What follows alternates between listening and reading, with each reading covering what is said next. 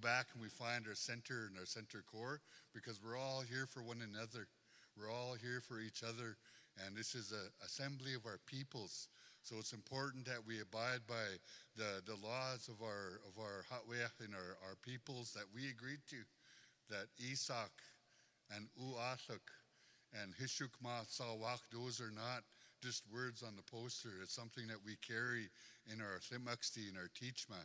So we have to find our way back. It's okay to feel what we feel, but it's important that we don't hang on to those and that we be here in a good way for all of our fellow citizens. And the last thing I want to say is about Tsika. It's a very old chant, and it comes from Coast Salish. And it went and it traveled along its way into Ho-Chucklis, into Kildonan. And many of us that are from the Jack or the Dennis families, we have direct ties to the Ho-Chucklis because my great-grandmother, her name was Sarah Dennis, and she became Sarah. Her maiden name was Coots, Sarah Coots, and she had a sister named Maggie Coots who became Maggie Jack. So we have a lot of ties in Ho-Chucklis, and that's where the song comes from. And this young man right here is the oldest descendant of our late chief, Chachimin, whose name was Chris Watts, who was the chief of the Coots family in Ho-Chucklis. So this is something new that's coming back to us, that this song is being revived and it's being done in a good way, being brought out here today. And I'm very proud of this young man. I wanted to stand beside him because I know what an honor this is when you get asked to do something that's this important to our peoples and to our assembly. So I want to thank you, Nolan, for opening us up with a chant. And the last thing I want to say, I keep on saying last, this is the last thing I'm going to say. I want to acknowledge Atak Sit Mesama Ata Sishat Ohish Hopachisit Utsinachku Haha Hosli. I want to acknowledge the local tribes, the Tishat and the Hopachisit, for allowing us to conduct our important business in their territories. So I raise our hands, tlako, to the host nations for allowing us to do this important work. On behalf of all of the Huu-ay-aht, all of our citizens, thank you very much. Chooch.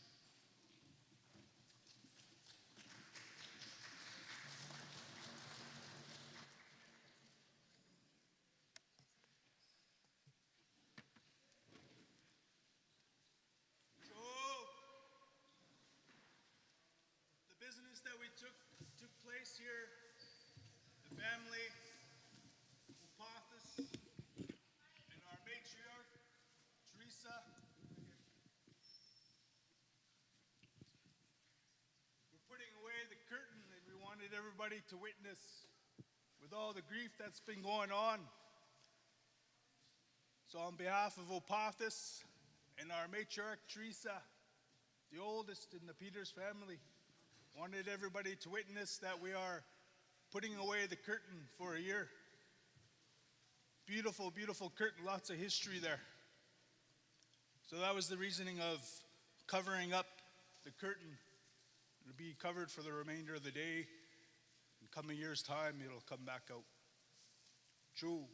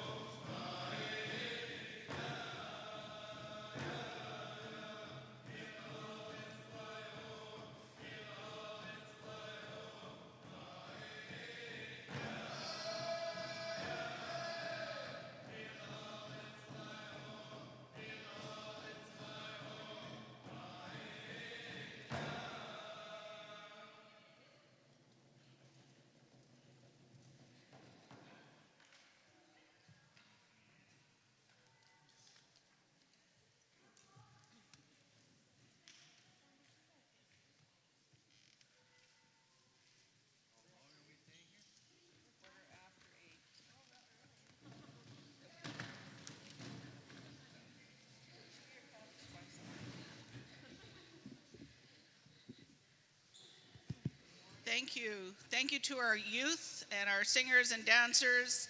I saw a few mentors in that lineup as well, so thank you very much for supporting our youth. Let's give them a hand. Thank you so much.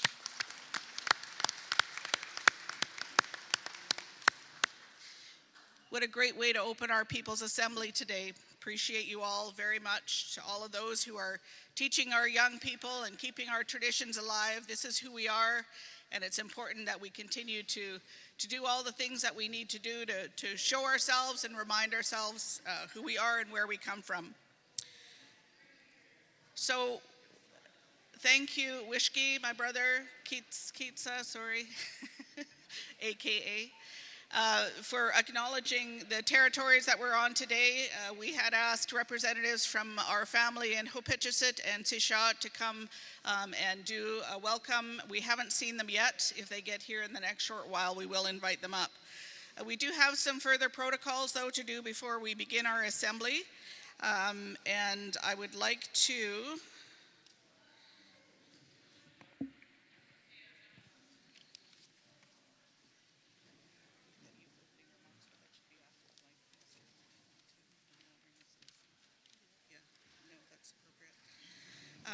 can I ask those who are going to take place in blanketing our security, appointing and blanketing our security to come forward, please?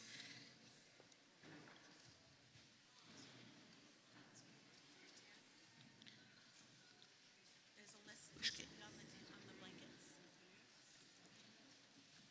Who's going to be supporting that?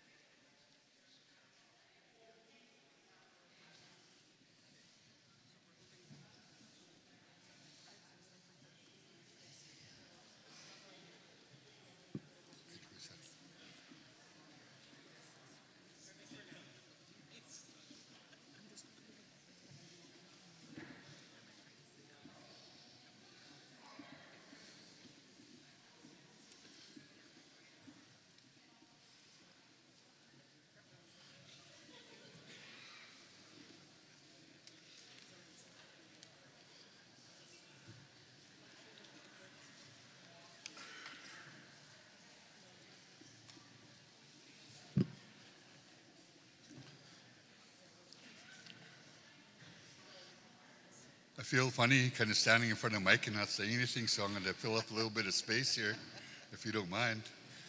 I don't know if you guys know this or not, but in 1983, when my father and my late mother had our first potlatch, when we brought out our songs and dances, the partner song, the one that we just done, was the first one that we done.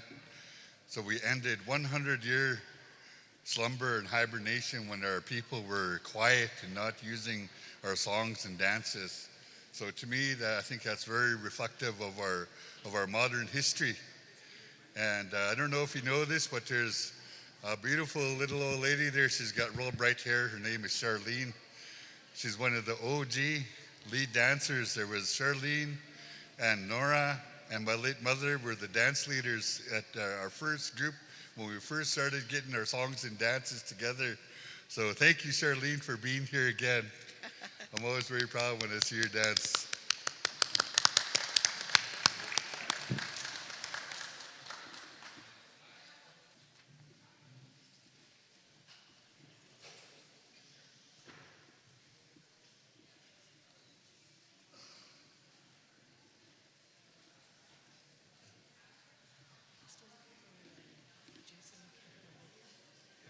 Haven't seen him yet.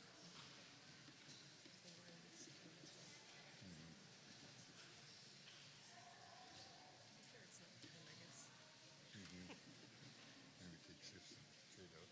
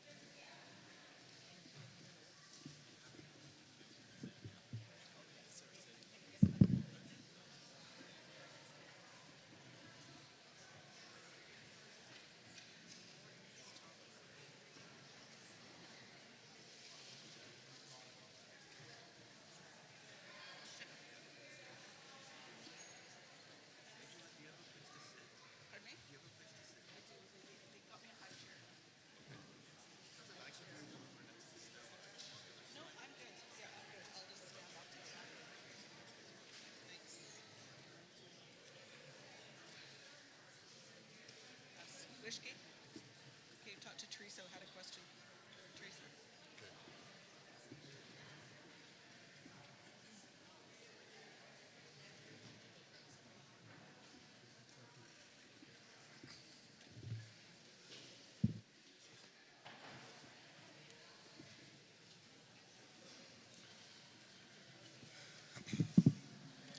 Two, on behalf of Huu-ay-aht, our Hotway Council representative, and Huu-ay-aht, we wanted to introduce our Witwalk, our security here for our People's Assembly.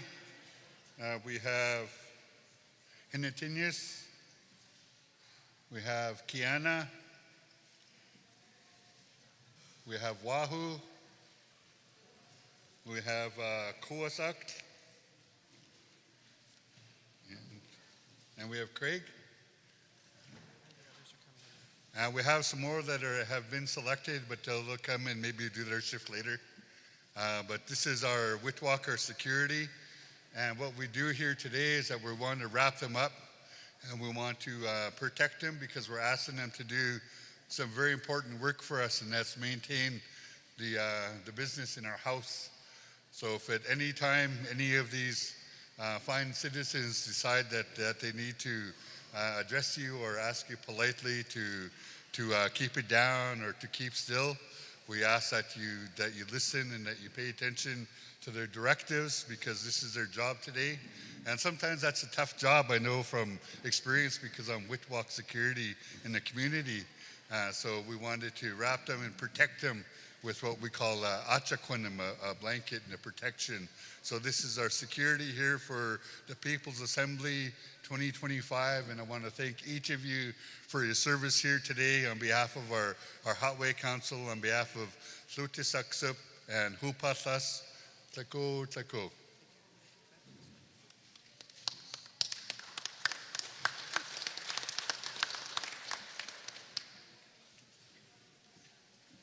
Rob? Tasman? Just let Jake just carry on. You're the speaker for this. Olivia, go right into the. We're going to go straight into the top. So Rob's going to help.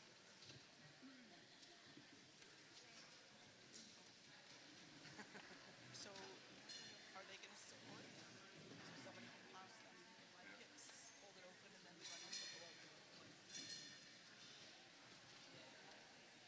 Medley.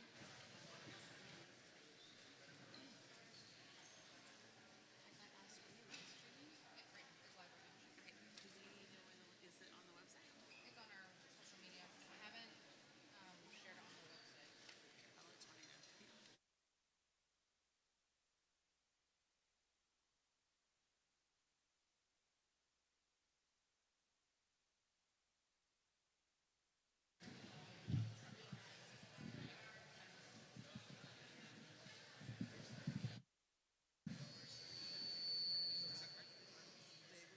Yes.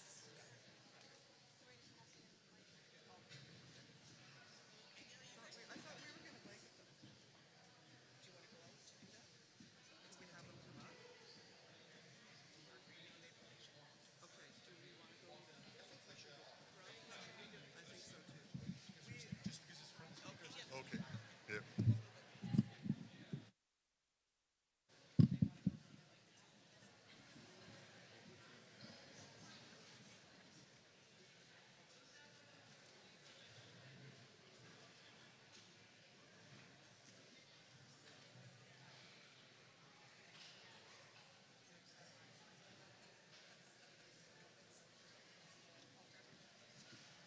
I think Rob usually will call about it.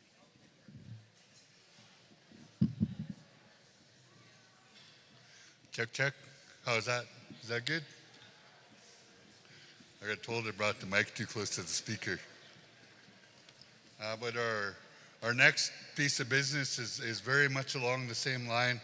We call this achakunim me'etz, when you're going to wrap somebody in a blanket and you want to wrap them with love and compassion, and especially for those of our citizens and many of our family that are even here today at our People's Assembly have lost somebody very near and dear to them.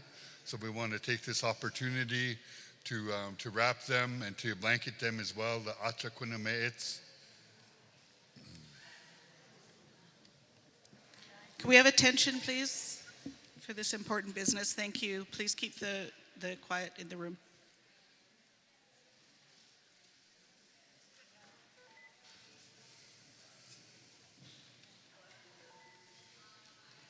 So the first one that we want to acknowledge here today is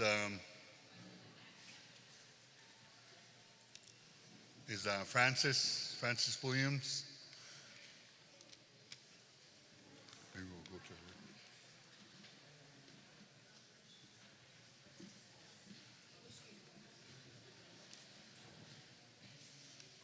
She's in the back. She's in the very back. We're coming to you, Francis.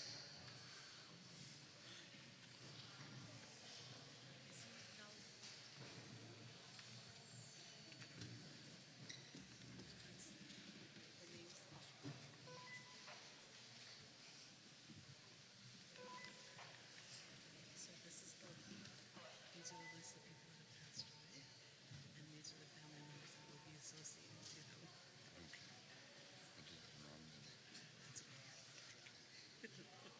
So it's like, oh, she's still over here. So yeah, it's Francis Jane Williams who passed away, Okay. and then it would be for Wayne Seacher. Okay. I'll do that one last. I'll go back. Okay. Yeah. Okay.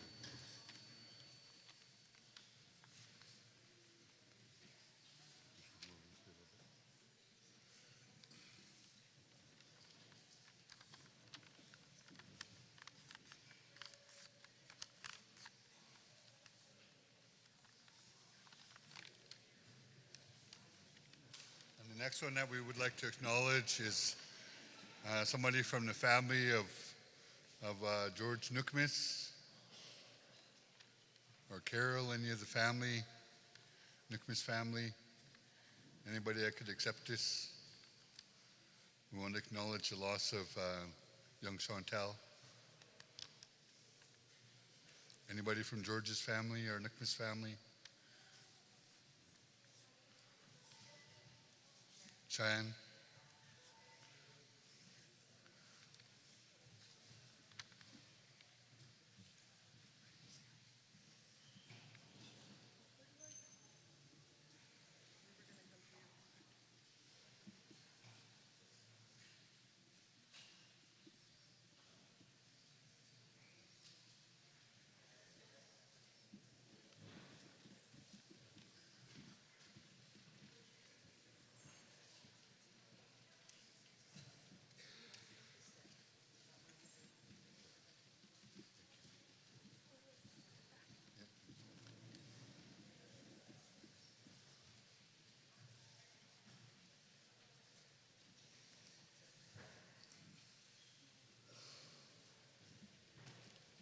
And next we'd like to acknowledge Roberta Bowes. If you could please stand, we'll have some of our team come out to you.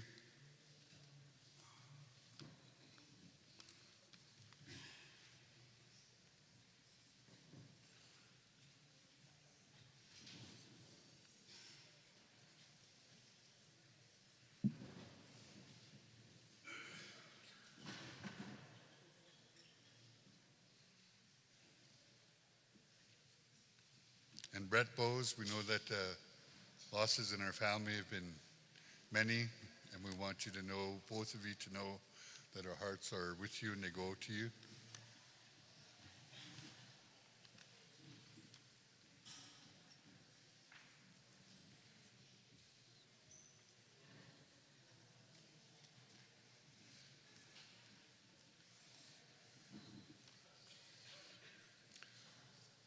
We also like to acknowledge Patty Nookmis. Are you in the building? Patty?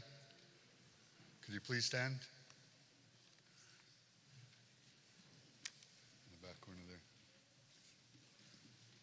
Thank you.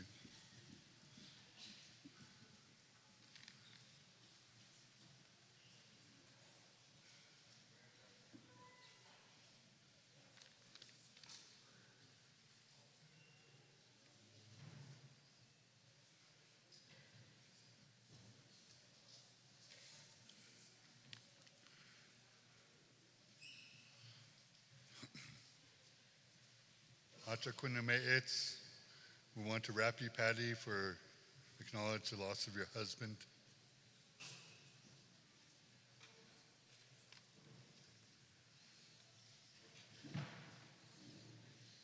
Doris Johnson, are you in the building, Doris? No, Doris? No?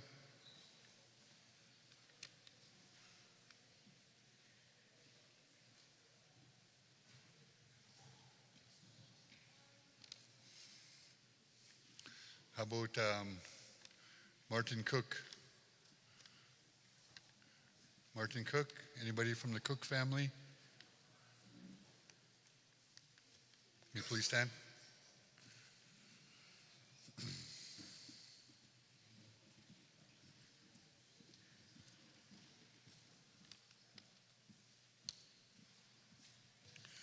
Huu-ay-aht, we wanted to acknowledge the loss of Jesse.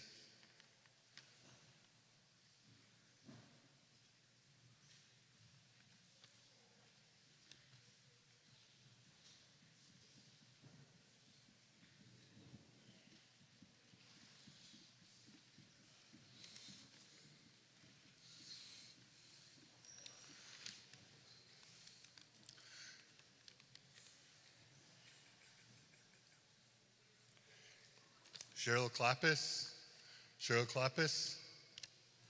or Ben Clappis. Want to acknowledge Huu-ay-aht, acknowledge the loss of your sister. We want to wrap you, Huu-ay-aht.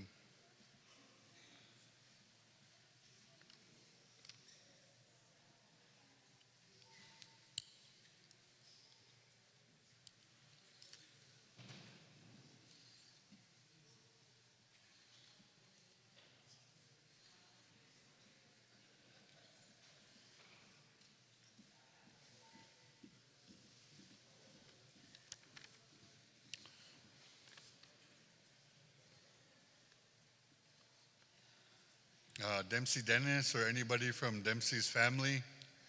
Anybody from Dempsey's family? Dempsey Dennis?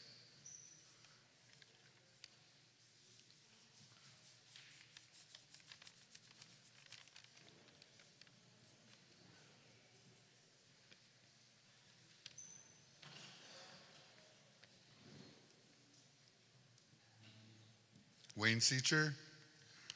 Wayne Seacher, are you in the building?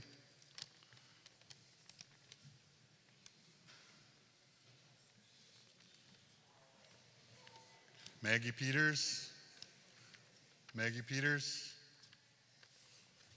Huu-ay-aht, Maggie, on the loss of our matriarch, our queen, your mother. I want you to know our hearts go out to you. Maggie?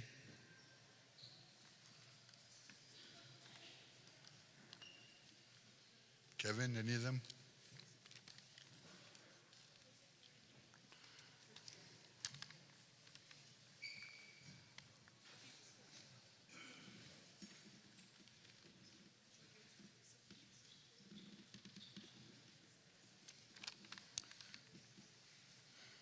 Michelle Nookmis? Michelle?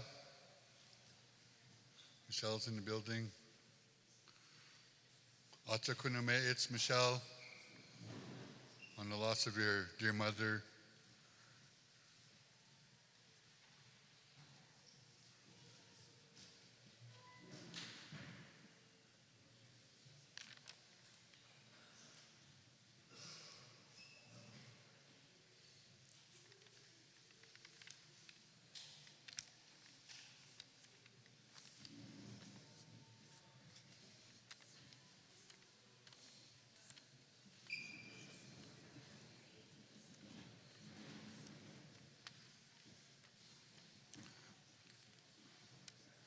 Nana Himius, Auntie Marge White.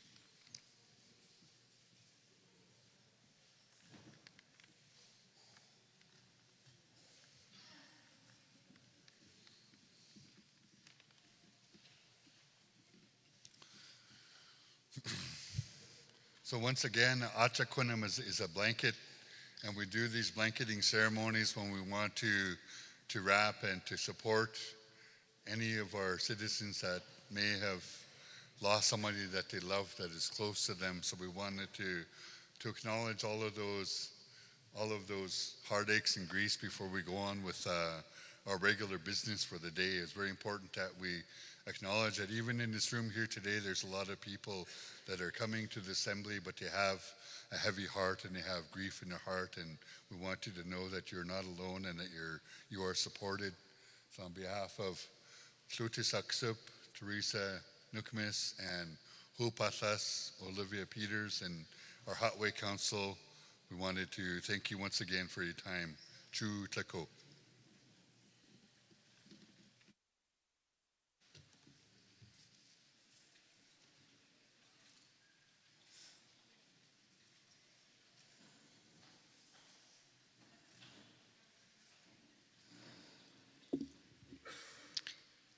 Thank you very much, Wishki Keetsa, for taking care of that important work alongside our Hotway. So thank you, everyone. Also acknowledge and thank Wishki for acknowledging the territories that we're on today, the territories of the Huu-ay-aht and Huu-ay-aht First Nations. We always appreciate that our family welcomes us home when we need a place to gather. We're getting so large that we have to find larger places to gather, and that's often in the territories of our family. So I'd like to thank Chief Councillor Brandy Lauder for coming today to share a welcome on behalf of Huu-ay-aht.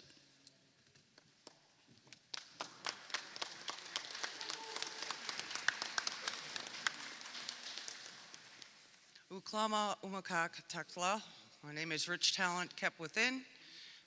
I'm the elected chief counselor for Huu-ay-aht First Nations, and I'm thankful that your chief and council came and asked me to come and give a welcome. As you do business on our territory, many of you call our home your home, and that you've always been respectful in our territory.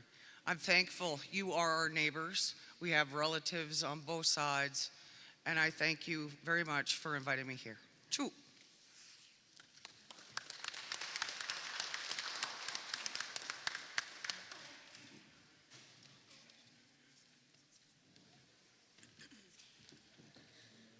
Just before we carry on, we're going to do a moment of silence following the ceremony that we just had, but I'd like to call Chief Councillor John Jack just to make a short announcement.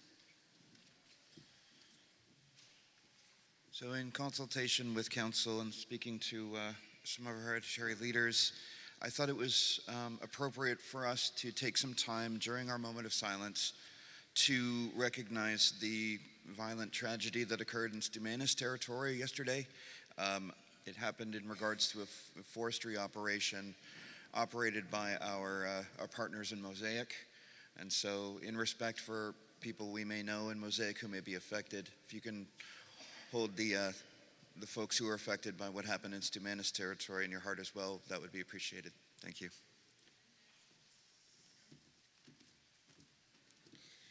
Thank you very much. And just as we start today, I'd like to ask that we have just a moment of silence to remember those specials that we lost in the past year and previously. So please join me in a moment of silence. Thank you.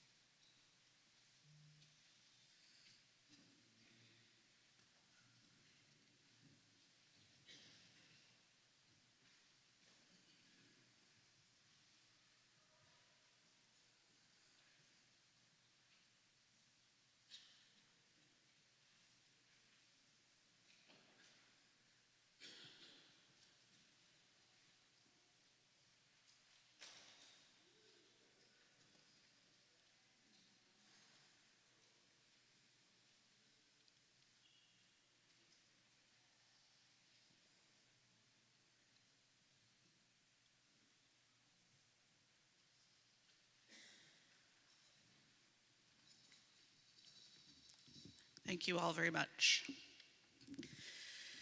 Well, thank you to all for exercising the protocols. How we begin our business is so important to how our day is going to go, and I thank each and every one of you who've been involved so far in doing the important work that's leading up to this gathering. So we're getting there. Sort of a theme that we've got this year is to really involve our youth. It's something that your elected council and our Huu-ay-aht Council have been very engaged in thinking about our youth and the leadership that's emerging out of them, and find that that's so important and want to make the space to do that. So this morning they called upon the youth to open with culture today, which was just so wonderful to see our young people involved in that, our new singers, our new dancers, and those who are mentoring those as well. We extend our huge thanks. So to begin our day, we'd like to have some words from our youth, and I'm going to call on our Executive Director, Karen Hogan, to introduce this, and we'll hear an opening from our youth. Our Huu-ay-aht, Olivia Peters, will join us following Karen.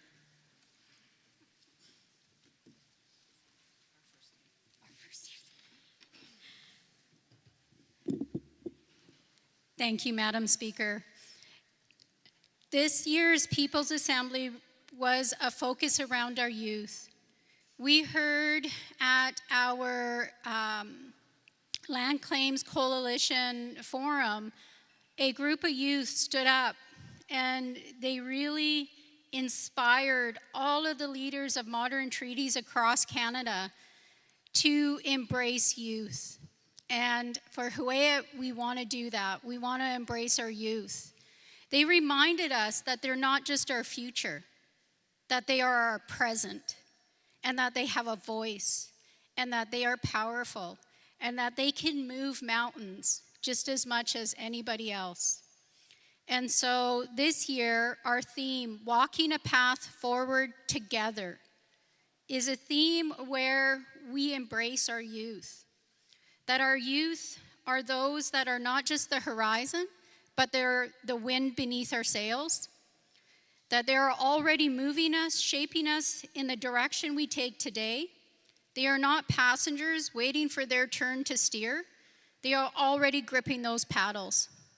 That they are already charting the path we haven't thought to explore. So the truth is, the canoe of our community, our culture, our world, it's already being steered by these young hands. We saw that today as they led our dancers in, as our youth led our opening prayer, as you see our Witwalk standing, and many of them are our youth. So today, we are going to honor that by having our opening speech done by our youth, Olivia Peters.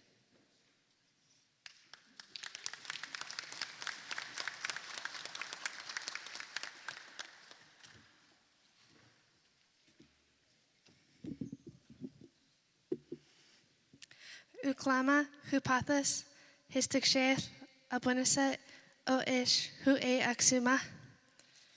Good morning, everybody. My name is Hupathas, or Olivia Peters. I want to start off by saying how thankful and grateful I am to be here today and for giving these opening remarks to start our day in a good way. This morning, I want to talk about what the theme, Walking in a Path Forward Together, means to me as an Indigenous youth. When I think of this idea, it makes me reflect on where we have come from, where we are today, and where our journey is heading. It's a reminder to all of us that this path we are walking on didn't just start here with us. It started with our ancestors and our past leaders who have walked before us that carried our traditions and teachings that still we hold today. This also shows that this path is not only for us, but for the next coming generations. We are all on the same path and journey together. We are all learning, healing, and growing. We need to continue to support, uphold, and uplift one another to stay strong as a whole. Together, we can continue the work that our ancestors have started and honor their footsteps by listening and learning from each other, and most importantly, staying true to our traditions and teachings. By walking this path together, we make our community stronger and stay rooted in who we are, while also keeping this path strong for those who will follow our footsteps next. Kliko, kliko, chew.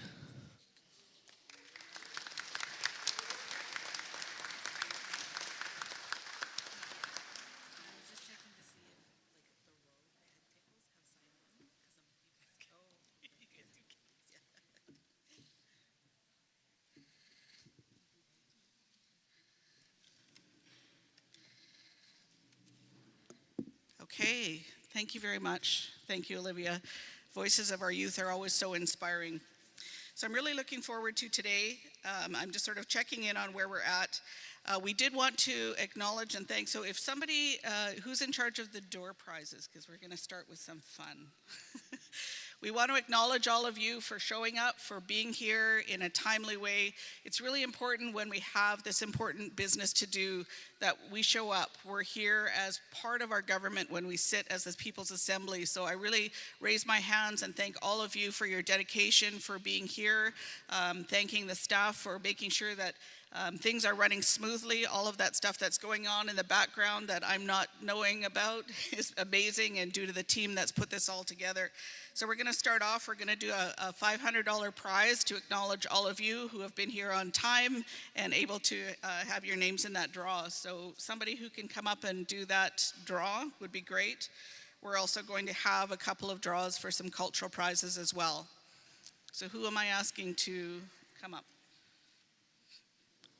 Nicole. Nicole's waving at me. Just while she's coming up, can we have a hand for all of the staff who've done such a great job of organizing us so that we can get on with this business today?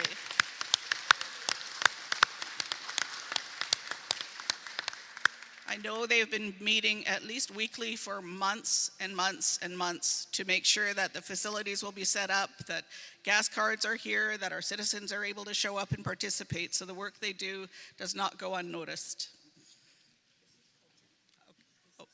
Okay, we're doing the culture then cash. So I think they're red tickets.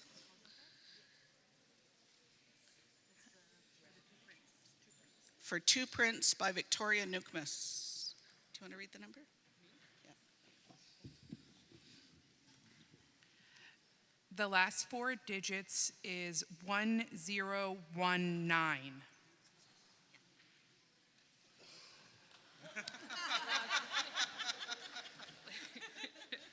Perfect. And so Belinda Dukamis won the print.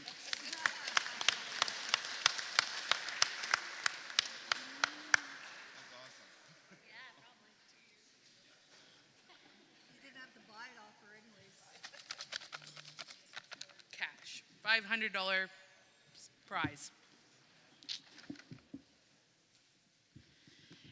It's the yellow ticket, and the last number is 3033.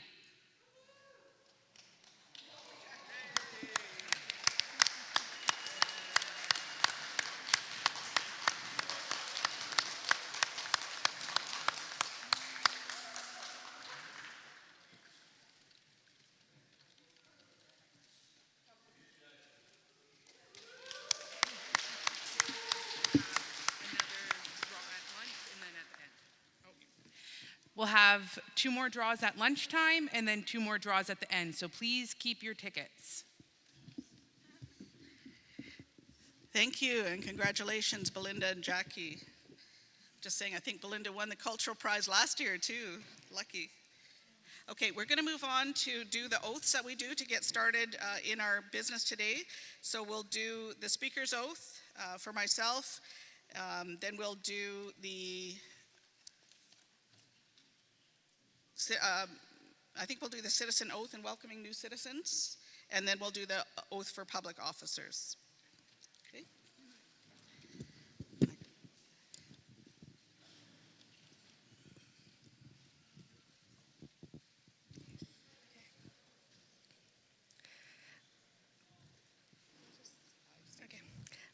I state your name, do solemnly affirm or swear that I, Angela Wesley, Shishikwalup, do solemnly affirm that I will faithfully and impartially exercise the powers, duties, and functions of the Speaker under the Government Act.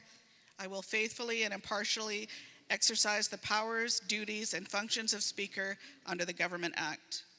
I will exercise my duties in an independent manner and will not be subject to any improper restrictions, influences, inducements, or pressure. I will exercise my duties in an independent manner and will not be subject to any improper restrictions, influences, inducements, or pressure, either direct or indirect in any capacity from any source. either direct or indirect in any capacity from any source. I will uphold the Constitution and obey Huu-ay-aht laws. I will uphold the Constitution and obey Huu-ay-aht laws. I will act in the best interests of present and future generations of Huu-ay-aht citizens. I will act in the best interest of present and future generations of Huu-ay-aht citizens. I will honor the vision, values, and sacred principles of Huu-ay-aht. I will honor the vision, values, and sacred principles of Huu-ay-aht. Huu-ay-aht, taking care of future generations. Huu-ay-aht, taking care of future generations. Hishuk-mat-sawak, everything is one. And Hishuk-mat-sawak, everything is one. I will be a positive role model following the principle of Isak. I will be a positive role model following the principle of Isak, Conducting myself honestly and respectfully. conducting myself honestly and respectfully. And if I believe in good faith that I am in breach of this oath or Huu-ay-aht law, And if I believe in good faith that I am in breach of this oath or Huu-ay-aht law, then I will so advise the chief counselor and the Huu-ay-aht. then I will so advise the chief counselor and the Huu-ay-aht.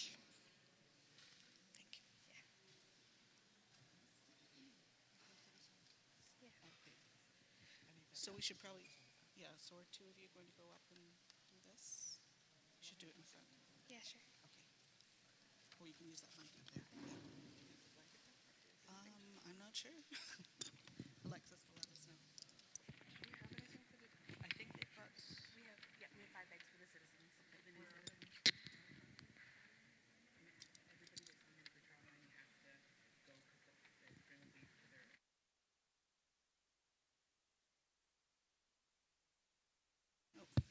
We're getting ready to welcome some new citizens, and we're all going to do the Huu-ay-aht oath with them.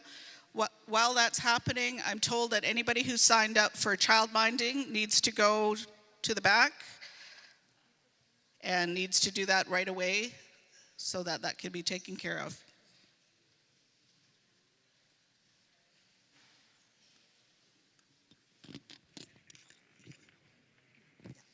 Use that mic that's up there.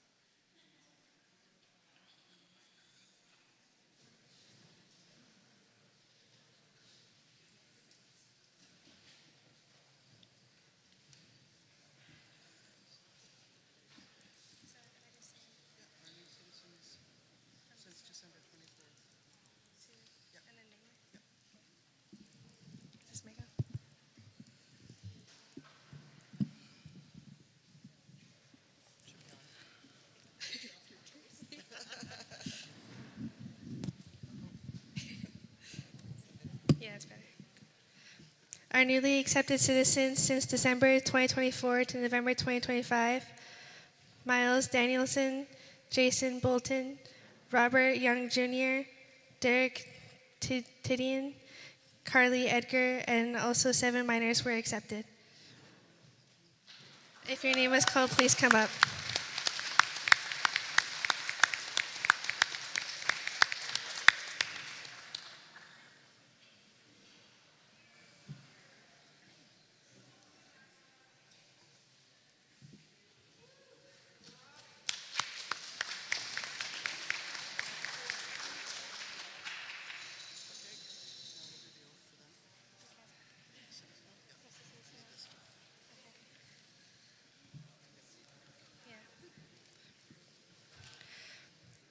Okay, we will now be doing the Huu-ay-aht Citizen Oath, so you can repeat after me.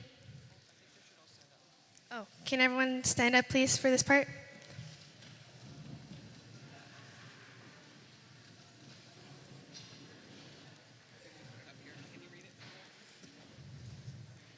Can you read the screen from there? Okay. I state your name, do solemnly affirm or swear that I will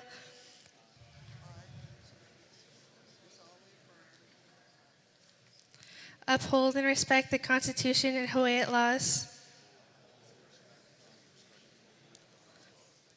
fulfill my personal obligations with respect to the care and guidance of Huu-ay-aht children and families, fulfill my personal obligations with respect to the care and guidance of Huu-ay-aht children and families, adhere to the teachings related to ESOC, respect, adhere to the teachings of ESOP, respect, promote a healthy and vibrant community for all Huu-ay-aht citizens, and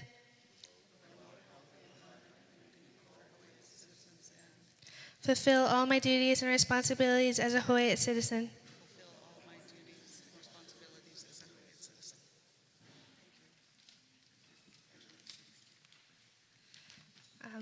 Thank you. Kleko, kleko, chu.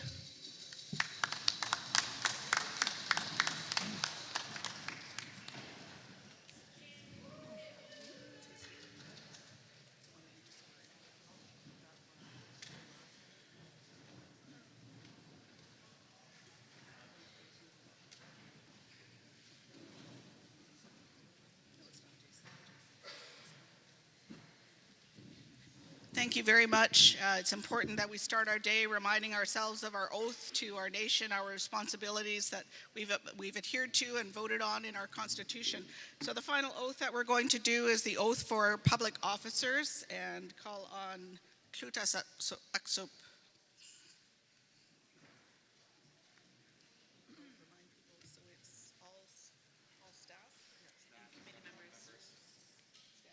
Thank you, Madam Speaker. May I have the Executive Council and all staff stand up, please? Staff, public officers, committee members. Thank you.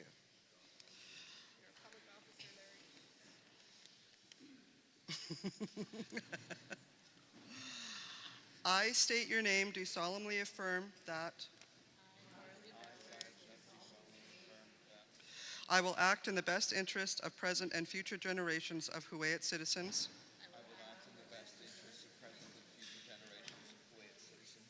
I will honor the vision, values, and sacred principles of Huu-ay-aht Huu-ay-aht, taking care of future generations, and Hishak Misawak, everything is one. I will be a positive role model following the principle of ESOC, conducting myself honestly and respectfully, and I will uphold the Constitution and obey Huu-ay-aht laws.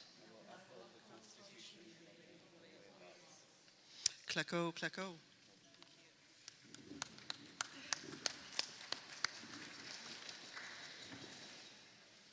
Thank you all, and thank you all who provide such great service to our nation and on behalf of our citizens. So as we said, we did have 5 new citizens. Thank you very much for showing up, for being here, for exercising your responsibility as a citizen, and welcome to you. Thank you. And to the other five citizens who have been sworn in this year. There were also 7 minors, so we will see them in due course.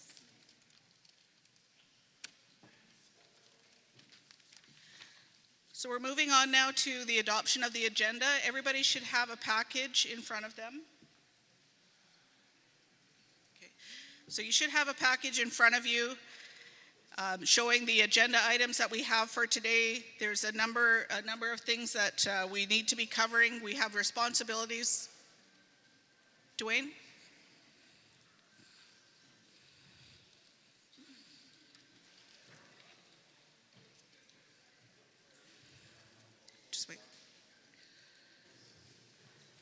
I just wanted some clarification on how votes will be counted. Like last year, if you didn't vote, it was counted a certain way. So if we could get that out of the way so we all know what we're doing as we go forward, like a yes vote and a no vote, and what it is if you don't vote. Sure.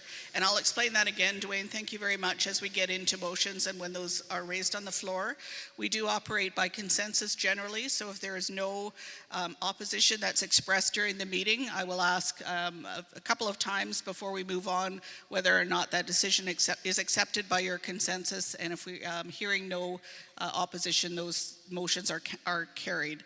So that's how we operate.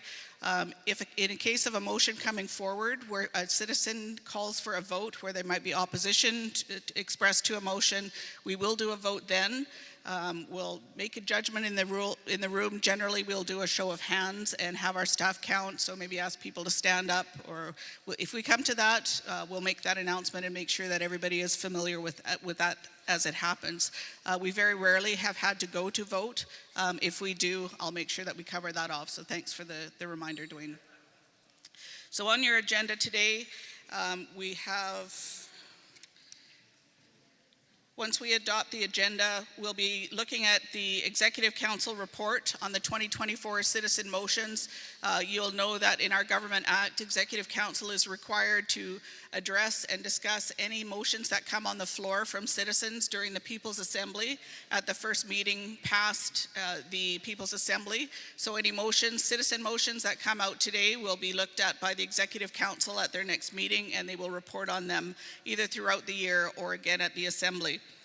The next item on the agenda is going to be the presentation of the Huu-ay-aht First Nations annual report. That is in your packages. We'll hear from executive councillors on some of the highlights from the year. Following that, we will have, part of that will be the financial statements and audit presentation, so our auditor is here. We'll open the floor for any questions on that. The auditor, after that section is closed, will be asked to move along and we will appoint the auditor or make a recommendation about appointment of the auditor here. Following that, we'll have a short presentation and information on the tribunal annual report. You will notice in that section that there's appointment of an alternate tribunal member that happens here at the Assembly. I'm just going to point out it's not for discussion now, but Ayanna Klapas has been filling that role in the past on your behalf as appointed by the Assembly. She has agreed to do that before, but we always open it up in case anybody else might want to put their name forward for that alternate position on the tribunal. So think about that. If you wanted to put your name forward, we can address that during that agenda item. We will be moving into lunch for an hour, and then we're going to resume the session. We'll have some of our awards during the day. I think sometimes we put those off to the end of the session and don't have proper attention to them, so we'll be doing some award ceremony and keeping it light and having some celebration during the day as well. There are some legislation matters that will be addressed here that have gone through various processes through community engagement. The approval of the Community Safety Amendment Act will be discussed, and some legislative housekeeping amendments will also be discussed and a motion on those. Following that, we'll go into citizen motions, and thank you to those of you who have come forward in advance to put forward matters that are of interest and concern to you. So we have a number of citizen motions that have been put forward on grass basket making, minor trust fund transparency, citizen debt transparency, disaster response, police presence in Anakla. So those are the motions that we have, and clarification on citizen motions. So we do have a number of motions from citizens that will come onto the floor at the end of the day as well, and then we'll be looking at adjournment and more prizes. So that is the agenda for the People's Assembly of 2025, and verbally I'm looking for acknowledgement to adopt the agenda with any amendments that might come forward. Is anybody prepared to make that motion? Jack Cook, thank you. And a seconder, Ben Klapas. Is there any additions, suggestions to the agenda? Robert Dennis in the back. We do have microphones up here, so please come up and indicate. Just a reminder, we're looking at additions to the agenda. We're not going to be discussing them at this point. We'll add them to the agenda as they're raised. Thank you, Madam Speaker. The item that I'd like to have discussion about, if we put it on the agenda, it's something that's being talked about quite widely in BC, and that's regarding the oil tanker ban. Thank you. Can we talk about last meeting? At the end? Okay. Okay, we'll add that onto the agenda with your approval. Any other suggestions? Seeing none, any other suggestions for the agenda? Seeing none, I declare that, oh, sorry. Who do I see? Oh, Rita. Rita Dennis? Can we get a mic to Rita, please? Generally, I'm going to ask that people come up here, but for our elders, we're going to make sure that we, Rita's running to the mic.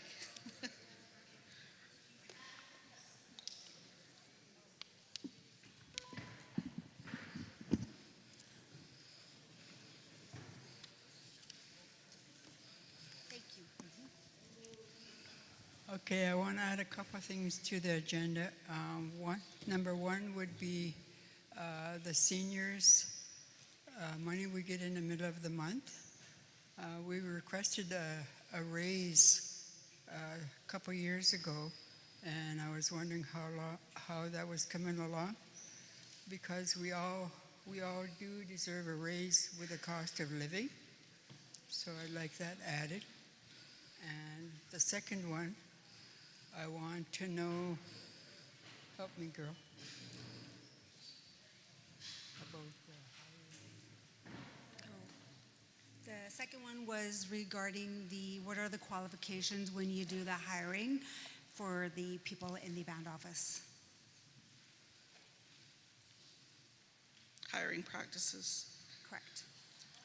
for administration staff. Just those two. Okay, thank you. Two. We will talk about that if that agenda item is accepted. I'm going to make a comment about it. So I'm not seeing any other hands. Rita's walking away with a mic. Jack Cook?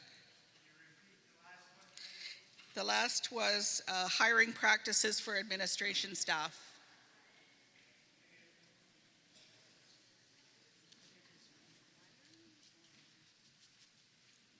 Okay, I'm not seeing any other hands. And I just want to ask if anybody has any of, oh, Ben?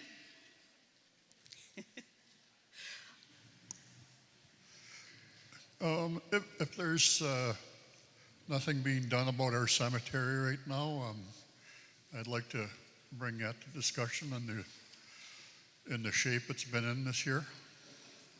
And if we could have, talk about it and making it a better place to lay our people to rest. True. Thank you. So cemetery maintenance.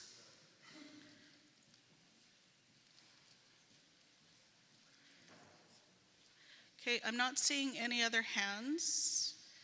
Is that motion acceptable to you? If so, I would declare. Oh, Simon Dennis?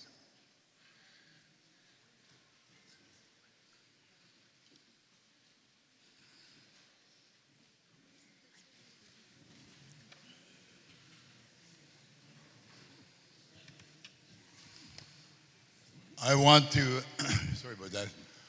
I want to have more discussion on this agenda here. I was discussing with my wife today and yesterday about how thick this agenda is. I try to read through it all.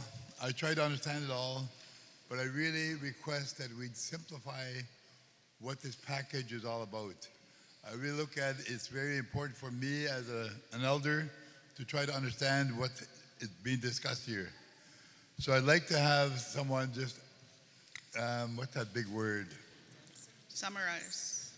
Condense it. Condense it. Make it more simple to understand for us elders so we can understand what is going on. That's all I wanted to say. Okay. Thank you. Thank you, Simon. Uncle Simon. Oh, Deb or Herb?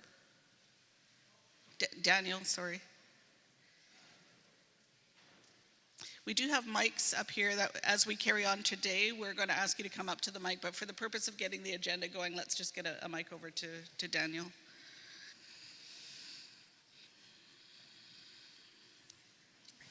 Hi. I was just going to do this another way, but I'll do it in front of everybody. Hello, everybody. For those that are hearing impaired or deaf or hard of hearing, it's really hard to follow. So maybe the next People's Assembly, I think you can hire live transcribe services, and it can be like broadcasted on like the screen so people can follow along. That'd be great. I don't know if that needs to be voted on or anything. Thank you very much. Accessibility is very important. Can I just ask the crowd if you're okay? We're trying to keep our People's Assembly's agendas at a very high level because a lot of the things are operational. There's other avenues that we can go to do that. But the last two items that have come up, the condensing or summarizing and providing the information packages in a much more summarized format and providing better accessibility at People's Assemblies, especially in terms of live translation and people who are maybe hard of hearing, which I think is a great idea. Can I ask for your consensus that we make those recommendations to Executive Council administration so we don't need to have a long discussion on them? I'm seeing a lot of nods there. Okay, good. Okay, so we're going to make note of that. Ask our law clerk has made note of those recommendations that will go to the planners for next year. And thank you very much for the excellent suggestions. We've made sure that that's gotten into the record. So thank you very much. So the other business that's been raised to go onto the agenda is oil tanker traffic, financial support for seniors and elders, hiring practices for administrative staff, and cemetery maintenance. If nobody has any objections to those additions, I will declare the agenda as amended to be adopted by your consensus. So thank you. That will be our agenda for today. I do want to point out, just as we do go on, some of these matters also are very administrative in nature. We can't talk about HR situations. We can't talk about personal situations here. And I really am going to enforce that this year because this is really a forum where we're acting as government. We're talking about high-level matters, that the concerns that you have, that we have as citizens are very, very important. And we need to make sure that those are voiced through the proper channels. This isn't going to be the forum where we stand up and are critical of anything. We're here to ask good questions. We're here to hold our government to account in terms of the kind of plans that they told us they were going to do next year and talk about those high-level things. But I also encourage us as citizens, and I encourage our staff and our Executive Council to make sure that those processes are in place all the time to make sure that our citizen concerns can be heard, because that needs to go on throughout the year. That's not something that we should be waiting for a year to be talking about those kind of things. So our executive director is here. She has staff that take care of some of those operational matters, and I just want to warn you in advance that some of these things won't be discussed in a lot of detail here because we have to really keep our assembly at a high level. But I have allowed for those things to go on just so that your concerns can be noted by the staff of the administration. So thank you very much for that. Great, we have an agenda. We're ready to go at 10:30. So let's hop right into that. The first item on the agenda then that you've approved is the Executive Council report on the 2004 motions, followed by the Huu-ay-aht First Nations annual reports. I call on Chief Councillor John Jack to get those conversations started. Just while he's coming up, Squish has got a table over here. She's selling some things, 50/50s for elders, seafood draws. I think there's some other crafters around. Please, when you're visiting them, when the business is going on, please make sure you keep mindful of the speakers that are going on. There's a citizen survey upstairs that can still be done as well. So thank you, Chief Jack. Okay, thank you, everyone. So we had two citizen motions that were recommended to Executive Council. The first of which was a recommendation that Executive Council amend the People's Assembly attendance policy to provide that elders and families with infants in car seats who are required to travel to attend the People's Assembly be provided with 2 nights accommodation. So Executive Council decided not long after the People's Assembly to refer the review of the People's Assembly regulation to the Law and Policy Development Committee, including surveying other services that are available to guardians and to elders. The law and the action that's been undertaken by the administration once we made that decision, is that the Law and Policy Development Committee reviewed the request and that the policy be amended to include a discretionary process. The committee emphasized the importance of empowered discretionary authority and special permissions, noting that the policy reflects a best efforts approach to ensure fairness and consistency in its application. So the way that we altered the regulation was to allow for administration to use their own discretion to make sure that the appropriate decisions are made to support elders and people with children in car seats. And from what I understand, that's been implemented for this People's Assembly. The other motion that was put down was in regards to Hachas Inn, and the recommendation was that Executive Council investigate the Hachas Inn concerns and report back to citizens with respect to the outcome of that investigation. And the Executive Council decision was that we directed the Executive Director to prepare health and safety standard recommendations to bring to a future meeting of Executive Council. The administrative action undertaken so far is that the Economic Development Officer and the HGB CEO are actively working on this matter in alignment with the Executive Council's direction, and the Executive Director is preparing health and safety recommendations to bring forward to a future meeting. And that's the update on the two motions. Thank you.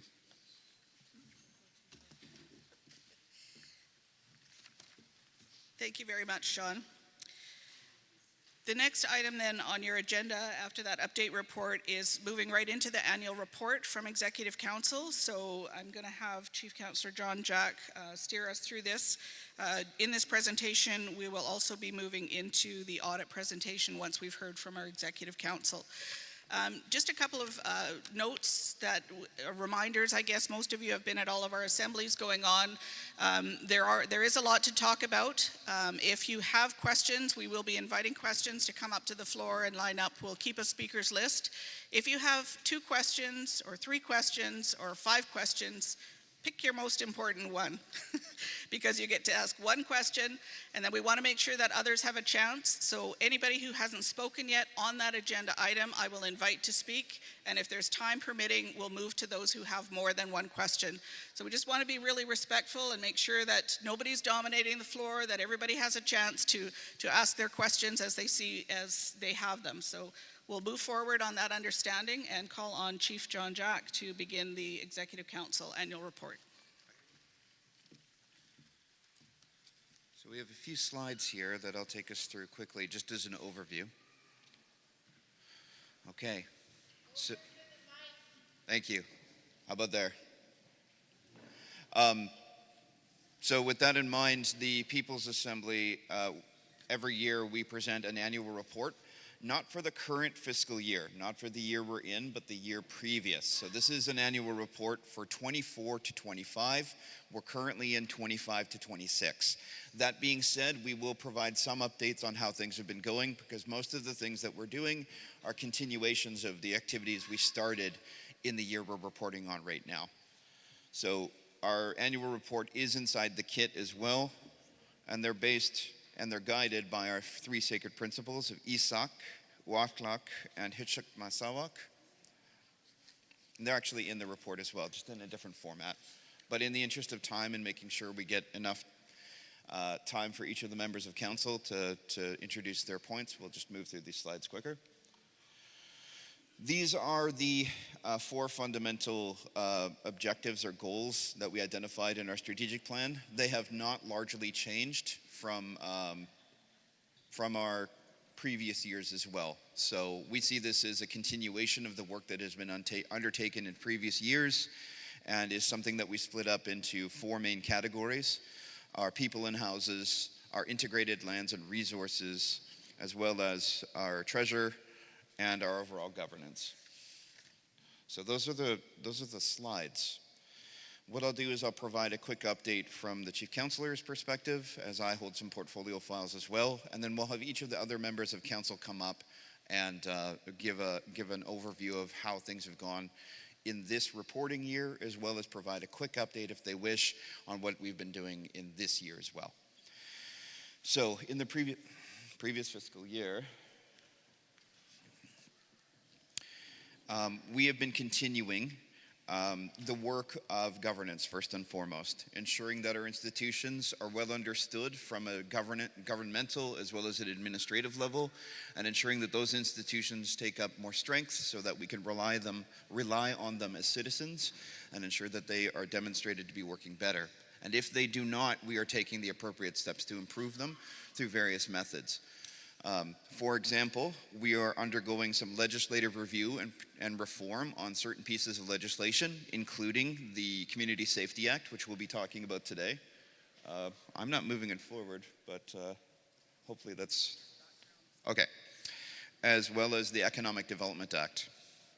In addition to that, we're also undertaking reviews on how things such as our tribunal are being used and understood, and a final report, once that is tabled, will help us ensure that we use things like our tribunal and other institutions in a way that is commensurate with our vision and values as Huu-ay-aht people. Moving into economic development, we continue our work with Forum Asset Management. Having completed our framework plan, we are moving into discussions on what the initial projects will look like and the arrangements, both legal and business, that will be undertaken by Huu-ay-aht as well as the Huu-ay-aht group of businesses and Forum in figuring out how that's going to look so we can move forward on really a third pillar of our economy, making sure that we are building upon the natural resources that we mostly depend upon now, and building a whole nother section of economic diversification so that our people will have more of a foundation to build their lives on. We've also conducted work on HGB activities, making sure that we are undertaking all of the improvements that were presented by HGB yesterday, so hopefully you were able to see that, as well as continuing the work of being a part owner in the tree farm license number 44 with our partners at Western Forest Products. We own 35% of TFL 44, and Western owns 65%. That's a bit of a struggle given the state of forestry, but we are also working with up to 20 other First Nations in a consortium to find more opportunities to create value-added economic development in the forestry sector. With those 20 First Nations, we work together on pooling our resources and looking into spreading the risk across the entire island. Forestry only really works on the coast if larger regions work together, that there's a relationship between forests on the land and mills in different locations. We're also focusing a lot of our efforts on the refocus of the provincial and federal governments. Last year, the speculation was that we were going to have new governments or potentially new governments, and we had to plan for that. It turns out, even though the party at the federal level was reelected into a minority government, the actual faces behind that government are somewhat different as well. So this is a completely different era than the Trudeau Liberals. The Carney Liberals are a lot more centrist than they are liberal, and we have to act as such. And a lot of the names have been changed at the decision-making level, and so we really need to refocus our efforts because we had a good relationship with the Trudeau Liberal government. In addition to that, we continue to build a good relationship with the provincial government as well, continuing to expand our relationships with each of the different ministers and members of cabinet there.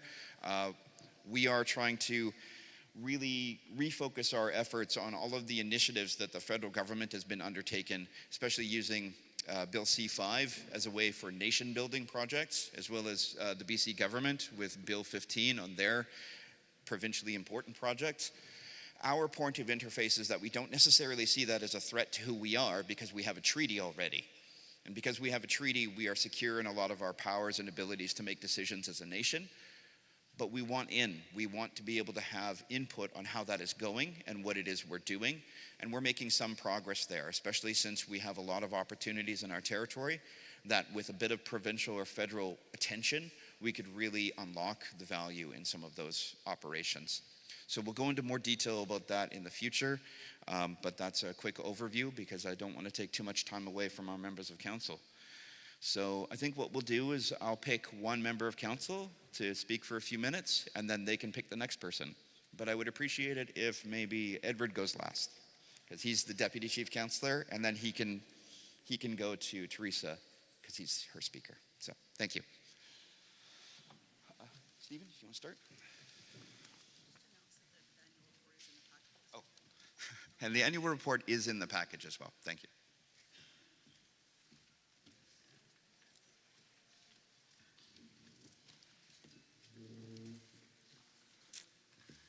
Good morning, everyone. Sorry, I got to get closer to the mic.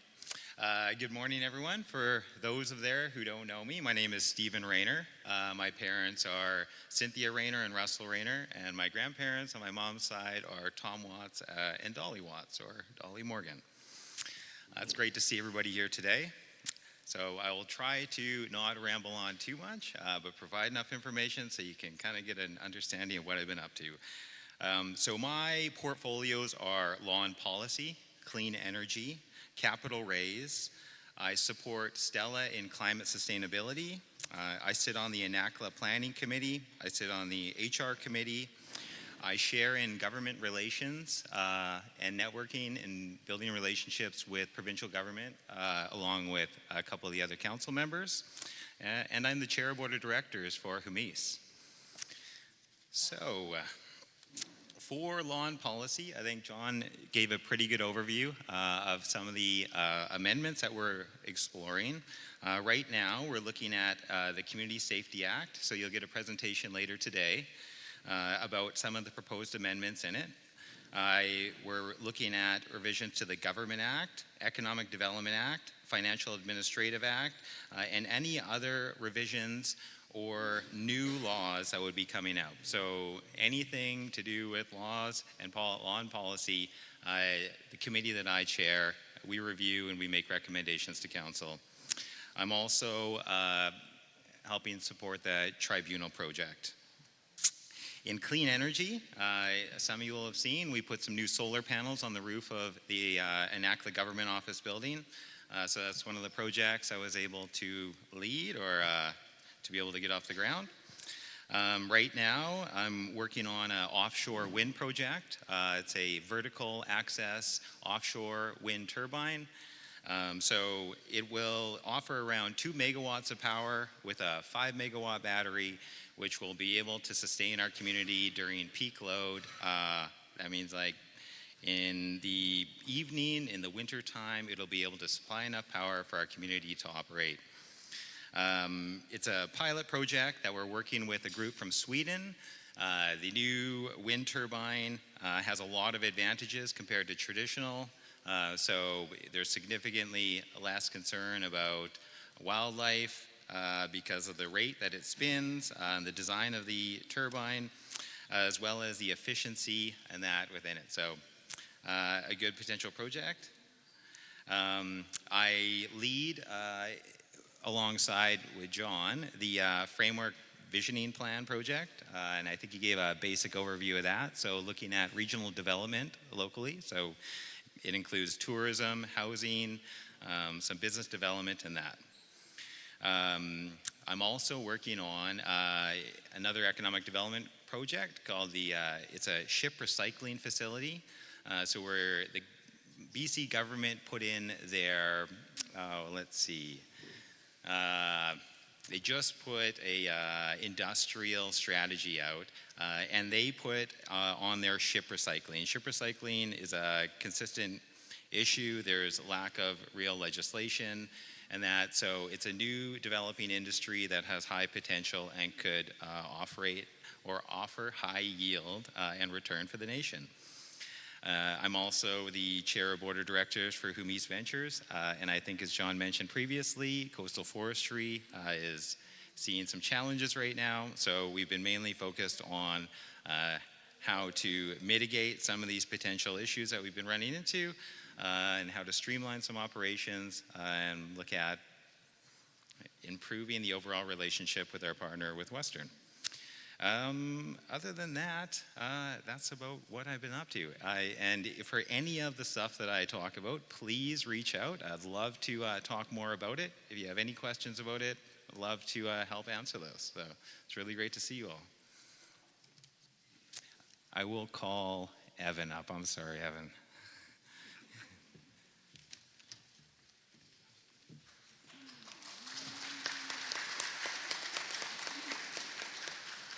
Thank you. Just as Evan's making his way up here, just wanted to point out that this video is put together just with some highlights of some of the things that were in your annual reports. So they're not, the team isn't actually following through, but just to remind you of some of the initiatives that have taken place during the year, and they are highlighted in the annual report that's in your packages. Evan. Thanks. Nice to meet everyone this morning. My name is Evan Cook. I do look after the financials and probably 50% of the economic development. First of all, I'd like to thank CFO Jennifer and her team, and of course Karen for your support. All of your dedication has really helped us reach a lot of our goals this year, and I'm really proud of you guys. You've all done a good job. And some of the highlights I've certainly included is we've hired less third-party financing assistance, and that's saved us a lot of money. We've moved our settlement trust into our investment account. This is the reason we did that is because we're going to save some management costs, and also we're getting much more return from the party that's looking after our investment account. And the reason that's so certainly we're going to get better returns for that.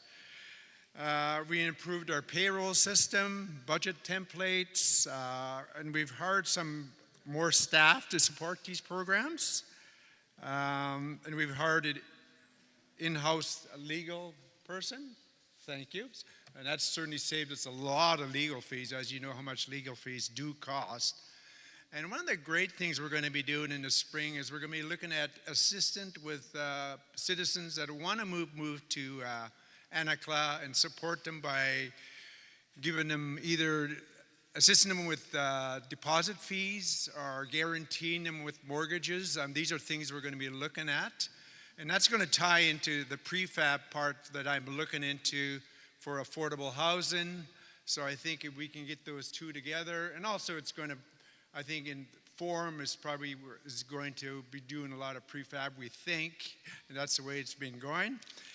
And of course, a lot of you know I went to China a couple months ago. We're looking into, we are going to be looking into prefab homes, and I think at the moment we're just in the marketing phase.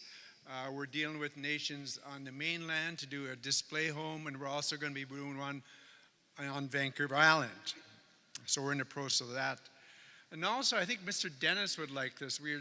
As you know, I've been working on the bioeconomy, and I was working with the Disofoam, and we've been working on this for 2 years, but the pilot project has finally started in Vancouver, and I think Mr. Dennis is the one that really gave me this project to work on 2-3 years ago. And we actually have citizens working full-time now in Vancouver in that pilot project. So I'm very happy about that. And also we were starting a grocer food program, and I think we've had a couple citizens go to Alert Bay for training, so that's good. And we're also collaborating with Huu-ay-aht to do a cold storage, and I think that's going to be really important with oysters to store the products that are going to be coming out of our oyster production in Alberni. And so I think there's other things too that, but I'm just going to keep myself short right now. And the only thing I'm going to say right now, there will be a $400 distribution next month. So make sure you get all your banking information, addresses, so they can get your distribution checks out next month. Thanks, Reverend. Thank you.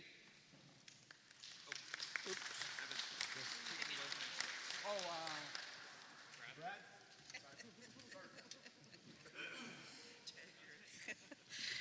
We'll call Councillor Brad Johnson up next.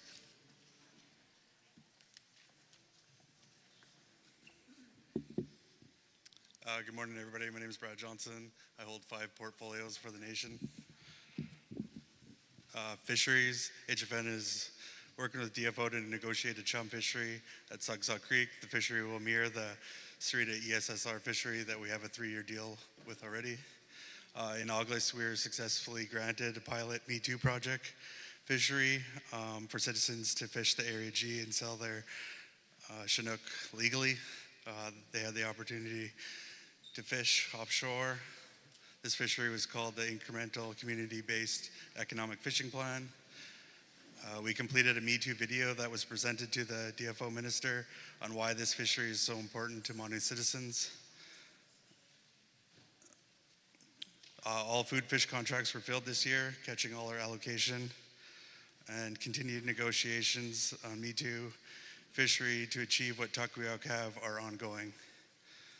There was abundance of Fraser River sockeye this year, so Monmouth nations have a treaty right to fish these salmon.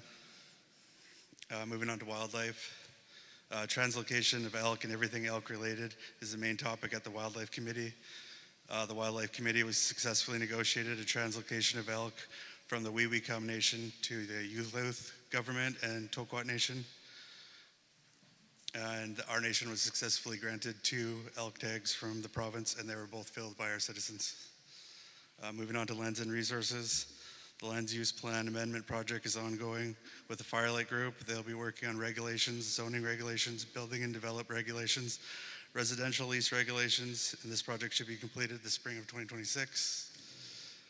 TFL 44 landscape planning is ongoing with the province and the 5 local First Nations here in the valley. The HRMP was completed, and active forest tenures that are guided by the HRMP are the First Nations Woodlot License, the Community Forest Agreement, Treaty Settlement Lands, and TFL 44 under Sawakin. HFN enacted an on-leash dog area in Anakla. This designation is within Section 13 of the Animal Control Act and care regulation. It is to support residents to feel safe from free-roaming dogs. The Land and Resource Department administered a new camping policy this year, and we implemented a year-round guardian program that will expand to water and land patrols over the territory in the next year. Moving on to treaty implementation, I'm the nation's rep at the Monmouth Board of Directors and also the Vice President of the Treaty Society. We are prioritizing a treaty amendment for Land Act acquisitions of identified lands, primarily F3 lands that are private lands that we want to turn into TSL. That 15-year deadline is approaching fast, so we're looking for an amendment.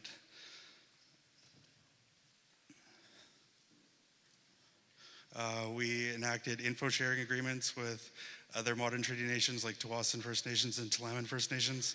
There's a real benefit of working together as modern treaty nations.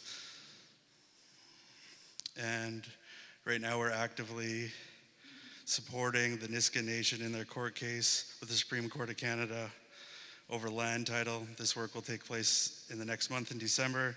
We're hopeful the ruling will be overturned as we have neighboring nations with land overlap, and this could affect our treaties. Parks Canada. I'm the nation's main representative and co-management board, along with Stella and Karen. Working with Parks Canada leadership initiatives within the framework plan, Parks Canada has agreed to partner with the nation and help us achieve our goals. The West Coast Management Plan is in the works. If you were here yesterday, there was a booth upstairs that talked all about management planning.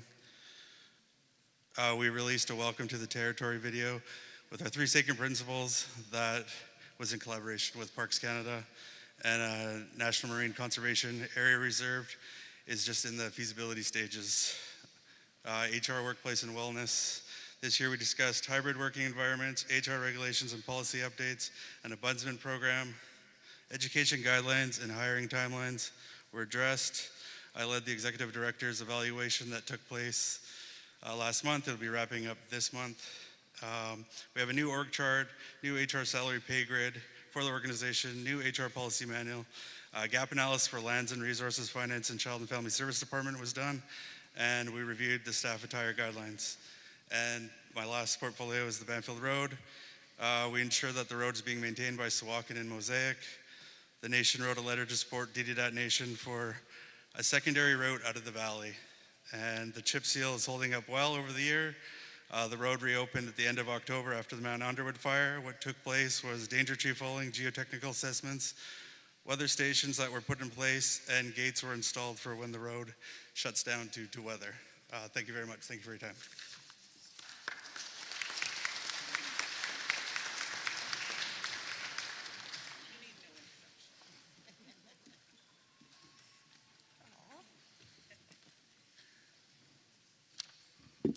these tall people. Hello, everybody. My traditional name is Nasis Misaksu. My given name is Stella Peters, elected council, as you all know.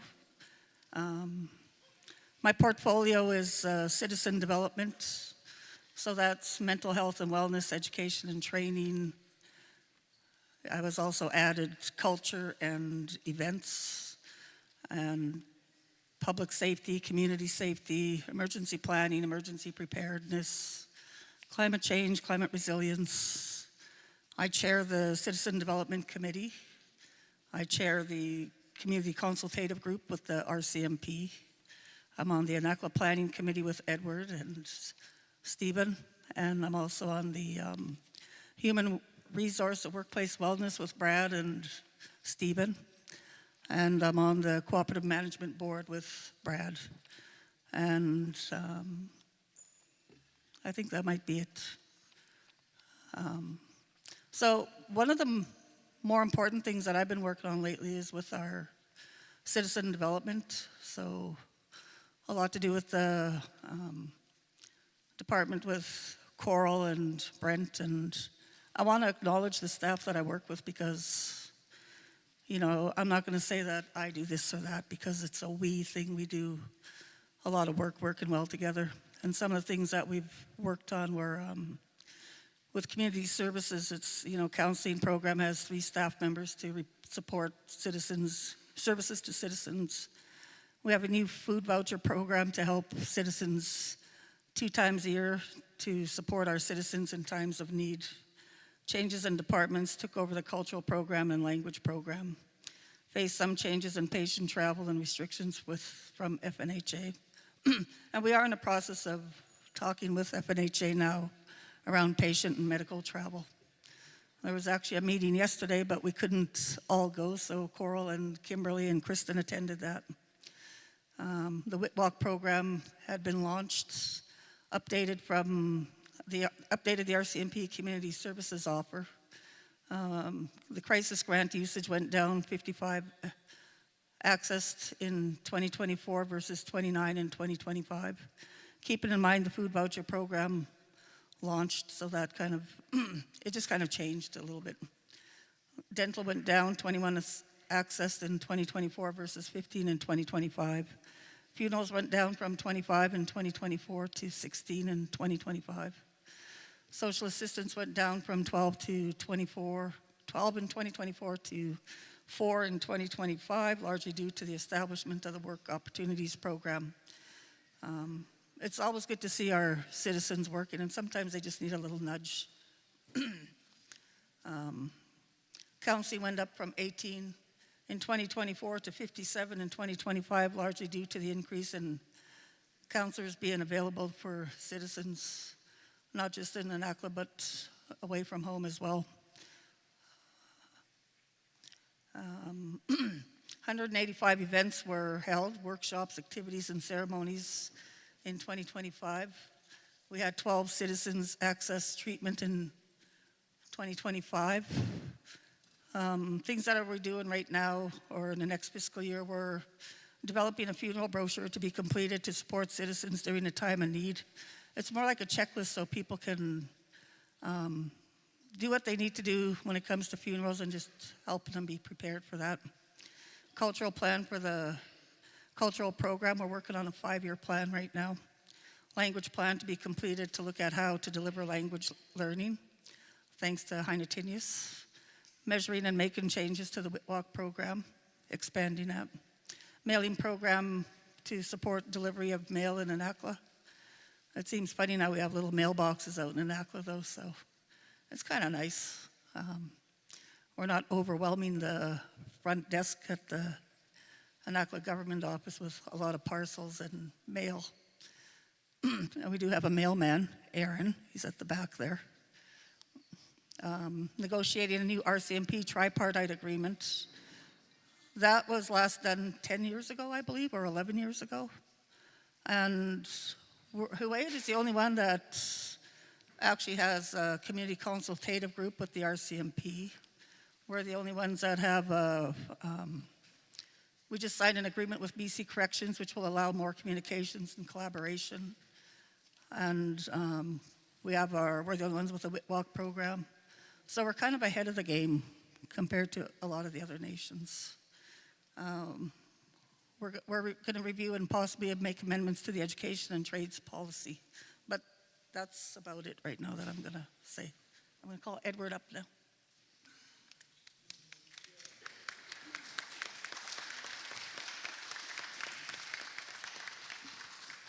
Thank you, Stella. I just wanted to point out, I couldn't hear everything sitting back here because the speakers are going that way, but I heard some amazing statistics that you put forward, and I'm thinking that those might be in the annual report as well. So just wanted to really acknowledge that and make sure that we dig in and find out those are the important numbers that show what's happening in our nation. Thank you, Stella. And over to Edward.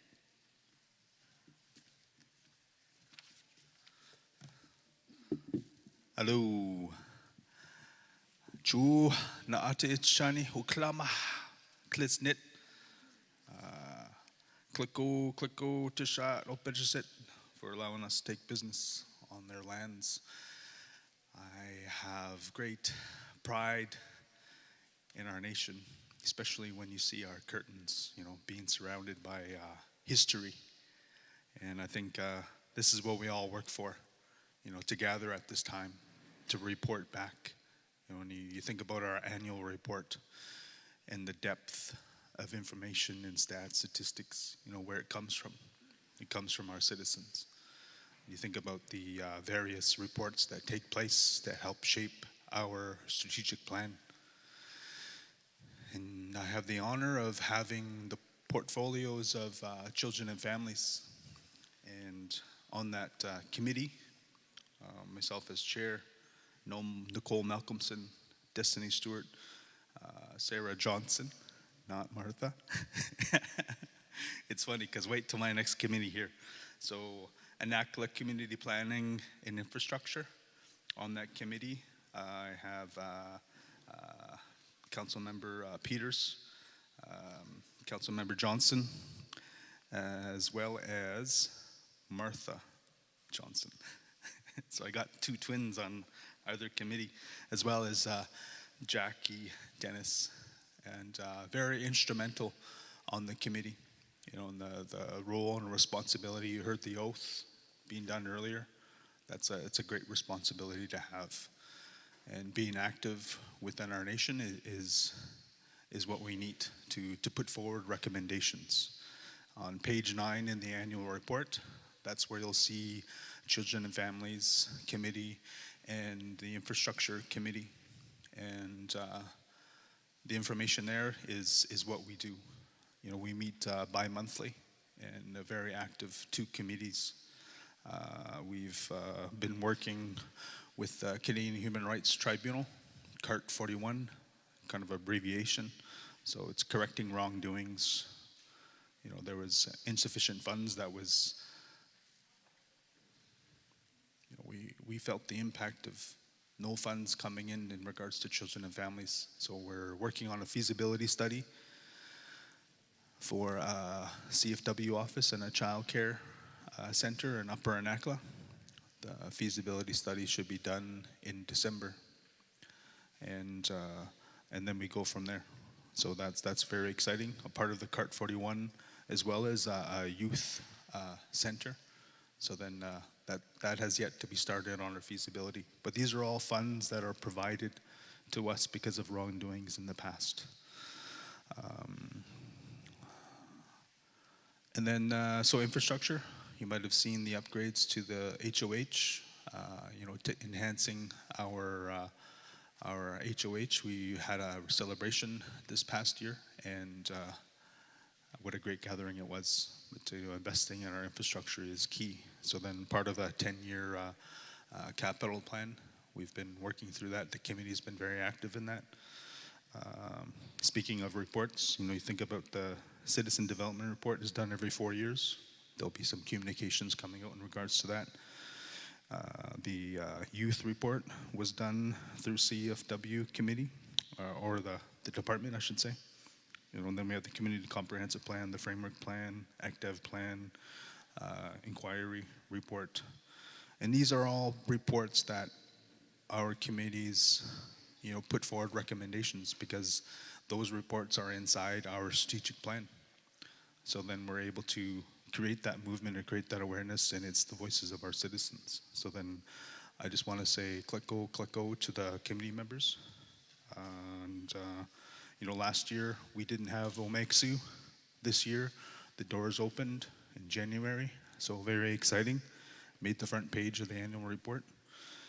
So please sift through that annual report, and if you have any questions, in regards to any of those committees or any of the other information, any other thoughts you want to bring forward, please. I just want to say, the CFW office, just this year, has helped out 667 families in regards to housing, legal advocacy, financial support. So it's a very active department. And I'd like to say click go to the technical support as well in our committees. They do a verbal report on how things are going. So we hear from the director of OMEXU, director of children and families, and the director of capital infrastructure. But I'd just like to say thank you for the opportunity to say a few words, and thanks for coming out. Choo.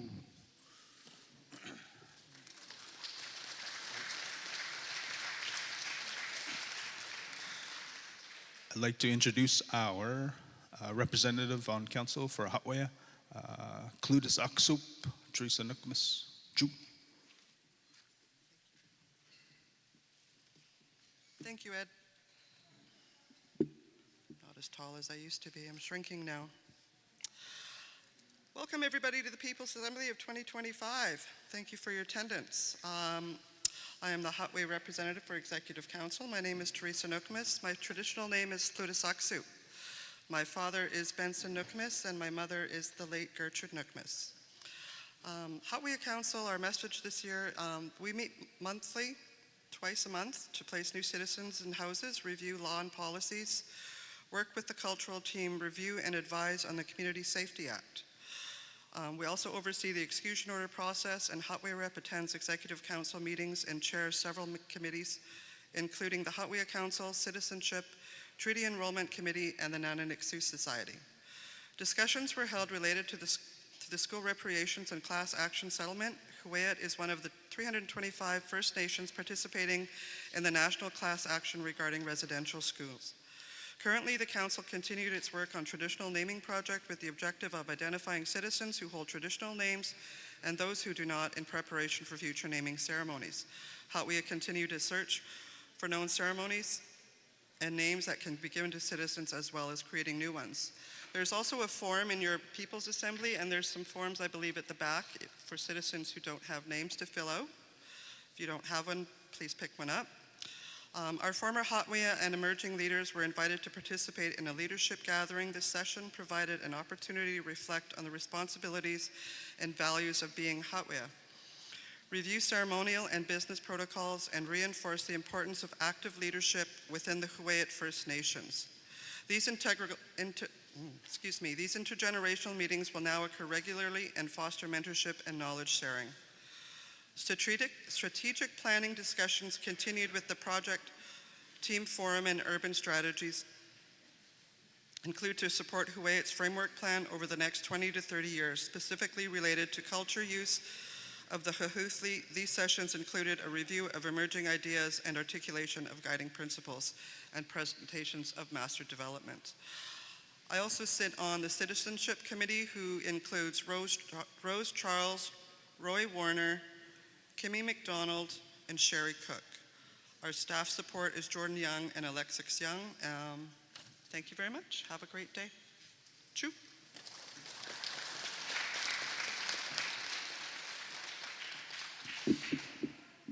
Thank you very much to Executive Council for your reports. So the second part of the annual report or Executive Council report is the presentation of the financial statements and the audit. So I would like to welcome the auditor. Sorry, I don't have your name or your company, so I would ask you to start off by introducing yourself that way, and my apologies. And also our Chief Financial Officer will be joining.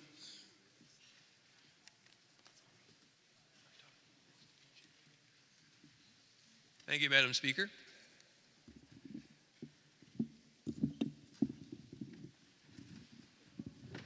There we go.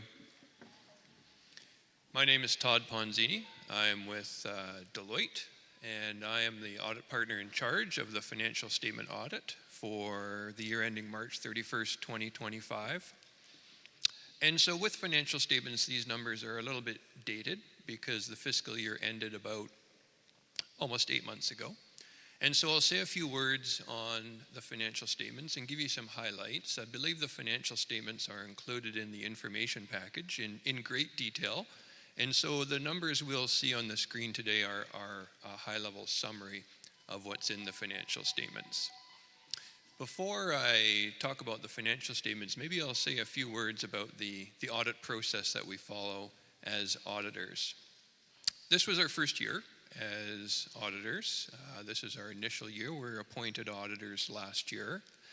And so we met with management during the spring to discuss how we're going to approach our audit and how we're going to perform all our audit testing that needs to be done to have the financial statements complete in a timely fashion. So we were on site here at the office in Port Alberni for a few weeks in July, where we carry out our audit work. And then we subsequently met with the Finance Committee and Executive Council as well to review and approve these financial statements that you see in your information package.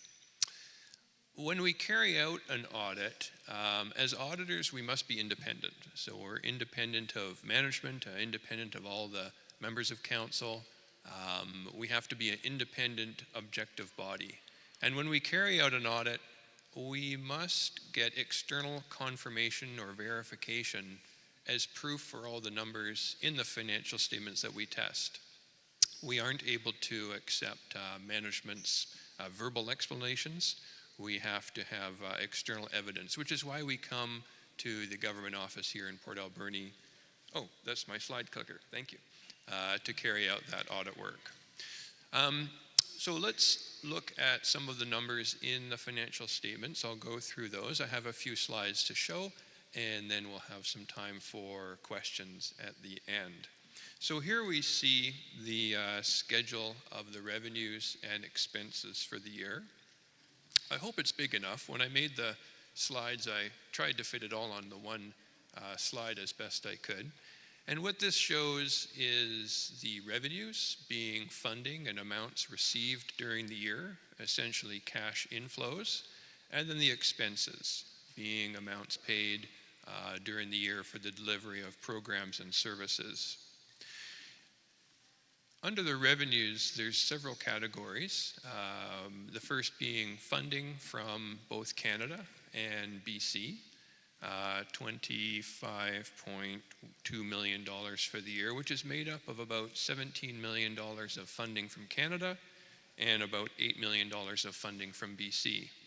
And that's quite a bit more than was seen in the previous fiscal year. Previous fiscal year was only approximately $15 million, and so that funding amount had increased significantly for this most recent financial year. The second line item is grants and contributions, and what this represents is funding received from a wide variety of other sources, other than Canada and the province of BC. There is a lot of individual funding sources in that one line item. I think there's probably over 30 different funding agencies where different grants and contributions have been obtained from. And that number is also significantly increased from the previous year. It was only about $3 million of revenue in the previous year. Now we have over $8 million. So the increases in those funding amounts from Canada, BC, and all the other agencies, the increase year to year tells me that management has been hard at work writing applications and receiving funding for programs and services during this most recent fiscal year. The next line item, investment income, you can see that figure is about $2.9 million. What that represents is interest received on investments and the cash accounts that are on hand, as well as the invested wealth fund and the funds in the settlement trust as well. So that's interest that's been received during the year on those cash and investments. And then the last line item, There's a variety of items in what we have as fees, charges, and other.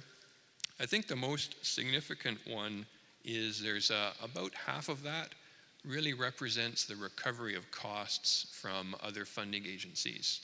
So when some programs and services are carried out, Huu-ay-aht will incur costs, which can then be charged back and recovered. And so that's really the single most significant component in that revenue line item. As we look in the expense lines, you can see that they're categorized on a programs and services basis. We don't categorize them by the type of expense, being salaries, repairs, supplies, this sort of thing. The accounting requirement in this case is that those expenses are shown based on the different programs that are set forward. So within community services, general government, administration, the single largest expense really is salaries and the costs for contractors to carry out the programs and services. Each of the amounts that you see there is based on the budget for the year, but the budget isn't always equal to the actual.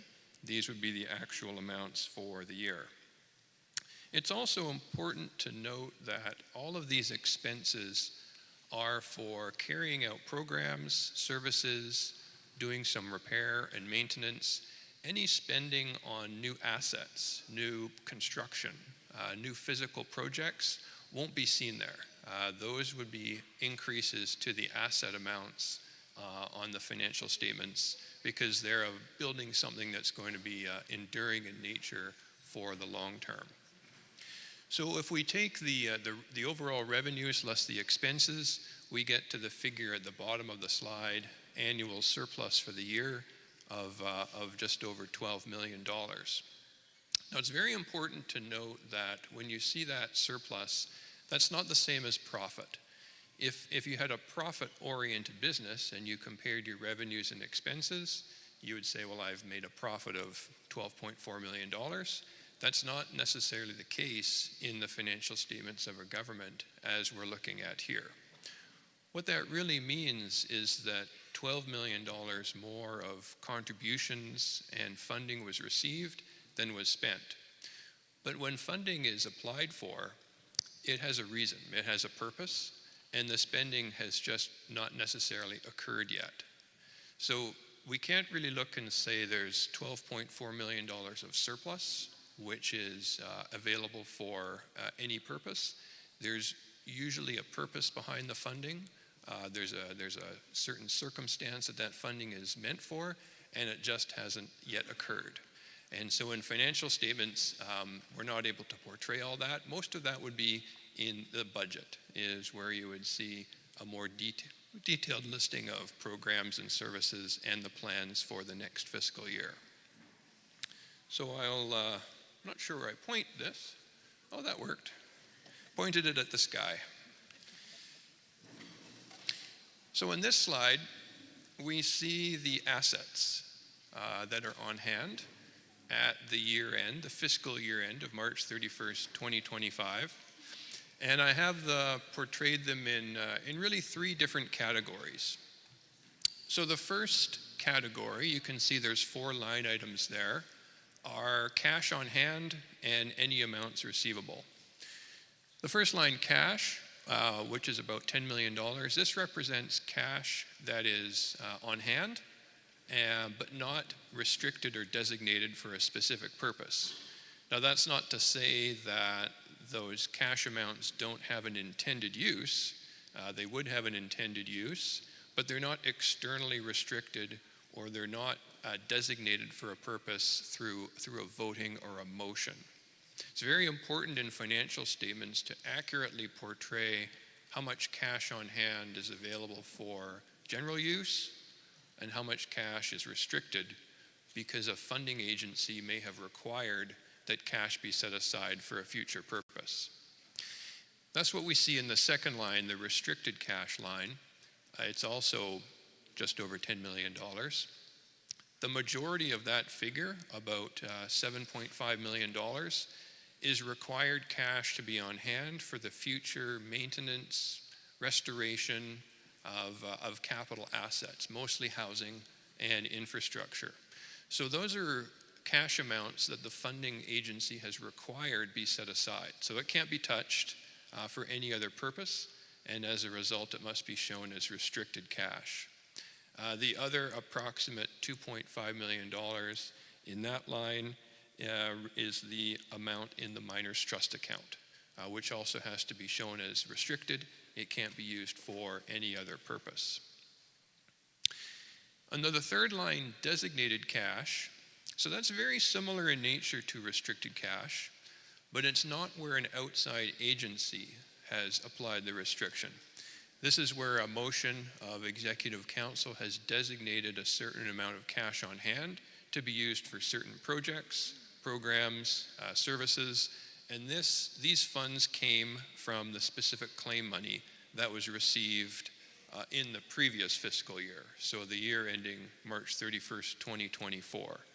There was a specific claim of $35.7 million that was received, and in, I believe it was May of 2024, Executive Council, through a motion, designated a bulk of that money for a variety of reasons, a variety of programs, and that's what we see in that line, $28.7 million. Now that's at a point in time of March 31st, that was 8 months ago, and so that may change, will change going forward as those funds are spent on those programs and amounts. So that's what the designated cash figure is. And again, it's very important to properly show the cash on hand in these categories because there is a very significant amount of cash that's held, but most of it has a purpose. The last line is accounts receivable, about $2.5 million. And what that represents is funding that has been approved and the money is on the way. It just hasn't been received yet. The second group of figures on the slide are different investments that the government has. The first is the investment in the forest license, TFL 44. This is the original cost of that investment, $30.5 million. That was the cost to acquire the 35% interest in the forest license, and that's recorded as an asset here on the financial statements. It's at its original cost.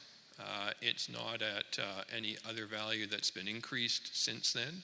It remains at its original cost. The second category is the invested wealth fund, and the third, the settlement trust fund.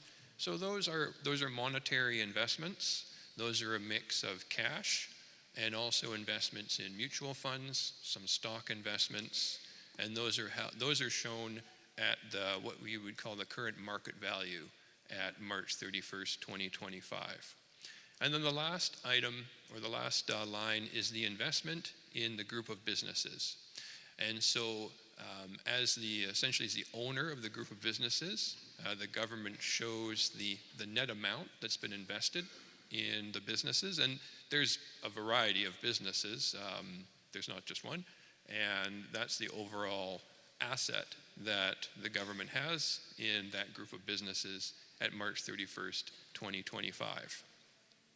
And then we get to the third category that I've presented on the slide, and these are investments of more of a capital asset nature, so physical assets, land improvements, the buildings and housing, the equipment, infrastructure, utilities, and then there's a CRAB license which is renewed on an annual basis. And so the significant projects and spending from a capital point of view, because if we remember the previous slide only showed expenses and not additions to these capital or physical assets, there was $2.1 million spent on construction of the Mixu Center, $2.1 million spent on new housing through the Housing Society, and also $1.2 million spent as construction and process for the Cultural and Visitor Center. So that adds up to about $5.5 million of spending on asset construction in addition to the expenses that we saw in the previous slide.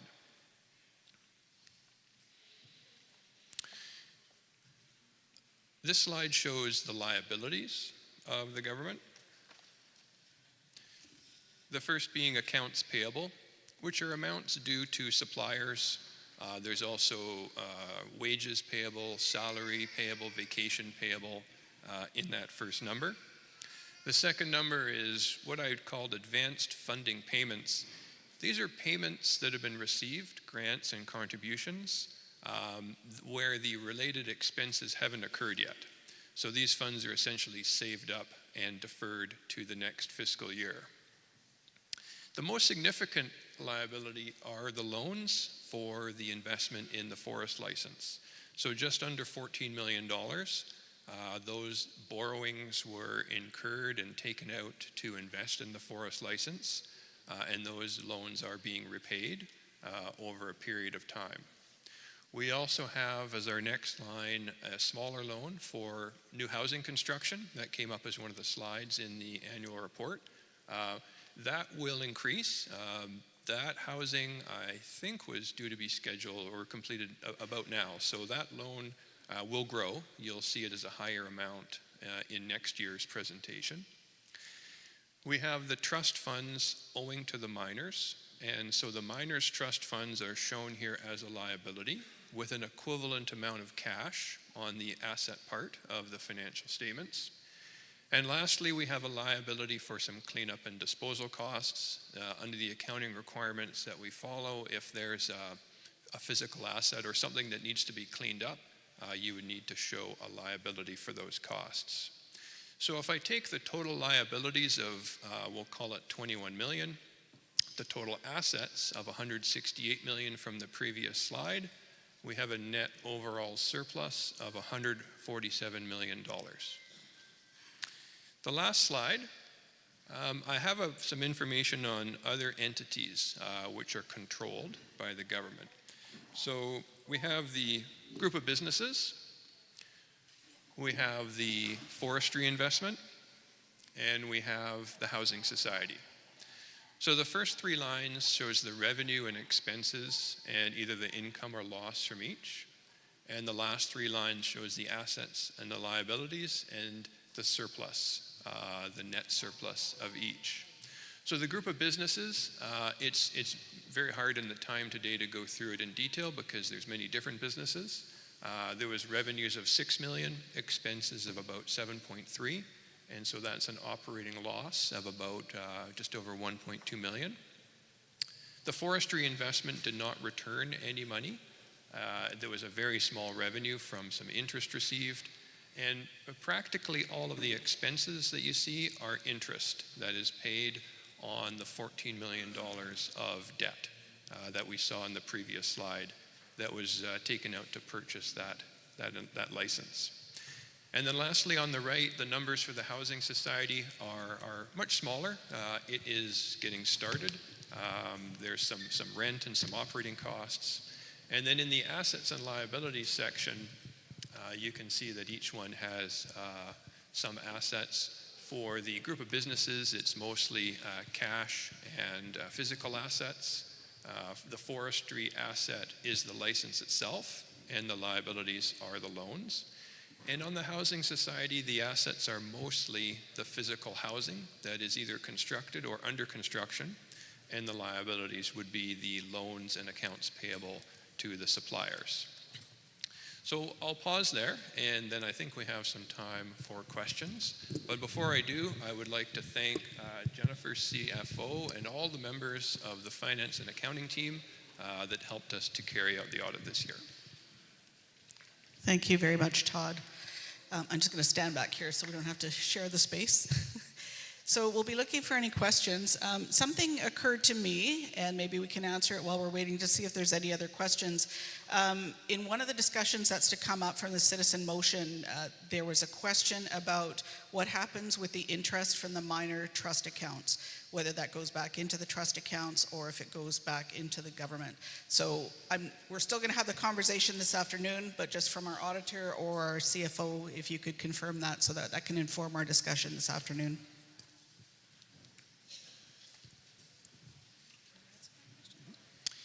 Yeah, I believe I can answer that. It goes back into the minor's trust account, And I'm trying to find, the number is somewhere in the financial statements. There's a lot of pages there, but. I'm sorry, can you repeat that? The interest on the miners trust account investments goes back into the miners trust account itself. I think the number of the interest in the current year is in the financial statements. I could find that if we have a minute.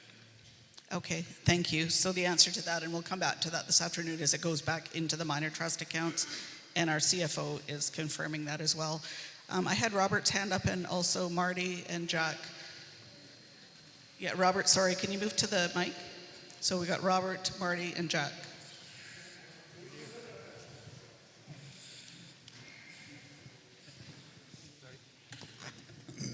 The first thing is I want to make a very, well, first of all, thank you for the presentation. Greatly appreciated. It's good to see the financial situation of our nation, which I want to say from a positive context is very good.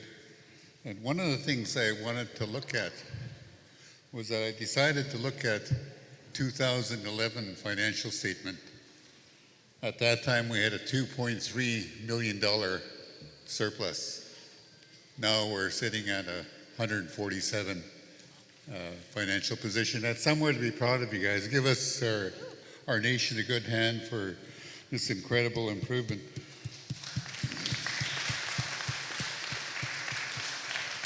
And secondly, we had a young lady get up last year, Martha. I remember she said, we just glanced over the statement and didn't say anything about it. But one of the things I did notice is that in the expenses, is that the expenses, there's a list, is that the approved budget act? In those numbers there? You're looking on. Under expenses, it says community service, general government, administration, finance, economic development, implementation, infrastructure, lands and natural resources, and housing. And that's page 5 of the financial statements? Page 6. Right, page 6. My glasses are old. That's right. That's the approved budget for the year that was approved. Well, it would have been in 2024. Okay, that's good. So anyway, and I want to say that from a positive point of view, that all the areas are within budget. The only two that are above are administration and finance. And I notice that is continuously over year after year. So just wondering, I don't need an answer today, but it's just something I'm noticing. And then also I noticed infrastructure had a little bit of an overage too, but again, you know, we got to look at the positive of this, that we're within budget. The overall number is balanced. So I just want to say that it's good to realize that our nation and our government, our administration is keeping a close eye on that number. So I just wanted to make it a comment so that we can actually feel good about something when we leave here rather than feeling crappy and dumpy or whatever. You know, like our nation is in good financial position compared to many others in British Columbia. Many others. I do know that on Vancouver Island, for example, we probably carry about the 3rd best balance sheet of nations on the island. I do know that we carry the best balance sheet in the Toronto Tribal Council. So thank you for the nation and our nation's government and our administration. True, thank you.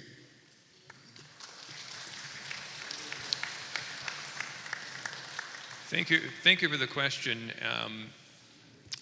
Maybe I'll let a member of management just say a few words on the budget. As auditors, we don't have anything to do with the budget or what funds are intended to be spent on.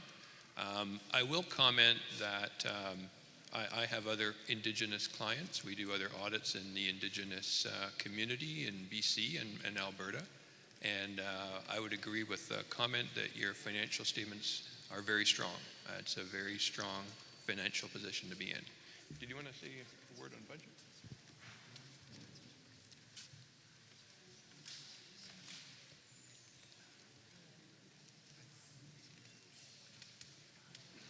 So our speakers list is lining up at the back there while we ask our CFO for a response. Go ahead. Hi, everyone. For those who haven't met me yet, I'm Jennifer. I'm the CFO. I have an answer to the question about the expenses for the administration and finance and why they were over budget. And there was a change in the Manoff amounts that were expected at the time of the budget. And so that caused it to go over. And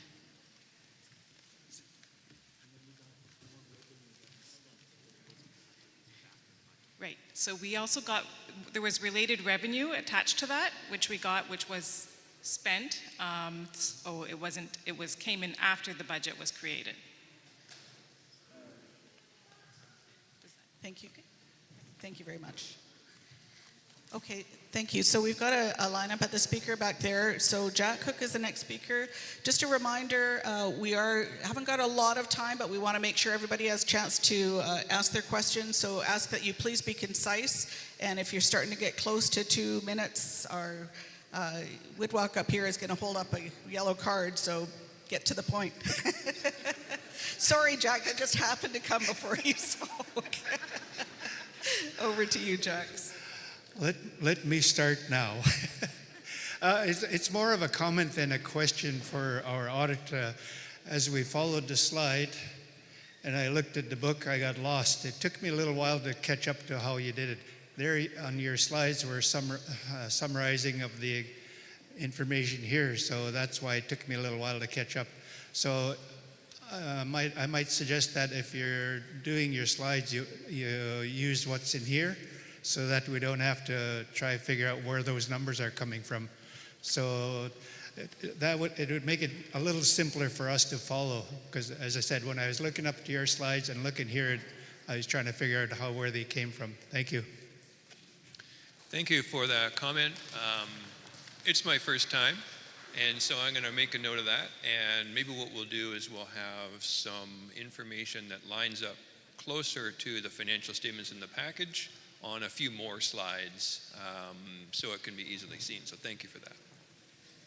Thanks for that question. And just a reminder that we also had a request to start to condense a little bit the information that's in the package. So we might have a Coles Notes version. So I think this fits in with that earlier recommendation to try to simplify our packages and summarize them a little bit. So thank you, Todd, for that response. Martha. Good morning, everyone. My first question is more of a comment and a recommendation that, so when we review these and the auditors are presenting, for the last 3 years, there hasn't been questions.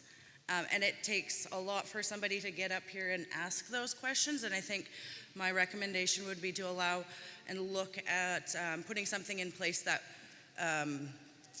we can send email or send those questions in advance, and then those are prepared, with cliff notes, or with a summary of those questions that were answered. So it might, it would be helpful for citizens. The other question, I was looking at the last page, the segmented disclosure continued. Economic development shows $663,000 in interest. And if you look, looking back, for the last 3 years, we've spent $1.7 million on interest. I'd like to know what those are related to. And the other part of it, the other question is, in the FFA, section 23.2F states that we're supposed to have a list of contractors over a certain amount, and those aren't included in the statements. Thanks. Thank you for the question. The interest figure under the economic development line, and this is in page 30 of the financial statements. That's the interest on the loans that were taken out to invest in the forestry investment. There are no other loans or borrowings, so that's all the interest for the forestry investment loans. On the comment about the suppliers, that wouldn't form part of the audited financial statements because we wouldn't do an audit of that, but it could be elsewhere, so I'll let somebody respond on that. Thank you. About that question, I am working on the report. I was working on it yesterday, and it should be up shortly. And I'm sorry for the delay, but we're working on it. It's going to be up shortly. So that will be on the website? Yes. Okay. Just as a supplemental to the other question or comment you had in regards to being able to submit questions ahead of schedule, it's a good idea. We already have a pre-existing People's Assembly email address. So in the time between receiving the information and the People's Assembly, maybe if questions could be sent to that email address, then that would be helpful, especially if they're detailed. I know that you're into the finance world, so we'd like to be able to respond to any detailed questions you may have. And yes, I don't think we were ever going to include the contractors report in the People's Assembly materials, but we are required to make it available, so we're still working on it. It's online, but Jennifer already said that, so thanks. Thank you. Oh, go ahead. Yeah. I just want to add that we have a booth upstairs. Yesterday I got some really detailed questions, and I had an opportunity to go through some details with a couple of people. So that's I invite you as well to do that. But I also like the idea of having the questions in advance so that we're prepared. Great, thank you. Martha, thank you for the great suggestions and recommendations, and thank you to the staff for responding positively about those, and to our auditor for your ears on on future reports. Yeah, so Martha, I just do want to acknowledge that I wore it last year, that I didn't allow enough time or maybe any time for questions because of a break. So we made sure that this year we heard you and made sure that we've made some time. So thank you very much for that and for pointing it out. Okay, I'm not seeing any other, one more question, sorry. Is the well, sorry, I apologize, I've never been on the mic before. MJ, I actually am contracted as working in the finance office. My question is about the remainder of the TFL loan.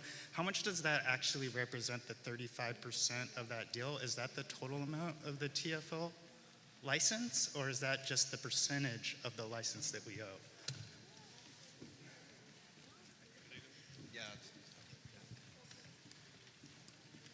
So the loan is somewhat separate. We spent that amount of money for 35% of the TFL, but we had already owned 7%. So it's whatever that 20-something is that we spent the money on. 28%? Say again? What is that, 28%? Because I we believe so, put yes. 7% in? Yeah. Okay. Thank you.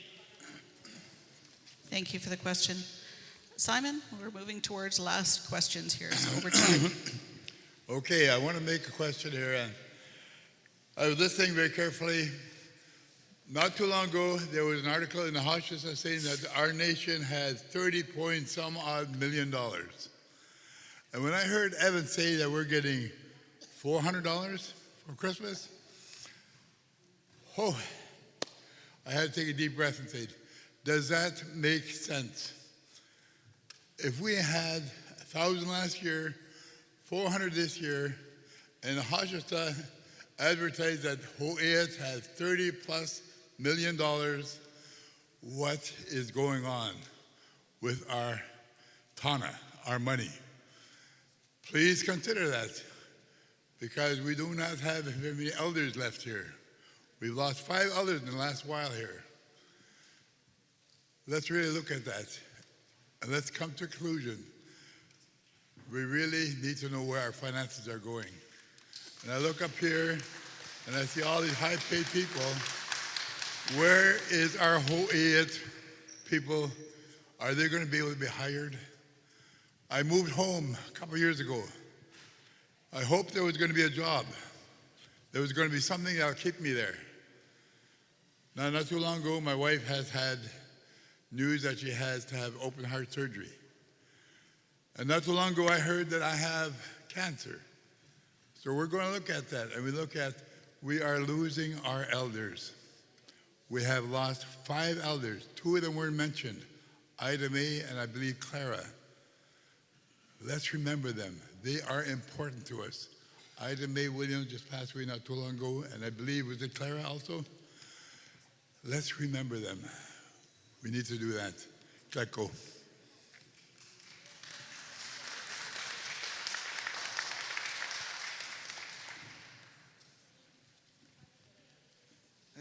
Thank you for your comments. In regards to the, I believe, the specific claims item, we received that over 2 years ago, and we had a full-scale presentation at our People's Assembly in 2023. Raj was the CFO at the time, and he gave a full presentation on what the plan was for that money. So that's already been decided. The money was used to make sure that we're dealing with the deficit created by forestry being in the tank, and that we used it to put some money aside to put into our invested wealth fund, into a road reserve fund to make sure that we can maintain and improve it, as well as shore up a lot of our programs and services. So a lot of the reasons why we've been able to maintain our current level of service, including things like the elders benefit, food, fish, and other entitlements, is because we're using that specific claims money to shore it up, because of the big dip in economic development that we saw as a result of both COVID, inflation, and now because of the forestry difficulties with the tariffs. These are all things that have been dealt with. So it's been decided already what that money was used for. We've presented already in 2023 what the money was being used for, and we're continuing to do that. The reason why we've been able to maintain service and continue on with nation building is because we're using that money on behalf of the entire community, making improvements. Thank you. Thank you for the question, Simon, and the response, John. Okay, with that, I'd like to thank our auditors and our finance team for the work that you've done over the last year in providing us with those reports, and appreciate your positive reactions to the questions that have been asked on the floor. So thank you very much. Give them a hand, please.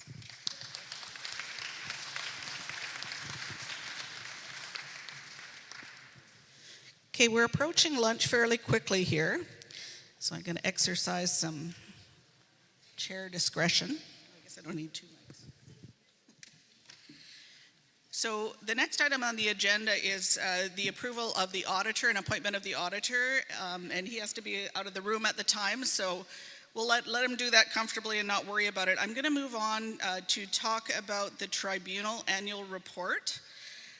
The tribunal annual report is in your package. Was there somebody who was going to present on that? No? Okay, so the information is in your package for your information in terms of the activities of the tribunal in the past year. Yeah, you heard about a review process that's going on that's separate from this discussion, and we heard about that program yesterday and some of those projects. When I announced our agenda at the beginning of today, I said that Ayanna Clappis has been acting in the role of alternate tribunal member. She has agreed that she would be willing to serve in that role once again. I invited all of you to think about if there was anybody else in the room that was interested in filling that position. That certainly it's open to anybody else that might want to put their name forward, and we would have to look at some kind of an election process if that was the case. Jeff Cook.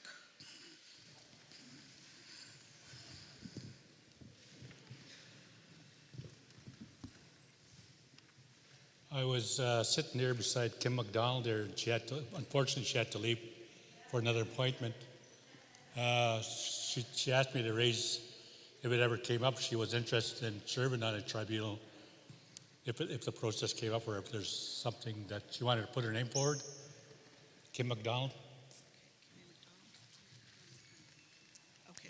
Okay, thank you. So Kimmy McDonald has indicated she'd like to put her name forward as an alternate tribunal member as well. So this isn't the full members. This is who's the tribunal members right now?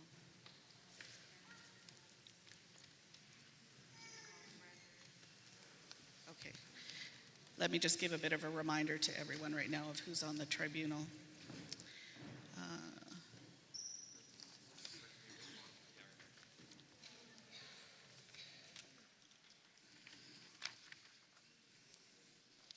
Okay, so currently the establishment of the tribunal, to just review it so we know what it is we're dealing with. We have a chair who is John Rich. That position is required to have a significant amount of legal background. So John Rich has a term that expires in 2026. That position is appointed by Executive Council. The vice chair of the tribunal is also appointed by Executive Council, and that currently is Brent Mullen.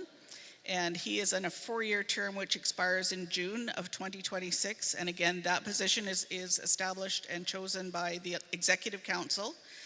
Other members, we have Mel Edwards, who is appointed by the Huu-ay-aht Council, and her term expires in July of 2027, so next year. Peter Collenbrander, also appointed by the Huu-ay-aht Council, is on a term that expires in September 2026.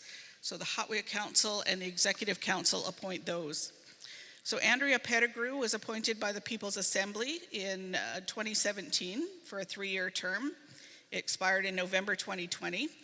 And Andrea was reappointed by the People's Assembly in December 2020 for a further 3-year term.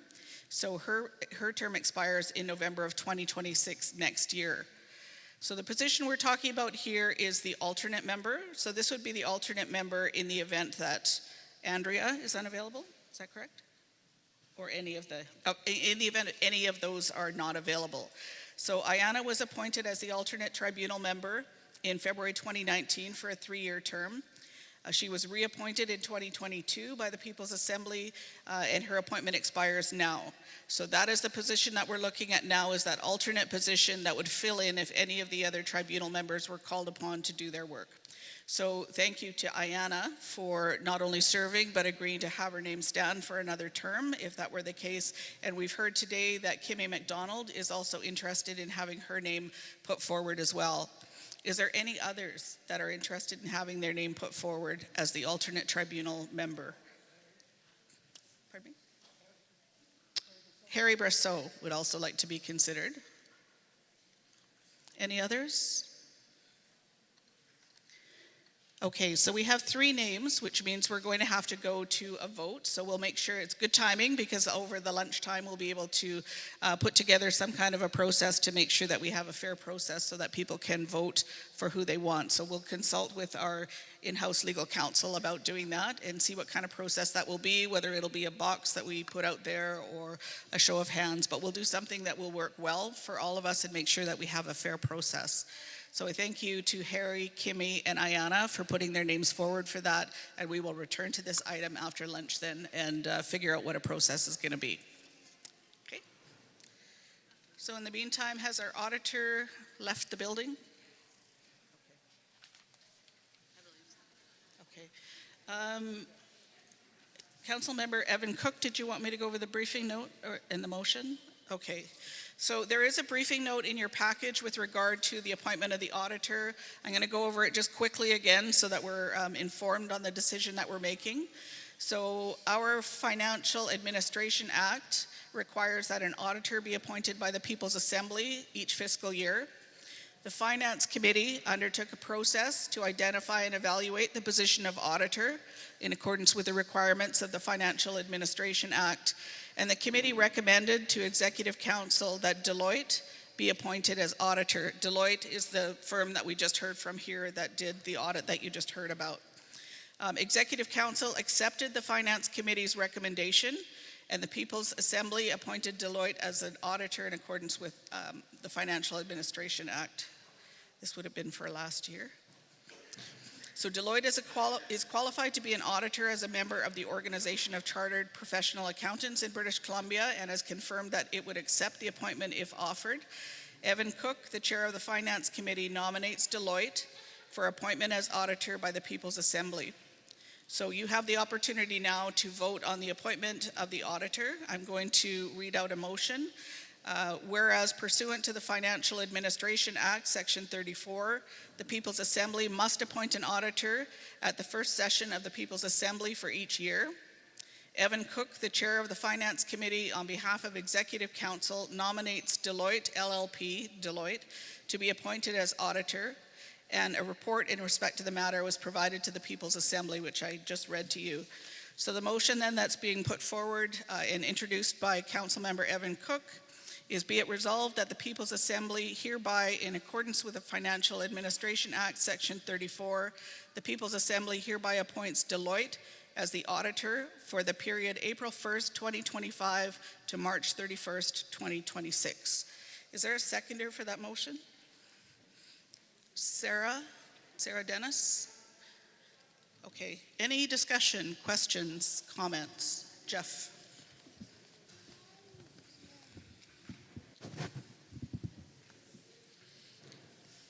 Just a matter of formality or even a matter of principle. I think for a counselor to to nominate somebody to be an auditor is passing on his well, for lack of a better recommendation from us. I really think the nominations should come from the floor and have the executive council or the finance committee or whoever recommends somebody not take actual part in the process. I don't know if anybody got the first part of my comments. Thanks for your comments, Jeff. We weren't sure how to express our recommendation to the floor at that point, so just saying it out loud, we weren't sure whether or not just saying, well, we recommend these people, or if the motion should be made, because it can still be rejected, right? And then we would appoint some other group.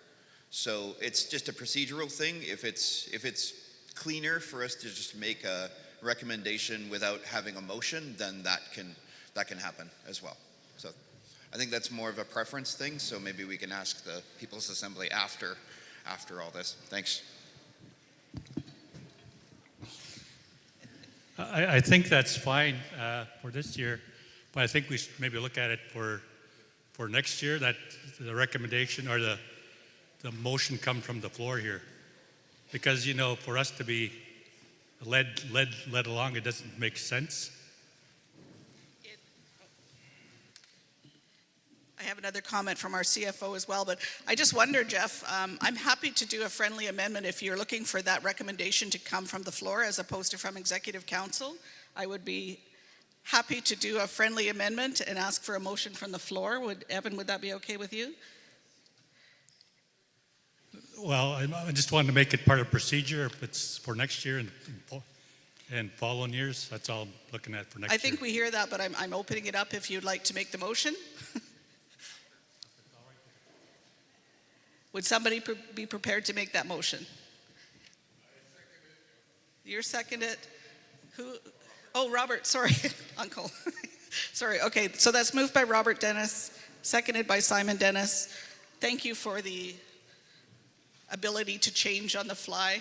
We're all learning as we go along. So the motion is on the floor. I just want, our CFO asked if she could provide some further explanation in terms of the RFP and Deloitte's role with Huu-ay-aht.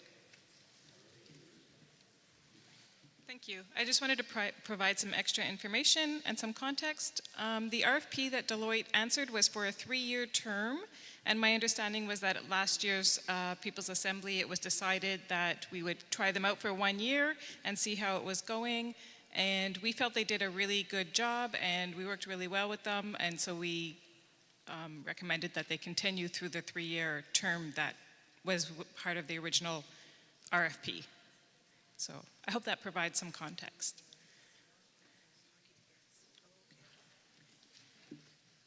Thank you very much for that. Was there any other questions? I'm sorry, I don't want to miss anybody that might have been standing at the mic there. Is there any comments, further comments on appointment of the motion to appoint Deloitte as auditor?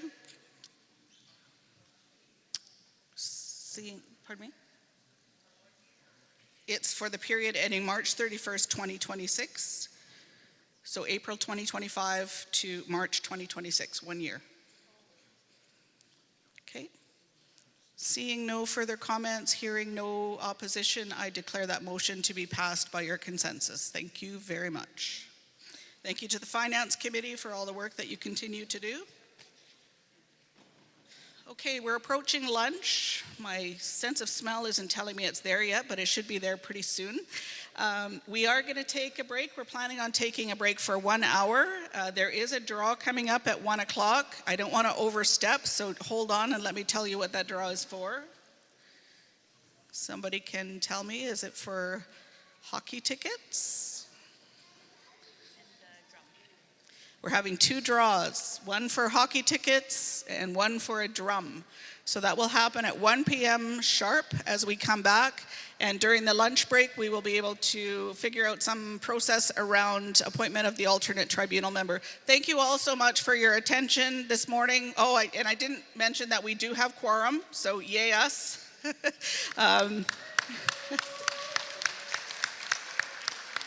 All of you exercising your responsibilities as citizens, we very much appreciate it. That's what's going to make us shine in our self-government.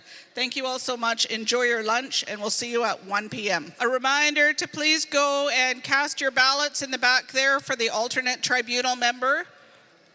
We're going to seal up the boxes at 1:30, and then we'll count. So hopefully all of you will have cast your ballots by then, but we're going to close at 1:30.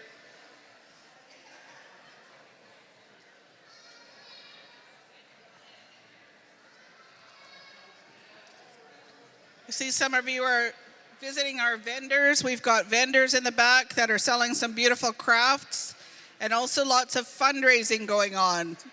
Jackie and Cheyenne are in the back collecting some money and doing some fundraising for the youth.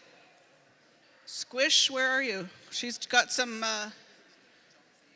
over in the corner there, she's got a seafood draw. She's got a 50-50 draw for the elders and some of her beautiful crafts out in the corner there. So make sure you wander by and have a look.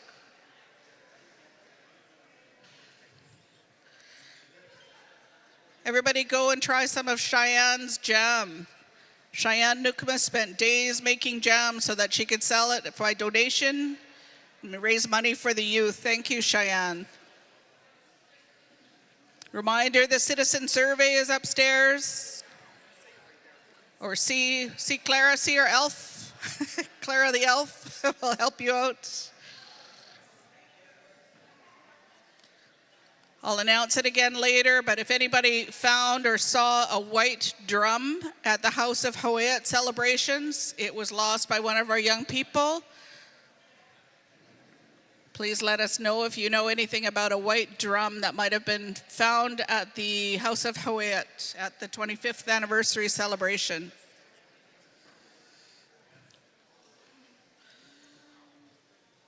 We are going to start up at 1 o'clock again. We have 4 Canucks tickets for January 2nd, 2026, a nice New Year's prize, and also a cultural prize that we're going to draw at 1 o'clock.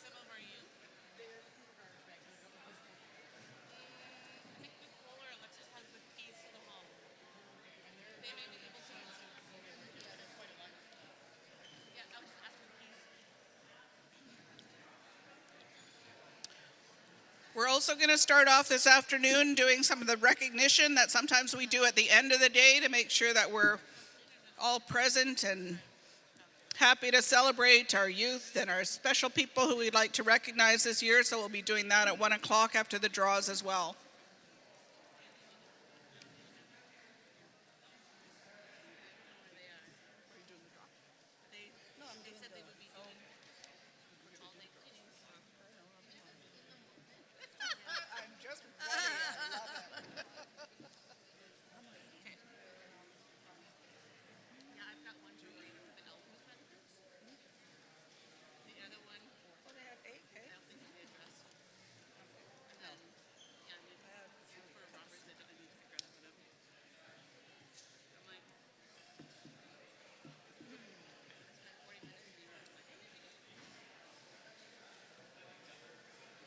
Vote, Amanda Lee?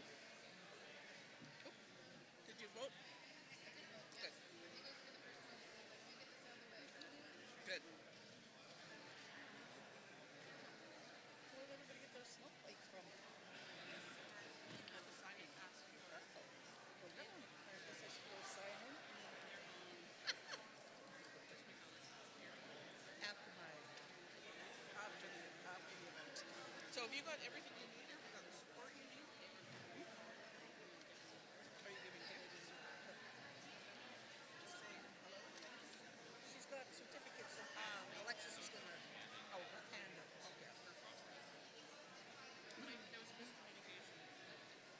should have had the list of all our graduates too, post-secondary and high school, because we have two. Should go to the back, I guess. Karen's fully recognized them at A church. I think this is the People's Assembly. It's the annual thing. It should be first and then the other ones.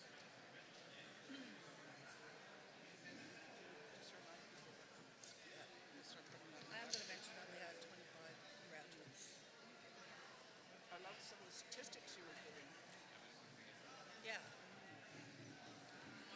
Karen helped with that. Yeah, that's great. Who's got the tickets for the draw for the hockey tickets? Come on up. We'll do a 1 o'clock draw. Yellow?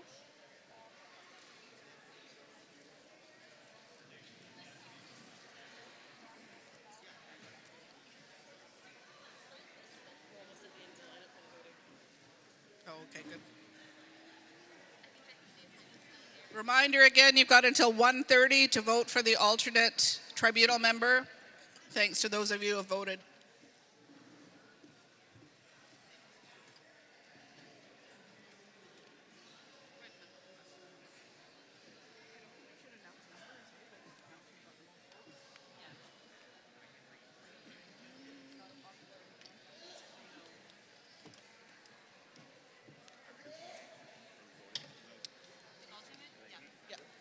In the back where the, yeah.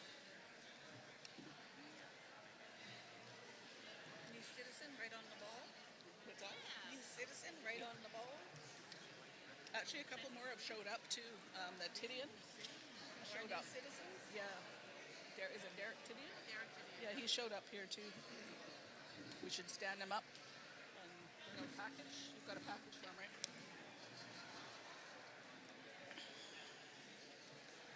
It's Derek. Derek Tidian.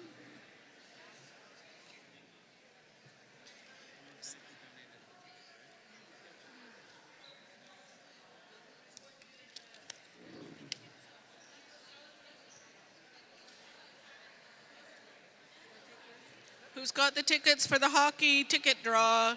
Please come up.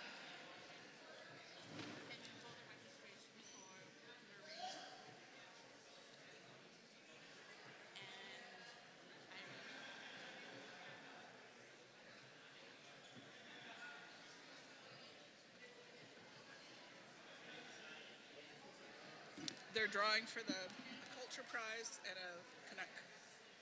Which one is it? I don't know. I haven't been informed. I think they said yellow.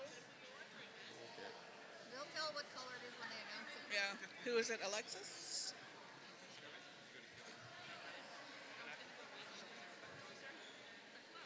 Alexis Young, where are you? I'm looking for the tickets to draw for the Culture Prize. Pardon me? They're coming up? Oh, okay. So who's going to do the... Okay, thanks.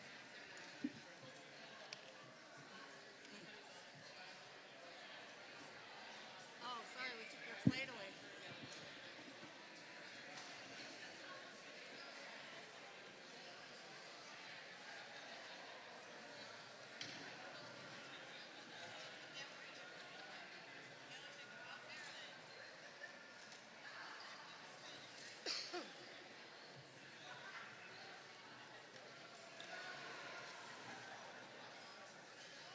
Hello, we have the yellow ticket. And this is for hockey tickets. Get your yellow ticket out. The number is 283055. 283.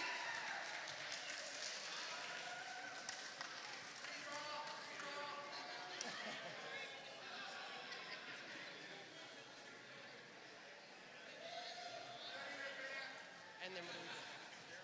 Oh. Perfect. Winner. Who is it? Okay, so the table is right there where the green was already. That's where it's going. Okay. Yeah, yeah. Oh.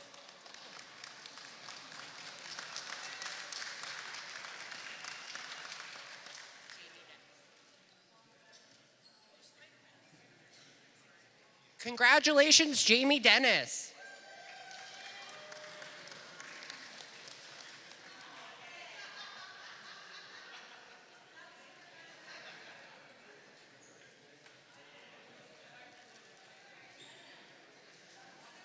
The next draw we are doing is for the Culture Prize. It is the drum.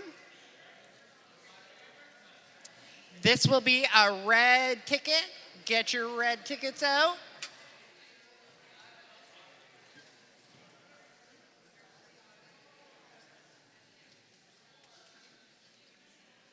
All right. 008009. Woo!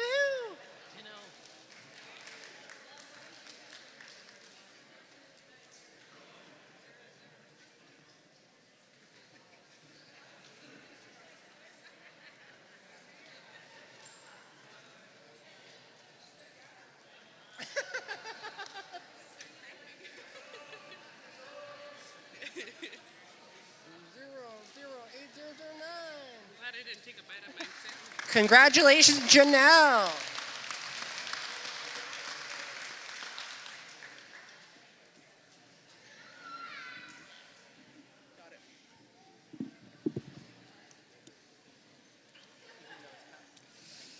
Okay, before we get back into our agenda, one more reminder, please vote before 1:30. We'll get those numbers counted. I'm not going to announce numbers. I'm going to ask them to tell us who got the most votes once we've all finished that. So that'll be at just after 1:30.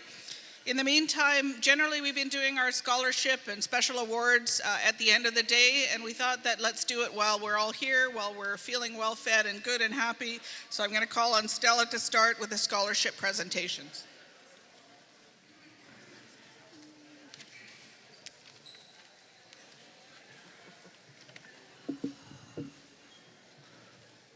Hello, where's my sidekick, Alexis? Is there somebody else we can call to help? She's coming.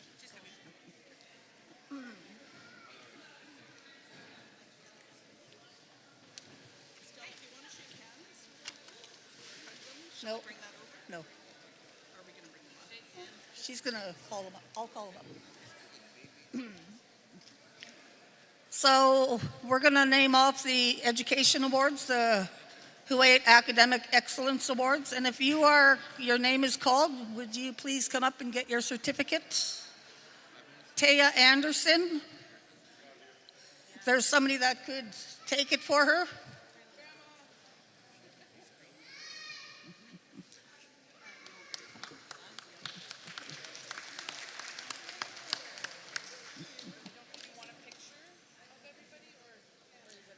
That's communications call.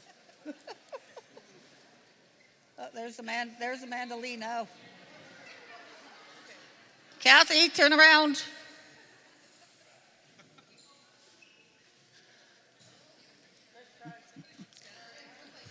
Go stand by her. Or maybe John. John. We're going to get John in the picture.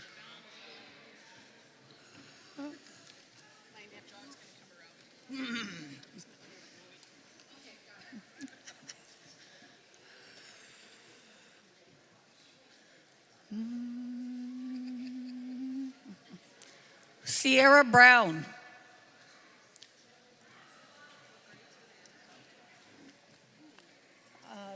I don't know. No. That's Levi Coots.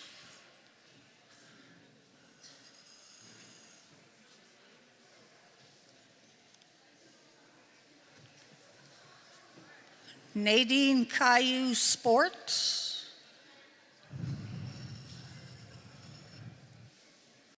Is there somebody here that could take it for Nadine Caillou Sport or Sierra Brown? It would help if the list had the parents' name beside them. Yeah. Samantha Coots. Samantha Coots.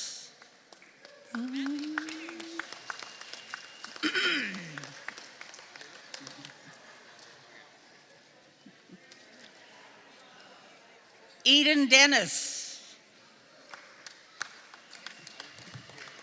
Is Kees Kieska here? Yeah.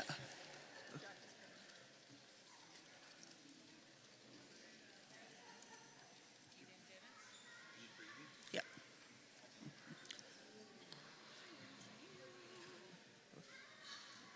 Matthew Dennis.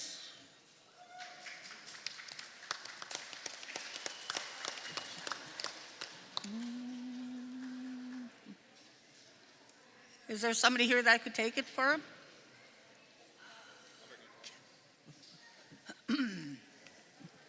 Charles George Jr.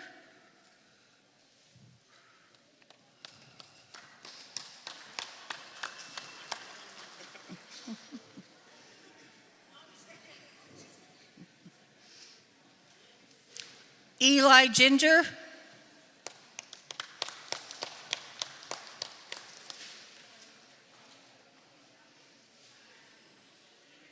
If there's nobody here to pick it up, we can mail them out, eh?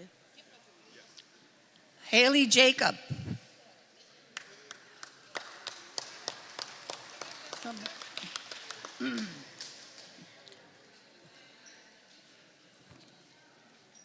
Kenzie Johnson Sabas. Come and get your picture taken.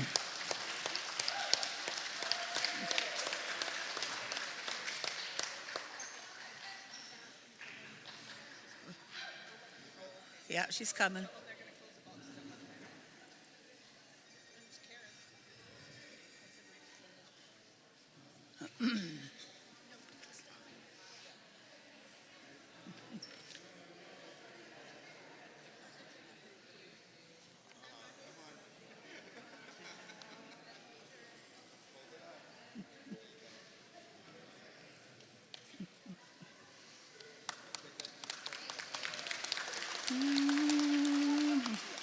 Jacqueline Johnson Turgeon.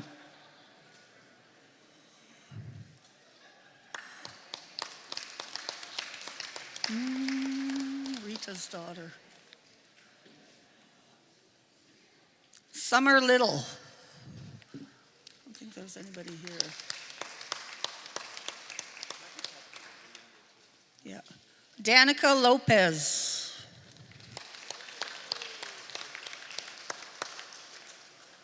Sheila Mickey.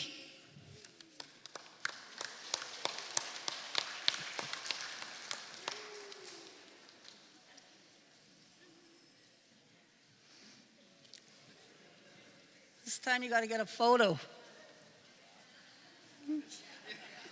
Come on.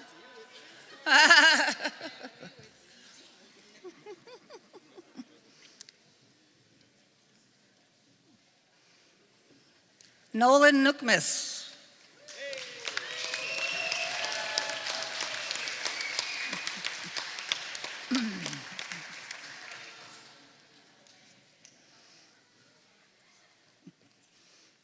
He knows the drill.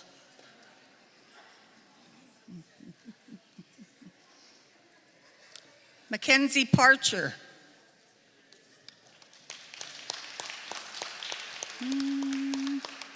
Taylor Parcher.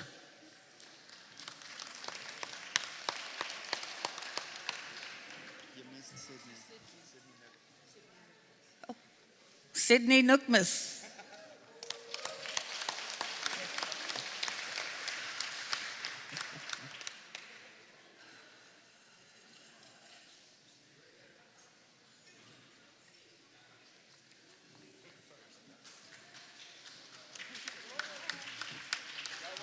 She's not camera shy, this one.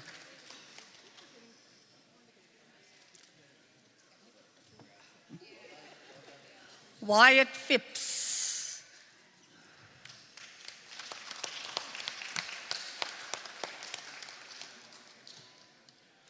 Reina Cecido.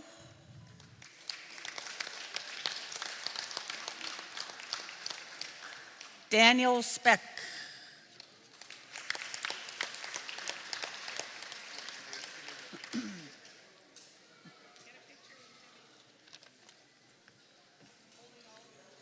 And Hannah Speck.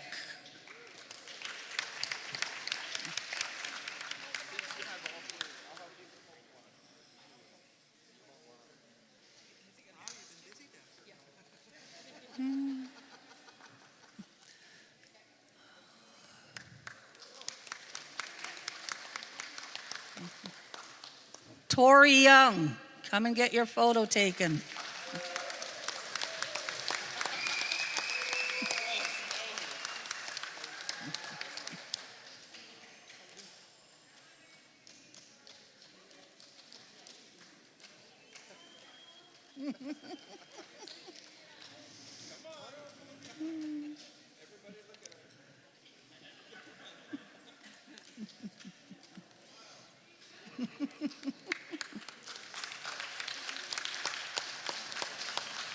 Vanessa Young, you've seen her earlier.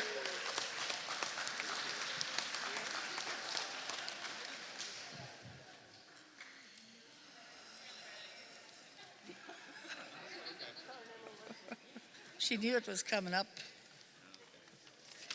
So that's it for the Huu-ay-aht Academic Excellence Awards.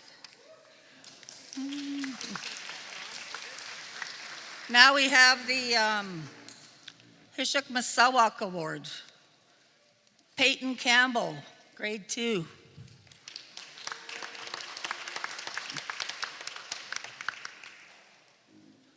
Reina Cecito, grade 8.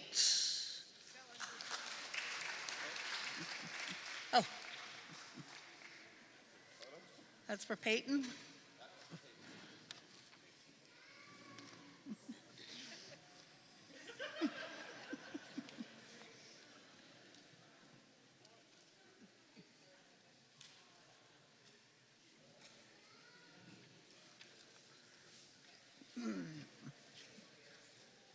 Haley Jacob, grade 11.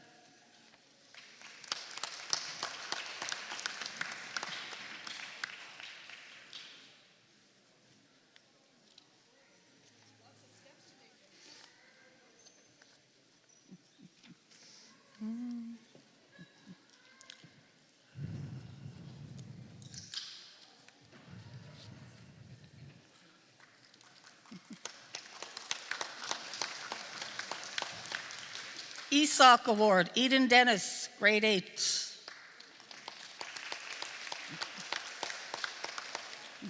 Jackie?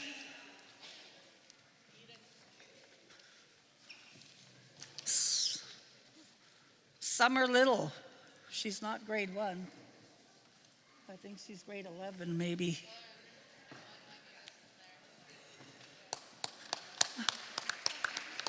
She's grade 11, not grade 1.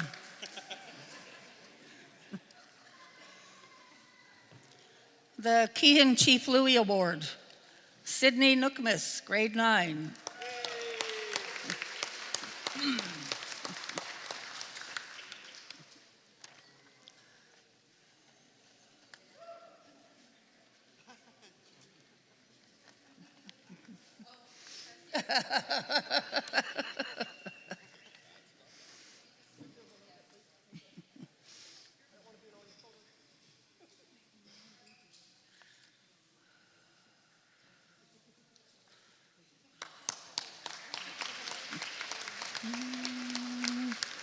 Danica Lopez, grade 11.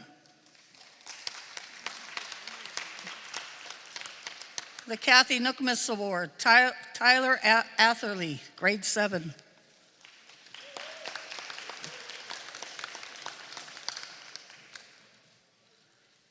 Jacqueline Johnson Turgeon, grade 12.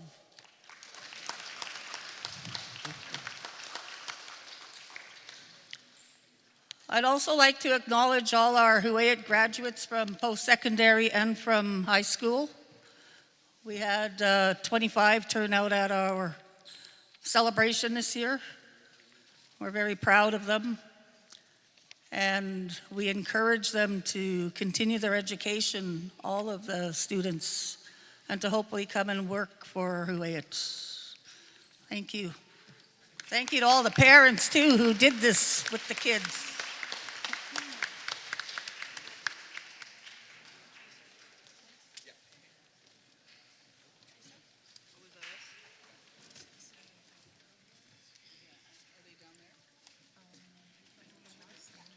So do you want to, sorry, we were going to do it in youth, elder, then citizen?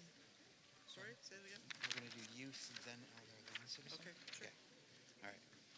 So do you want to move up front and we'll have these out? I think they'll want to take photos with you instead. Okay.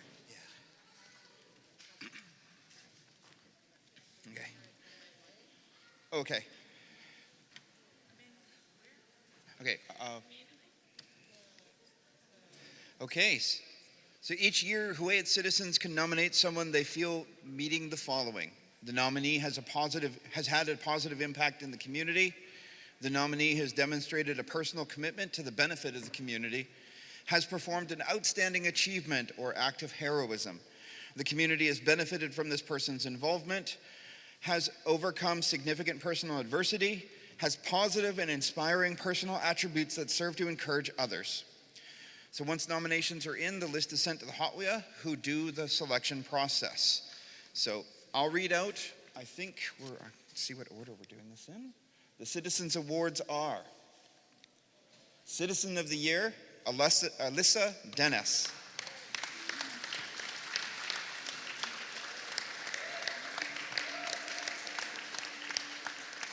So while she comes up, Alyssa Dennis has overcome so much in 2 years.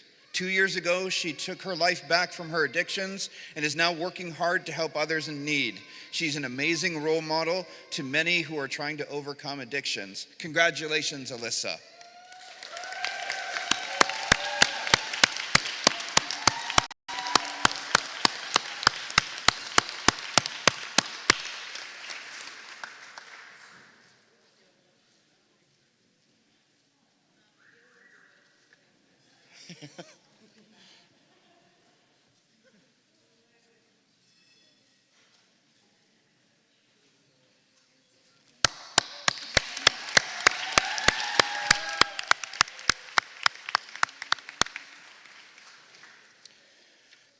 Okay, next up, for Elder of the Year, it's a joint nomination. Roberta and Brett Bowes.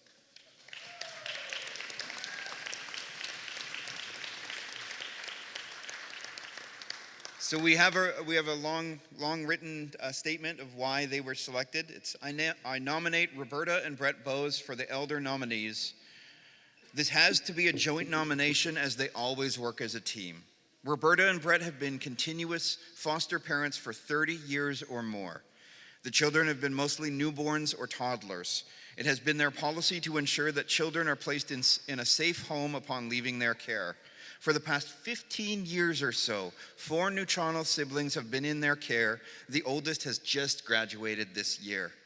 They are very caring grandparents, and although the grandchildren reside in Anakla, a birthday, Xmas, or other special occasions have never been missed. She has gone down to Anakla to babysit when necessary and also picks up children when they are coming to Abbotsford for babysitting. Roberta willingly looks after both parents, spending overnights when required. Without Brett's support, she could not do this. Their oldest son chose to live in downtown east side of Vancouver, and they bring him a care bag every 2 weeks. Brett in the past helped with fish distributions in the early days, and they are supportive of Anakla Free Store bringing items down. They are very supportive with fundraising raffles. Roberta and Brett are an overall supportive couple ready to assist when needed. Congratulations.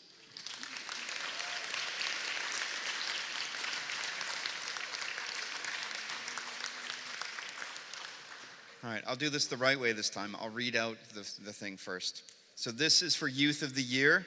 She loves to help friends and family when needed. She helped a family member who was going through a medical issue and all on her own decided she would go out of her way to help clean their place since they could not physically do so themselves. She helps dog sit when needed, feeds and cleans up after the animals, and she also likes to bake and walk around delivering to elders. She's a very good young role model with a heart of gold, and her name is Amber Lily Nookmas.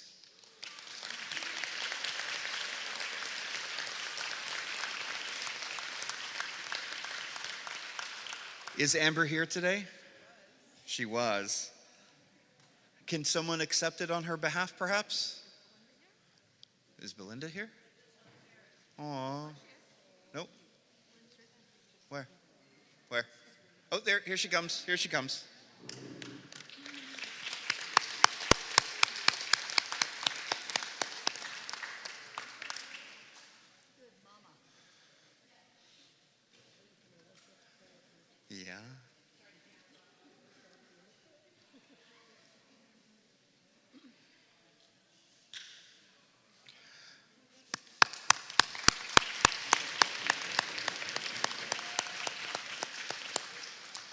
on behalf of Huu-ay-aht, let's give another round of applause to all of our Huu-ay-aht Citizens of the Year.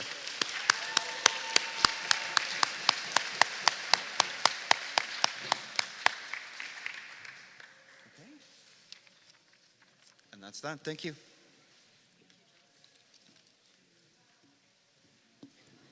Amanda Lee, before you walk away. Vanessa Young, you're walking the wrong way.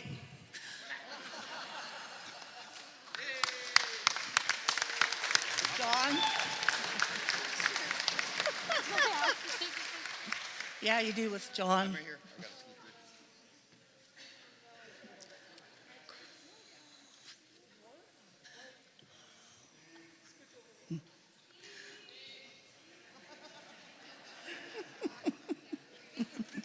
Nice try, Vanessa.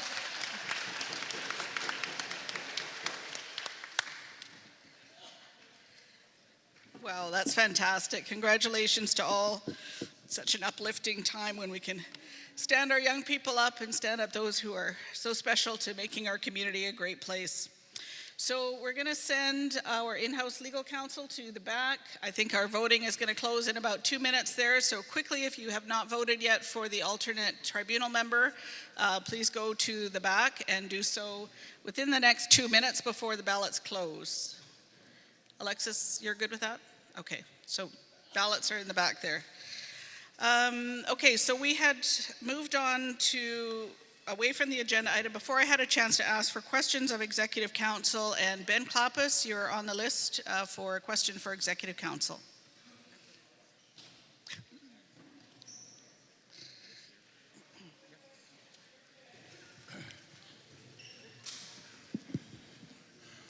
Good afternoon, everybody. First of all, I just want to thank Huu-ay-aht for acknowledging the people that left us, and then also think about the extended families from not Huu-ay-aht. Thank you for acknowledging all our youth that succeeded in school. That's well deserved. Just a question to, I think it was Brad that brought up, was it 88 children in care? Could you say that again? In the report, was it 88 children that are in care right now? 88 children in care? Edward's coming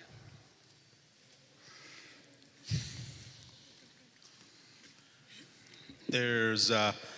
There's around 12 hovering around in some form of care. 12. Okay, I don't know where I misunderstood the 88. And I was just going to mention other things, but 12 is not a bad number. But we can do good and go with what was done earlier in the years, bring our children back home. Shoot.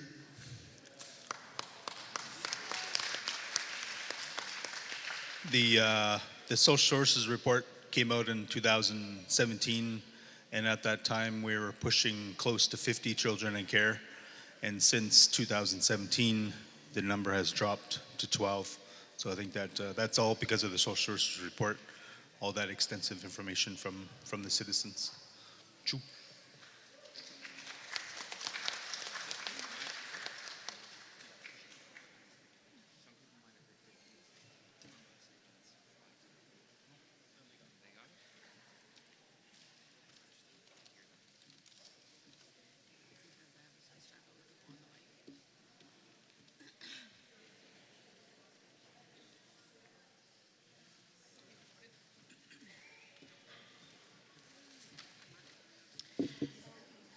Okay, thank you very much. I think there's a couple of people exercising their right to vote back there, so thank you very much, and we're going to count those up. So moving on with the agenda then, let me make a few announcements first that I may have forgotten. Oh, this morning we had welcome from Chief Councillor Brandy Lauder from Huu-ay-aht. We had invited Tishad, of course, as well, and unfortunately their assembly is the same day as ours, so Wamish Ken Watts did want to come and send his best wishes to us for our assembly on behalf of Tishad, so we thank him for that. A quick announcement, if anybody found a white drum at the House of Huu-ay-aht 25-year celebration, can you please let us know? It was a young person's drum that was misplaced. And again, just reminders of especially the fundraisers and crafts that are being sold around the room.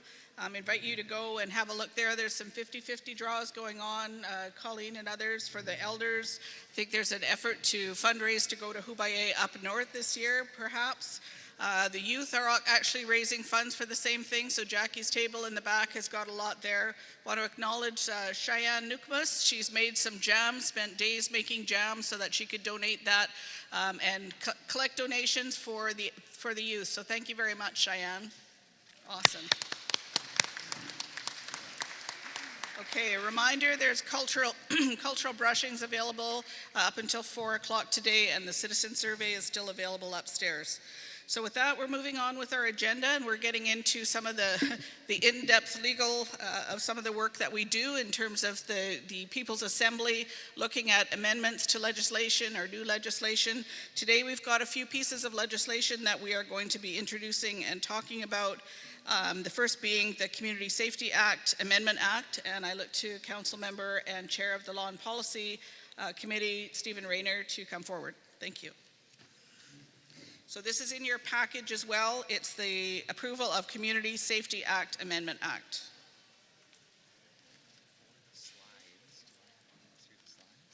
Yeah, so the thing is there. Just press a button until it moves. Oh, God, the center button. Just check it. There you go. Yeah. Awesome. Good afternoon, everyone. Law and policy is not always the funnest topic or the most exciting, but there are some potential amendments here. So I will try to run through these and keep them as exciting as I can. Yeah. So the Huu-ay-aht government has undertaken an extensive review of the Community Safety Act, which was led by engagement with citizens, staff, and members of government. Executive Council directed that amendments to the Act be drafted to address the suggestions and concerns that emerged through that process. Legal Counsel has drafted proposed amendments for the Community Safety Act and to the Government Act, set out in a report included in the materials provided. The proposed amendments have been broken into two groups. Group 1, expand scope of exclusion orders, introduce interim exclusion orders, and integrate mitigation measures and restorative justice programs. Group 2, amendments to the Community Safety Act and the Government Act to set up an internal process for making findings of fact to ground exclusion orders. A copy of the proposed amendments and detailed list describing them are both included in the materials. In this presentation, I will provide an overview of them.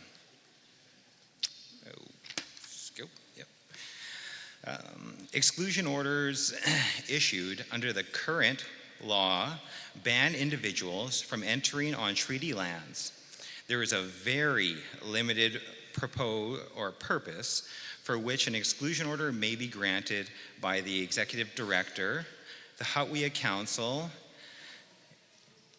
may also decide to vary an order to allow entry on treaty lands in certain circumstances. There is currently no power to ban individuals from attending events off treaty lands. Currently, the process of issuing an exclusion order is only for people who live or spend time on treaty lands or have indicated that they intend to do so. Someone who does not enter on treaty lands but does attend government organized events would not be subject to an exclusion order under the current law.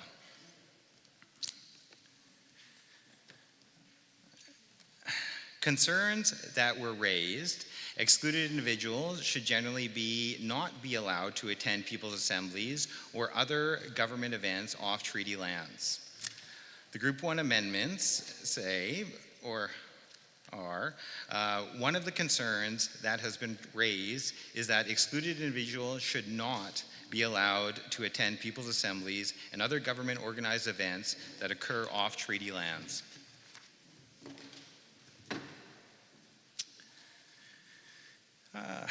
Under the proposed amendments, an exclusion order would prohibit excluded individuals from entering on treaty lands or attending events organized by the Huu-ay-aht government on or off treaty lands, subject to the existing limited exceptions and the ability of the Huu-ay-aht Council to vary the terms of an exclusion order.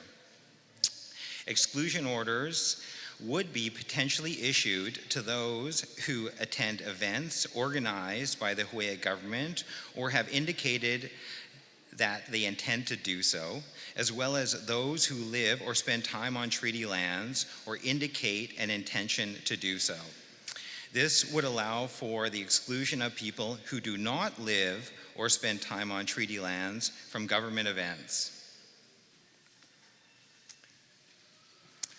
Under the current Act, exclusion orders are issued to individuals who live or spend time on treaty land or who indicate an intention to do so, where they are to do so when they are convicted of an excludable offense. Currently, individuals may apply to the Huu-ay-aht Council to show that they do not pose an unreasonable risk to public safety.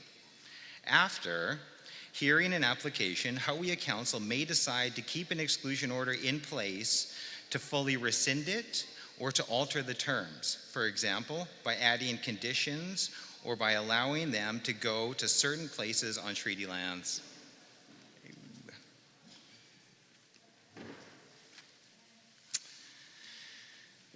It should be possible to exclude individuals who have been charged with an excludable offense from treaty lands prior to them being convicted, given how long the criminal process can take. Within the criminal process, once charged with an offense, individuals are subject to bail conditions, which are rules imposed on a person released from custody before the trial to protect the public, amongst other things. But during this process, there is no mechanism for Huu-ay-aht law to exclude an individual pending the outcome of a criminal process. The proposed amendments are intended to ensure that Huu-ay-aht exclusion orders mirror the criminal process and allow the Huu-ay-aht government to be in control of the exclusion of individuals from treaty lands pre-trial rather than relying on the court process. Under the proposed amendments, interim exclusion orders would be issued to individuals charged with an excludable offense. If a person is convicted of an excludable offense, the order would become final. If they are not convicted, the interim order would be rescinded.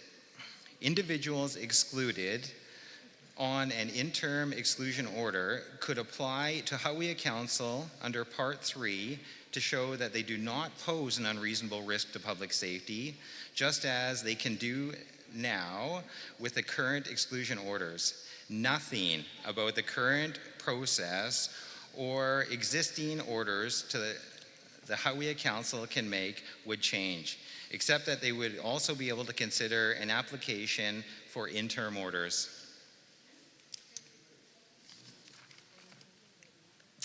Citizens have raised concerns about banishing people from the community being too punitive and have said that more support should be available. It would be of benefit to Huu-ay-aht Council to be able to rely on programs through the government to help them be confident that the person will not pose an undue risk to the community if they are allowed to a return. There are measures intended to assist excluded individuals so that they do not pose an unreasonable risk to the community, such as treatment, counseling services, and restorative justice programs, which will be an essential part of the community safety strategy. Under the current law, there is a requirement in Section 25 that the regulation be enacted with the purpose of mitigating the negative impacts of exclusion orders on the Huu-ay-aht community and to promote both public safety and the reintegration of citizens into the Huu-ay-aht community. Things that needed to be addressed in the regulation include support for families impacted by the exclusion order, the development of an implementation plan, the development and implementation of plans to mitigate the risk that an excluded person may pose to public safety and restorative justice program, healing circle, or other programs designed to promote the excluded person's safe reintegration into the community. However, this regulation has not been enacted.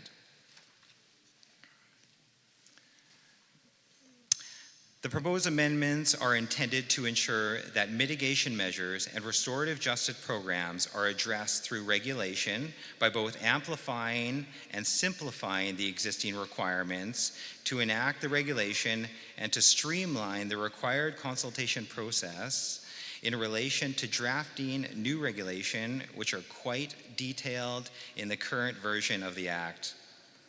The regulation must be enacted within 6 months of the amendments coming into force.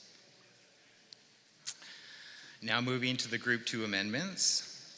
Under the current Act, the only way that a person may become subject to an exclusion order is if they are convicted of a criminal offense that has been set out in a regulation. This allows for the Huu-ay-aht government to choose what criminal behavior will make the person subject to exclusion, but leaves the decision as to whether the person engaged in that behavior to the criminal justice system.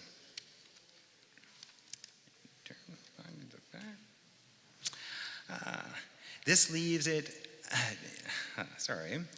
leaves it to outside authorities to determine whether to lay charges and to make findings of fact. Huu-ay-aht has no control over whether a person is charged or what court determines that. The criminal process requires that an offense be proven beyond reasonable doubt, which is a high standard, which is appropriate for when people's personal liberty is at stake. But it may be too high a standard for where the question is how to best ensure community safety. There is also the possibility that witnesses are unwilling to engage in the criminal justice process, either by reporting to the police or by acting as a witness in court, but may be willing to take part in the Made in Huu-ay-aht process. If the Made in Huu-ay-aht option is created, we will still want to piggyback on the criminal process and ensure that there is no duplication of the process. The proposed amendments are set out in detail following the report and the materials. The proposed amendments will create a new part of Government Act that creates the role of Ethics Commissioner and describes the qualifications, term of office, and process for termination for cause. This empowers that person to conduct investigations into allegations that excludable conduct has occurred and reach conclusions with respect to whether it has. The basic concept is that a finding in an investigation will be treated the same way as findings in a criminal matter. Findings by the Ethics Commissioner that excludable conduct has occurred will result in either an interim or final exclusion order. Such exclusion orders are subject to application to Huu-ay-aht Council in the same way as exclusion orders based on conviction. There are provisions in Section 5.1 and 5.4 to minimize parallel process under both the criminal system and investigations by the ethics officer. The investigation and fact-finding process conducted by the Ethics Commissioner have been designed to both allow for the collection of sensitive information from vulnerable people in confidence and to adhere with principles of fundamental justice as required under the Huu-ay-aht Constitution and the Canadian Charter of Rights and Freedom. The new, oh, thanks, dude, you're the best. Appreciate you. Under the new Government Act provisions and Ethics Commissioner Act provisions, the Ethics Commissioner is an independent and impartial decision maker with legal expertise. The subject of investigation must be given notice of the case against them and a meaningful opportunity to respond to it. The Ethics Commissioner must provide reasons for their decision. There are protections for witnesses who are particularly vulnerable because of things like age, disability, the nature of the alleged harm, sexual violence in particular, fear of the subject or people acting on their behalf, or significant power imbalances. These protections are balanced against the subject's right to know and respond to the full case against them.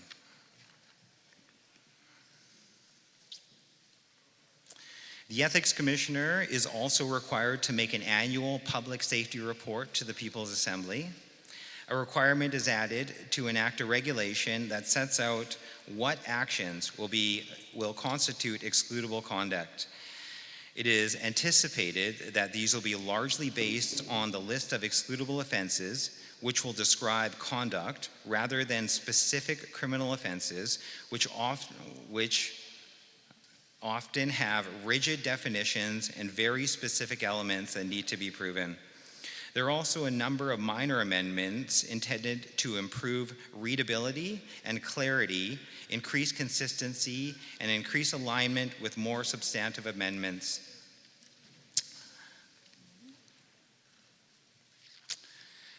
People's Assembly, so we're looking to approve this motion for the People's Assembly. Listed up there. I won't read the whole motion because I just went through almost all of it. So yeah, looking for questions on the motion. Oh, darn it. You gotta...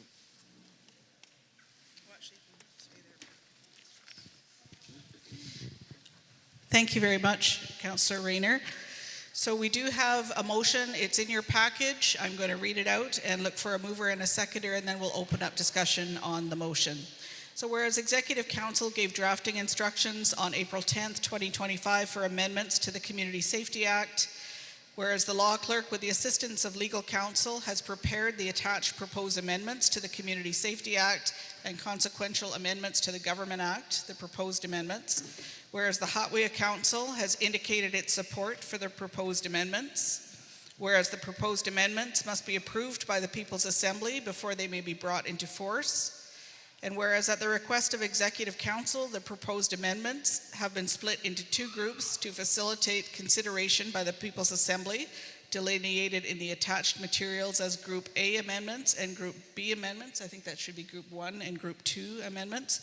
Be it resolved that the People's Assembly hereby, and this is the decision you're being asked to make, the People's Assembly hereby approves, subject to such further legal and copy edits as may be recommended by legal counsel, the following proposed amendments to the Huu-ay-aht legislation. 1, the Group 1 amendments, and 2, the Group 2 amendments. So I'm looking for somebody to make that motion. Dwayne, seconded by Kimmy. Okay, and we will open the floor for discussions. We've got Robert Dennis at the mic. Discussion, I'd like the mover and seconder to think that we table this till further review, because there's some things that concern me about this motion. First of all, the Huu-ay-aht Constitution says, I have a right to participate in the cultural affairs of the nation. And it doesn't say subject to or depending on. So, and then the other thing is that you said that this mirrors criminal law. Well, criminal law, you're innocent till proven guilty. This one here, you're trying to give an exclusion order before a person is found guilty or convicted of an excludable event. So that's what's concerning me. That's why I think we need a legal opinion, not from the government's lawyers, but we need to hear from other legal people. You know, is this in line with our own Constitution? Because our own Constitution says we have certain rights. And I've always been told that our Constitution is superior to any of our laws. So until we can hear those kind of things, it's important for me. And then also, too, to be given punishment where a person has gone to the criminal process and a ruling has been made there to that person, and then to come home and have additional punishment added on, to me, just doesn't seem to be right in my view. So I just like to ask the mover and seconder if they're willing to, or even the meeting, to defer this until we have further discussion, because I can see there's serious, my rights are seriously implicated by this, and so is anyone else's rights. So I'd like the Assembly to think about that, please. Thank you. Thank you, Robert. So, thank you, Robert. You've asked a couple of questions and also asked if we would consider deferring. So we've got a few more speakers. Let's hear from those speakers and we'll come back to that. Is there any responses either of you would like to give to what Robert has brought forward? Well, what I can say is that these revisions were led by consultation with the community, not by internal government, and it was looking to create a mechanism in a dangerous situation when somebody has been charged with a crime, but there is no ability to ensure the safety of the person that may be within the same area as them. So I will leave it to you. Yeah, one quick point that I will make where the comment was made about innocent before being proven guilty. The criminal justice system has a concept of bail, and there's bail conditions attached when people get charged, and this would be similar to the interim exclusion order. So an interim exclusion order, when someone is charged, would act in a similar way to bail conditions. So if a person is charged, they can be subject to an interim exclusion order. But if they are eventually found not guilty, then that interim exclusion order, they can apply to have it rescinded. So no one is being found guilty before anything. That there's still a fully legitimate process that takes place similar to the criminal justice system. Thank you. I think John had something to add before we go to the next question. So I think on the constitutional basis, the freedom to access culture and participate, those rights are not infringed by what we're trying to do here. In fact, no one controls the culture or the language.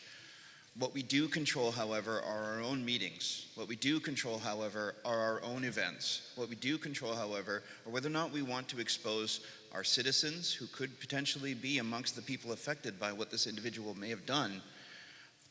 I think what we're trying to do is be focused on the people negatively impacted by the wrongdoing of another Huu-ay-aht citizen or other person in our lands, and that needs to be addressed first. So the rights that an individual has as a Huu-ay-aht citizen are not infringed by what we're trying to do. From my perspective, people can still access Huu-ay-aht culture, people can still access Huu-ay-aht language and participation through other means. But what we do want to do is ensure that anybody who perpetrates violent acts, that's what we're talking about. We're talking about excluding people for violent acts from our treaty lands, from our communities, from our events, unless otherwise decided upon by the Huu-ay-aht. We do have a mechanism to cover all this off. We're giving the Huu-ay-aht a lot of discretion in what it is we're doing. So I do want to thank Robert for asking the question, because I think it's in the back of everyone's mind. How do we balance rights with public safety? At this point, this act is for public safety, for people to feel safer in their communities and at their community events, and that's important as well. So I just want to refocus everyone on what it is we're trying to do, because that's just as important. Thank you.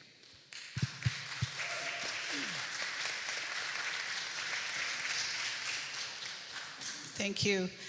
Looks like Jack is next at the mic. I'm just a messenger here. Last year, I remember this discussion happening. I was sitting over there, and our youngest daughter stood up and made this suggestion that they look at it. And her comment was, oh, hang on here, high tech here. Happy they're adding it. That was her first comment about it. She's very thankful that this is brought up to be revised and looked at. She's very happy about that. And her next comment was that with regards to the Constitution and so forth, I opposed to that suggestion of putting it on a table. You're risking victims from participating in their, because their abusers are there. So that's the big concern she has. And if they're known abusers, they shouldn't be allowed, because sometimes the law does not protect the victims. That's the impression people get when we see in the news that the laws seem to favor the aggressors more than the victims. And the last comment she has, when you responded, John, she says, "Thank you, John."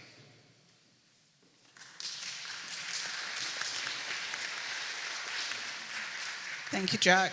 Thank you, Jack. Harry, Sarah, whereabouts are you in line? I don't want to bypass. Okay, after Harry? Okay. Harry?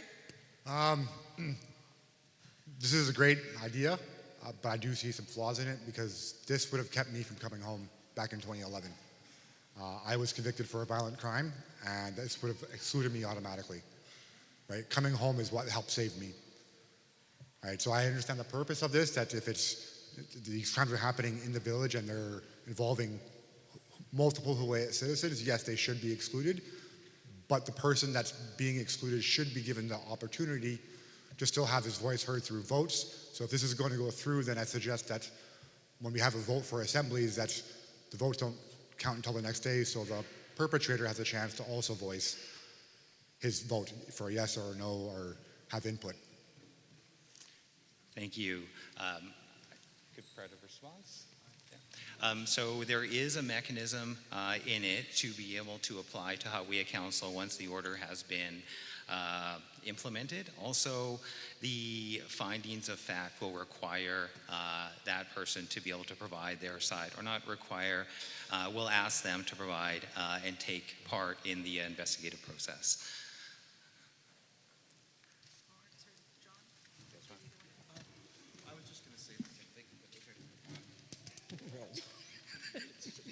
I think Stephen did really well on the answer already. I think the big thing, Harry, is that even if you might have been affected by this act in 2011, with these amendments, with these improvements, you're to be given the opportunity to ask for conditions, which would include potentially restorative justice, back to the land, all that kind of stuff.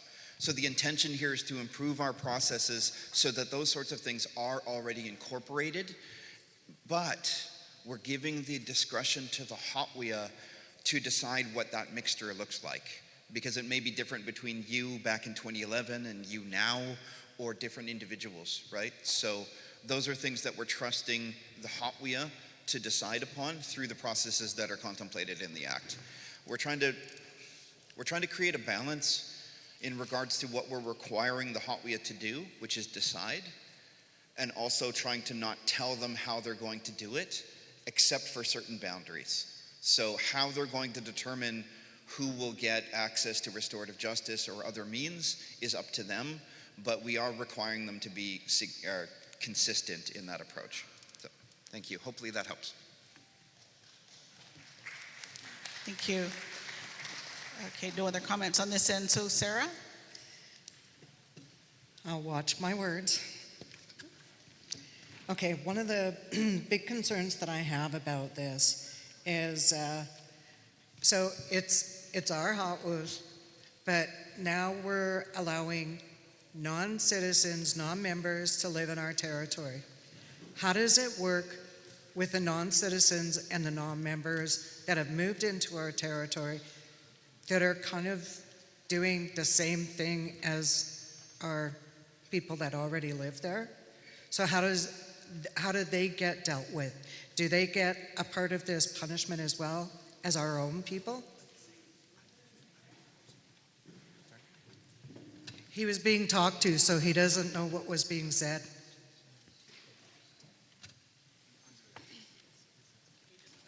He didn't hear. I know. Yeah, He was sorry. talking to somebody else. Yeah, sorry, if you don't mind just repeating it quickly, I was just talking to someone. So we live on our Huu-ay-aht.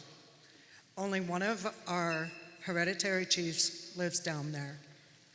Now we have non-citizens, non-members living in our Huu-ay-aht. How do we deal with those non-members living in our area that pull the same, I don't know if you call it criminal offenses, but those same acts that other people are getting kicked off for? And he's talking again. Sorry about that. Thank you so much, Sarah.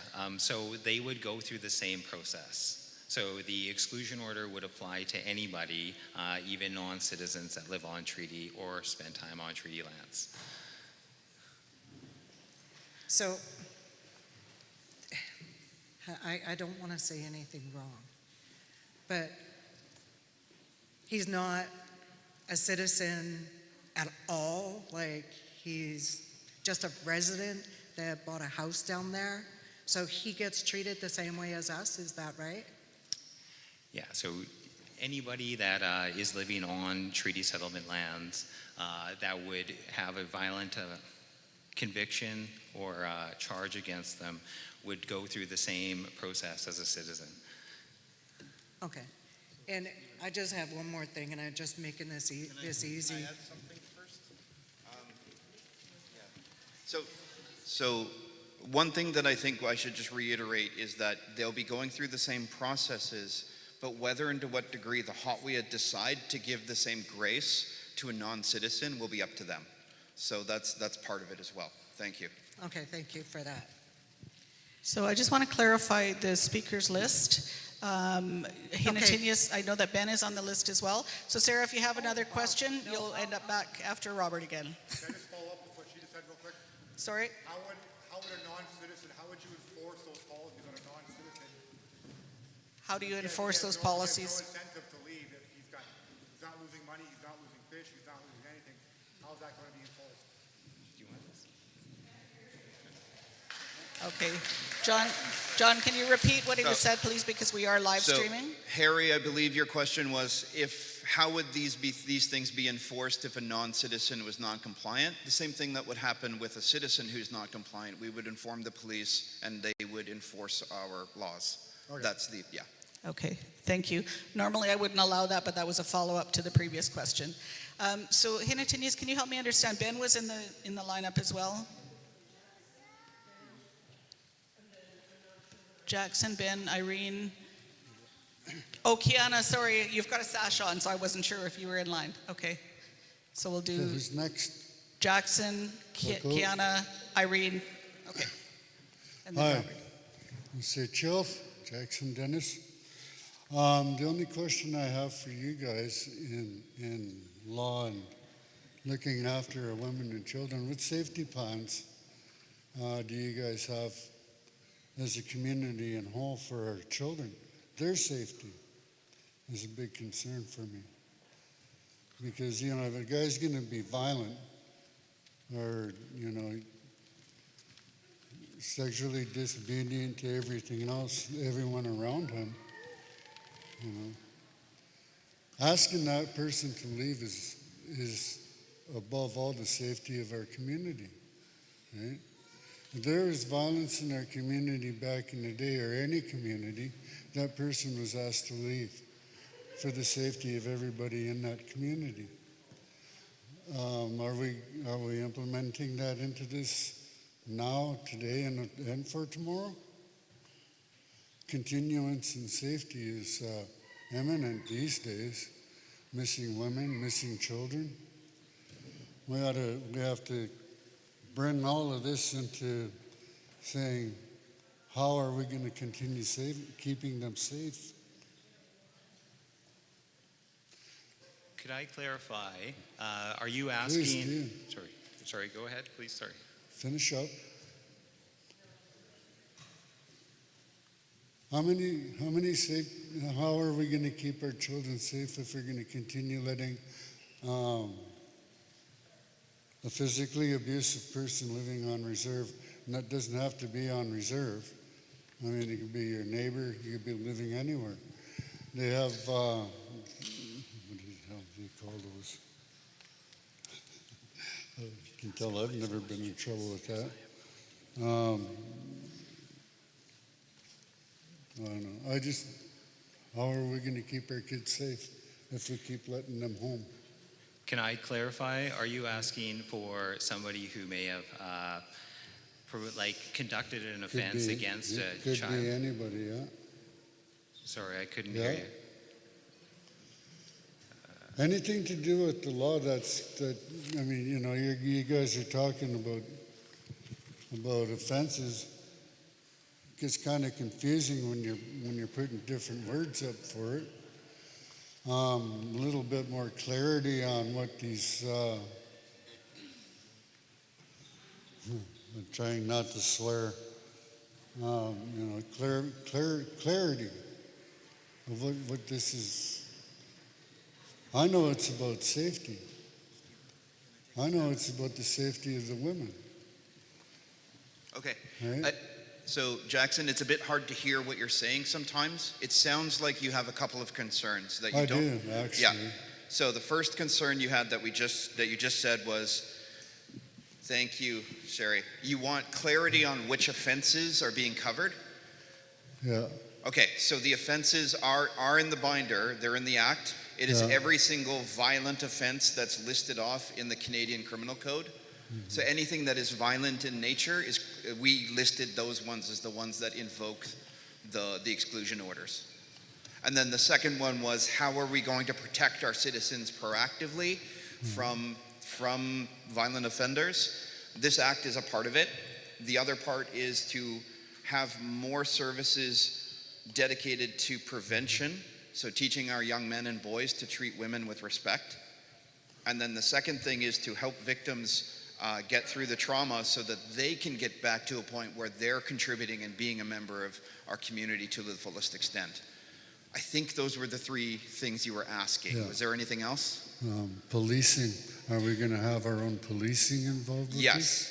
So it has always been our intent that the RCMP will be involved in the enforcement of all of our laws, this law included. And we've had good meetings in the past at the First Nations Leadership Gathering, as well as with the Union of BC Municipalities, meetings with the Public Safety and Solicitor General, who's in charge of policing for the province, and they're aware of the issue, and they're helping us to make sure that the white shirts at the RCMP tell the gray shirts at the RCMP to do their jobs. As long as it's an Aboriginal cop. Yeah. Hear you Thank there. you. Thank you. Thank you, Jackson, for the question. We've got quite a lineup of people here, so I'm going to ask that you make sure you're succinct and ask your question within 2 minutes. Hinatinius will hold up a 1-minute card, meaning that please get to your question and be very clear. So Kiana's next, and I think Ben was in line as well. So Ben will do after Kiana. Thank you. I think this is more of a comment rather than a question, but I want to say that I'm grateful and I appreciate that Executive Council and the Huu-ay-aht Council are considering making these changes.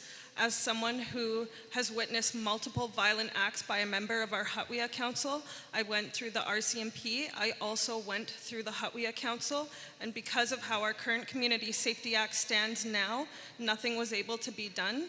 And I'm grateful that we are addressing the cracks within the systems that we're obliged to operate under.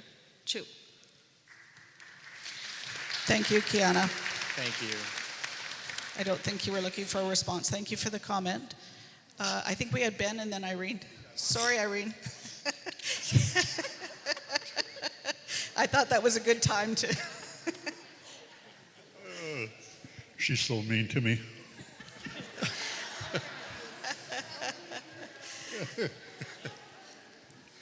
Yeah, just questions about the decision. What question, please, Ben? Your most burning question. Yeah, going through the tribunal, that's fine with me. I see the difference in the families that do sit there, or the lawyers and such. And then it goes through Huu-ay. I was just wondering about, we got code of ethics and conflict of interest. Are those laws followed? Like if there's a family member that was sitting on Huu-ay and they're going against someone that might be part of their family, do they have to step aside? That's one. And like when it comes down to the determination of what they're doing with the person that might be either exiled or not allowed in the community. I hear, I like what Robert and Sarah said on what goes on. I've been at home for 44 years and I see how it works down there. And I hear enforcing seems to be a problem. It's fine that we got security down there, but they can't really enforce anything. But looking through this year, I see that they're working at Wickwalk, and hopefully they can start enforcing at home and keeping criminals away that might not be from there or from there for the safety of our people. I'm just wondering, I see that the ethics commissioner. 1 minute, Ben. Okay. Ethics commissioner seeing that it's a fair decision, and I hope that's like a neutral person. I don't know who it is. And if a person does get cleared by court, does the tribunal decision stop there? Unless otherwise what John said. True. So the Code of Conflict and Conflict of Interest Act would absolutely apply in respect to somebody who may have family who is charged, so they would have to rescind themselves from the conversation.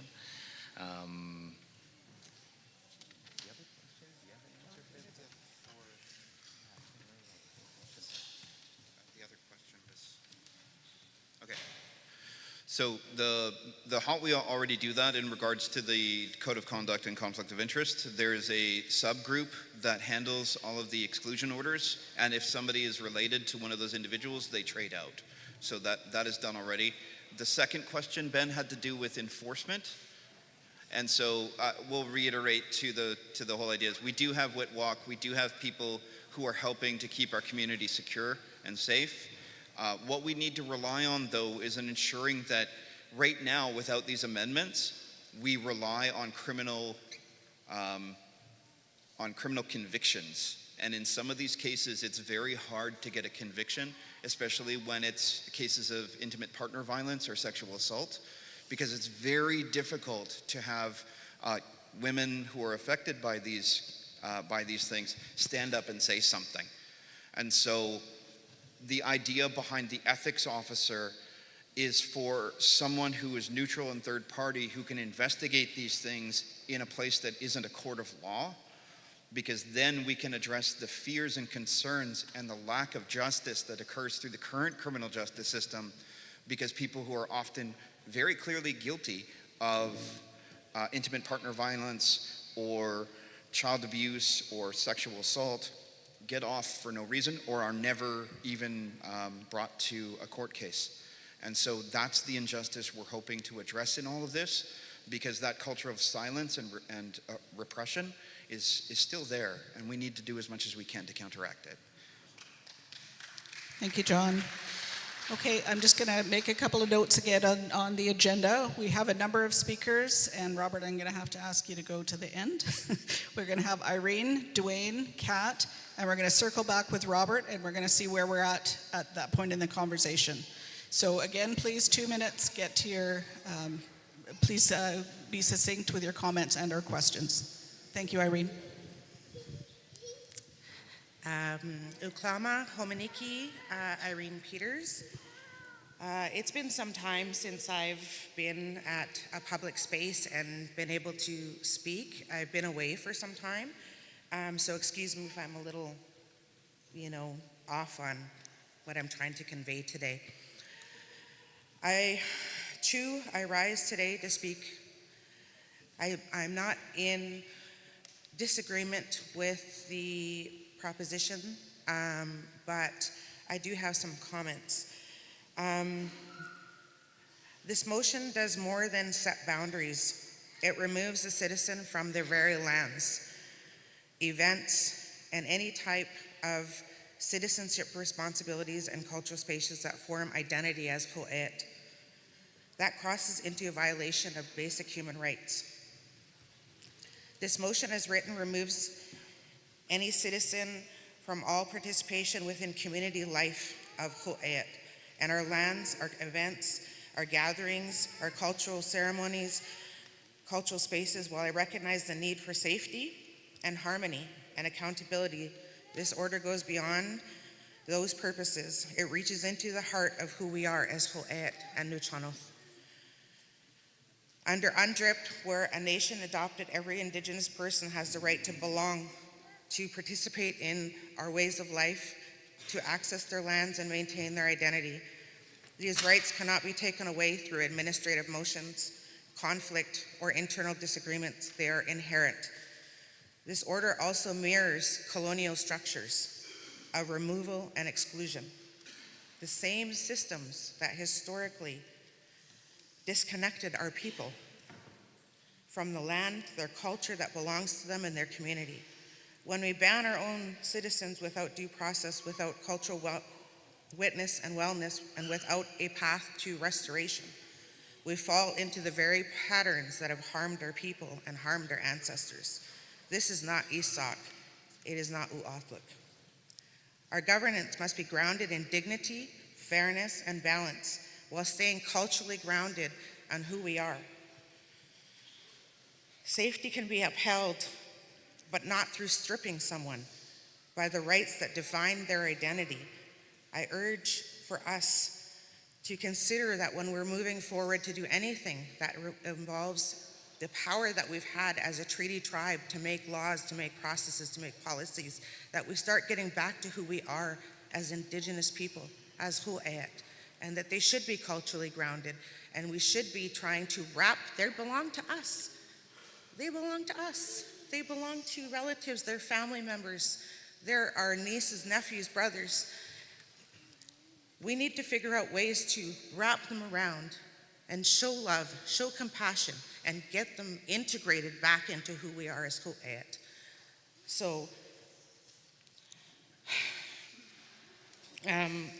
So that's return to a process that's culturally grounded, proportionate, and respectful of who we are and the human rights. So it's more of a comment today, Chu. Thank you very much, Irene.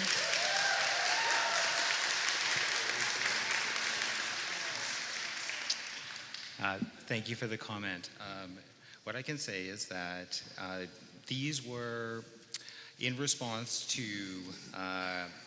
engagement with citizens and trying to create a mechanism to remove violent offenders from situations to ensure public safety.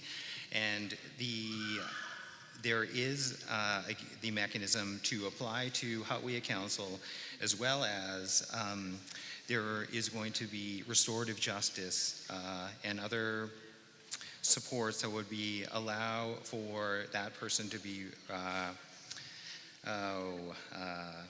allowed back into the community. So, is there anything you want to add? So, once again, thank you for your concerns in regards to this issue. One thing I'll once again reiterate is that a lot of this hinges on the decision-making of the Huu-ay-aht. And by definition, the Huu-ay-aht have to take into account all of the things that were raised in your critique, Irene, and we do believe that they would be covered off. Because concepts of human rights, individual rights under the Huu-ay-aht Constitution would be considered in their ability to grant the conditions by which a citizen can stay. or participate or all of those sorts of things. What is necessary, though, is for those conditions to stand in response to an exclusion. That the exclusion happens automatically because while those conditions may be viewed as harsh, we cannot forget that this is after someone right now has been convicted of a violent crime. That one of the central tenets of restorative justice is that people own up to what they did, talk about it, apologize to those affected and the community. That needs to happen. If restorative justice is to remain true to what it actually is, it's not about mitigating what was done. It's not about worrying about the honor of a family or an individual. It's about what happened. It's about making it right. It's about addressing the harms that a person has done to real people and the community. That's really important. We cannot forget that we're talking about individuals affected by this act have committed real harm on individuals and the community, and that needs to be redressed. We need to remove politics from it, but we do need someone to sit and make a decision on the reasons by which someone can come back to the good graces. We know that that can't be council, but we do know that we have our Huu-ay-aht who we can rely on to make those decisions, because we don't want to tell them what to do, but we do have boundaries in which we cannot cross as a nation. We're balancing those things and doing that. Please remember, this is about the harm perpetrated by another individual on Huu-ay-aht citizens and people in our lands and our community. First and foremost, that harm matters the most. The people who are harmed matter the most. Everything else follows after that. Thank you. Thank you. Edward has been asked to speak on behalf of the Huu-ay-aht.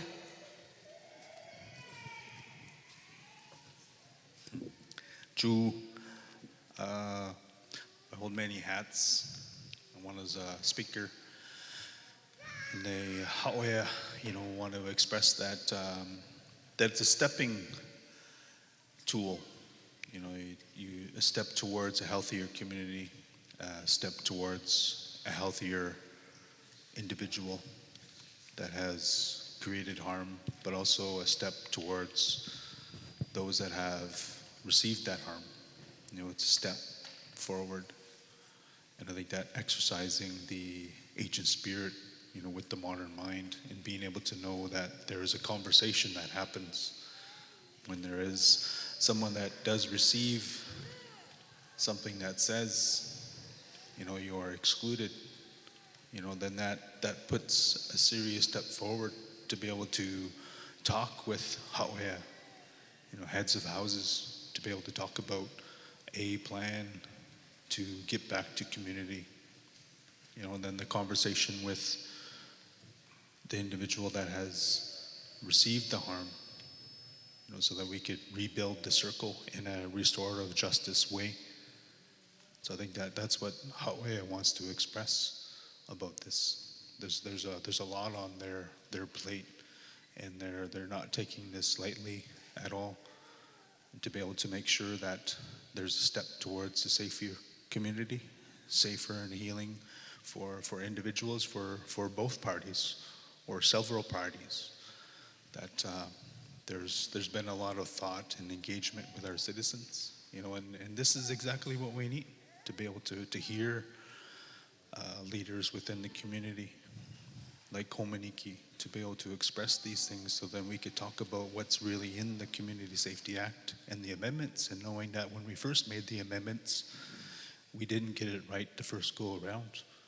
But there's been some serious thought that has been put into these amendments. And, like Stephen Rayner said, it's not an exciting piece to talk about, but it is. That's what we're doing right now. But I just wanted to say a few words on behalf of Huu-ay-aht. Chu. Thank you, Edward. So just want to remind folks of the purpose here and what happens if this this motion goes forward. This motion would be you directing your legislature, which is your executive council in their lawmaking body, to take this to legislature in March. So it doesn't come into effect immediately. Just wanted to point that out, that if there's issues around how this would work, if the Huu-ay-aht Council want to talk about how they see this being implemented, if you accept and provide that direction, there is that opportunity between now and March to have those further conversations within the community. I had announced speaking orders, so my uncle, have you negotiated with Dwayne and Kat, who were before you? Kat, are you okay with that? I just want to remind the assembly here, I did not speak in favor of the motion or against the motion. I made a request that this be deferred so we can consider it more. Now that you've said we've got till March, maybe we can have more meetings until March. That's kind of what I'm saying, because the more I'm hearing today, I am seeing Huu-ay-aht constitutional rights severely impacted by this. Some of the answers have been raised by that. So anyway, that was all I asked was, can we defer it? Thank you. Thank you. And I just want to clarify. I just want to clarify that the March would be when legislature would look at it. Yeah. If you're deferring it, it would be deferred to the next People's Assembly. So it's another year. Yeah. So the idea here is that we're looking for a mandate and room to legislate within. And so even we have heard the concerns that citizens have raised. We've already done a lot of work to reflect those concerns within both Group 1 and Group 2 of the legislative amendments. You see that we've separated it Group 1, which are like the objective improvements to the law, and Group 2 is the ethics officer and the investigations. And so we will reflect the conversations that we've had here and in the future up until the third reading of the legislature. We have time to make amendments to the act. It is not concrete right now. This is asking for a mandate that if we can get to a point where the legislature agrees to move forward, then we'll make the amendments based on our engagement with the citizens, as well as the engagement we've already done and will continue to do with the Huu-ay-aht and our own internal debate by your duly elected representatives. And so work will continue on this law. And so we want you to consider both Group 1 and Group 2 and the intentions behind it. There is still time to have engagement and conversation about what we can do to improve the law, but checking in with the People's Assembly is an important thing to do, and that's what we're doing. So we would ask that you give us the mandate to explore both Group 1 and Group 2 and move forward in a way that will be respectful of the wishes expressed here, and balance all of that. Thank you. Thank you, John. Dwayne? Yeah, I was asked why I supported this motion, and I think this version I never supported the other ones because it didn't have the policies in place that balanced who's being accused and the victim. And I think this gives everybody a fair, if you're excluded, you have the opportunity to go to Huu-ay-aht. But it also gives Huu-ay-aht that opportunity to protect the citizens because they have the right to come here. It's not just the accused that has their constitutional rights to, So I think this is a great balance, and I think it gives Huu-ay-aht their role that they probably had for thousands of years of protecting their citizens and excluding people. So this version, I think, is, closer to what we need. And as Robert said, more time. It is our law. We could always come back again and change it because it is our law. We can change it whenever we want, but I think this one protects accused and the victims fairly and gives them that opportunity to go to Huu-ay-aht and, state their case. Thank you, Dwayne. Thank you, Dwayne.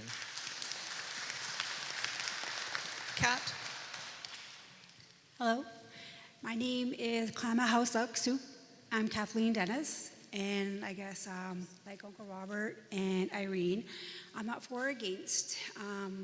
My question or concern would be, why don't we go where the situation is? Are we going there to the people that are incarcerated 6 months, a year prior, asking them, where are you planning to go when you are released? Do you plan to come home? And if you are we doing any counseling to help them while they are incarcerated? That way we can let our know our community will be safe. Are we doing it? Are we doing our due diligence on helping both the accused and the ones that are being offended. Thank you so much. That is an excellent suggestion. Sorry.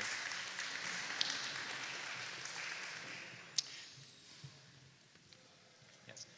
So we do already do that, and there is the opportunity to apply through Huu-ay-aht Council to be able to vary the order, and then that would allow for restorative justice programs to be implemented. Thank you. Final speakers, looks like Jackie and Kiana together. Hi. Yeah, I just have a question where I hear what you guys are saying, that Huu-ay-aht is there to protect us and make decisions for us. But what if one of the members of Huu-ay-aht that has done abuse on a citizen? How can we trust that process?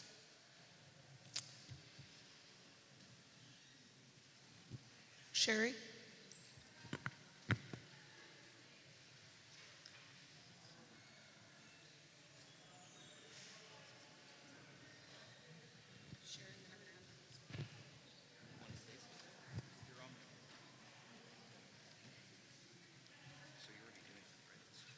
Sorry, just to chime in there, we actually already take care of those situations amongst ourselves before it goes out to public. Okay.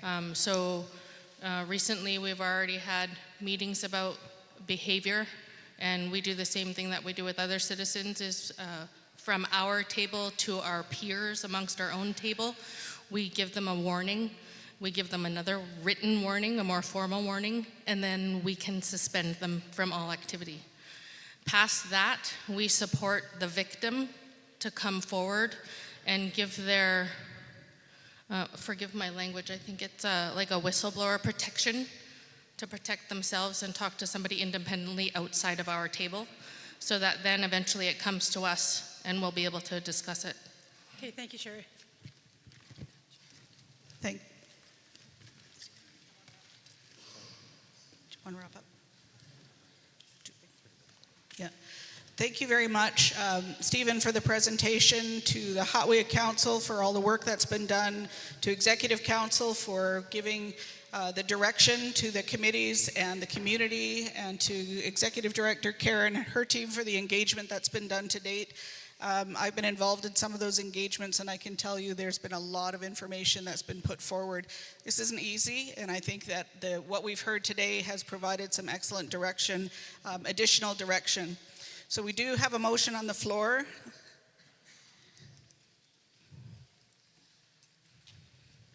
And it is to approve the, sorry, making sure I got the right one. That the People's Assembly approves, subject to such further legal and copy edits as may be recommended by legal counsel, the following proposed amendments to Huu-ay-aht legislation: the Group 1 amendments and the Group 2 amendments. Our movers for that motion were Dwayne Nookmus and seconded by Kimmy. There was a request from Robert Dennis to defer. If the mover and seconder were prepared to do that, that would be a year deferral to the next People's Assembly. Do you agree with that deferral? Or proposed amendment to the motion? No, the mover doesn't agree. Okay, so we've heard some people have said they don't, they're not in support, they're not in support, but I think that it's important that we get a show of hands to see where people are at so that we have some direction to go forward. You've heard from your Executive Council what the process is. This does not accept what's in front of you in its current form. This will bring it to legislature in March. There's opportunities for further engagements with citizens to really understand what the process is, in particular the process of the Huu-ay-aht and the restorative justice provisions that are being put forward. So that's been explained to you through the discussion today. So I'm going to go to a show of hands vote. I'm not going to count. I'm going to see if we have a clear direction or not. So all of those in favor of directing legislature to proceed with looking at this legislation, please raise your hands. All of those in favor. Thank you. All of those opposed. Okay. I can count the opposed hands, so this motion is carried by the vote of this assembly. Thank you very much. Just want to emphasize the importance of what we're doing. I think that everybody in this room understands the gravity of the situation that we're dealing with, and that safety is number one for our community. And I know that we will all work together on this important matter to make sure that we land in a good place and that we respect all of our people in terms of how we can move forward and protect victims and help others to heal. So thank you very much for the conversation. It was a difficult one, and you've done a wonderful job of speaking about it in a very heartfelt and a way that talks about the future of our nation. Robert, you wanted to make a comment? I just want to thank the Assembly for enabling really good, healthy discussion on this topic. Thank you. Absolutely. Thank you very much. Phew. I think we need a coffee break. Let's take... Second. Okay, before we do that, let me just do the housekeeping matter. So we had the vote for the alternates for the tribunal.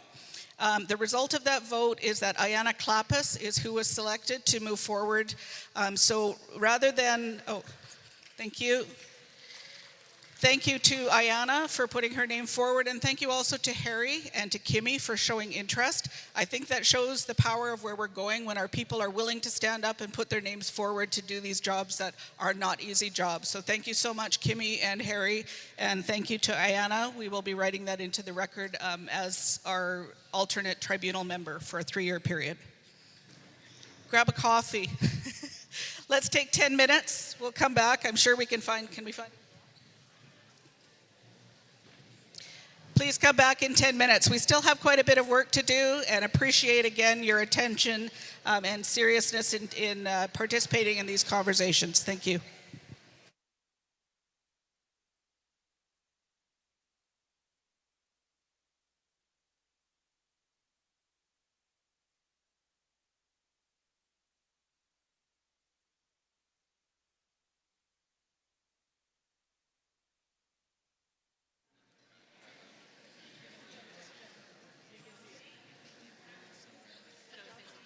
Hello, oh, there we go. Hi, everybody. Just a reminder that in the far corner is a 50-50 draw to help our elders. At present in the pot is $1,008. So if you want to get more, go buy some more tickets, which will be even better. So right now we're standing at $1,008, and the winner gets half. So the more tickets are sold, the better your numbers are. I have another raffle to announce. We have some members that were repatriated with artwork from the Alberni Indian Residential School 12 years ago. That group has been asked to go to Winnipeg to speak about the 10 years since the TRC. They're only funding 6 of us to go. We're raffling off a $1,000 gift card for any travel that you want. Cruises, flights, all-inclusives, hotels, you name it, we'll try and cover your holiday. They are $20 a ticket. Dad, put your hand up. He's got tickets back there at the back of the room if you want to try and win a $1,000 gift card for travel.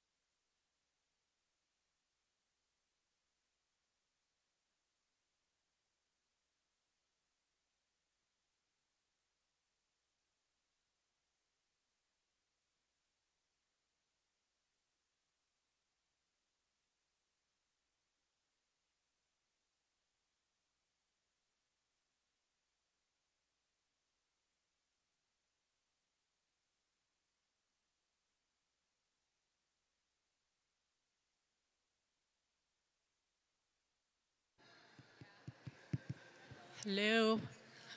We got homemade jam over here. Anybody? Homemade jam. Come and get your homemade jam.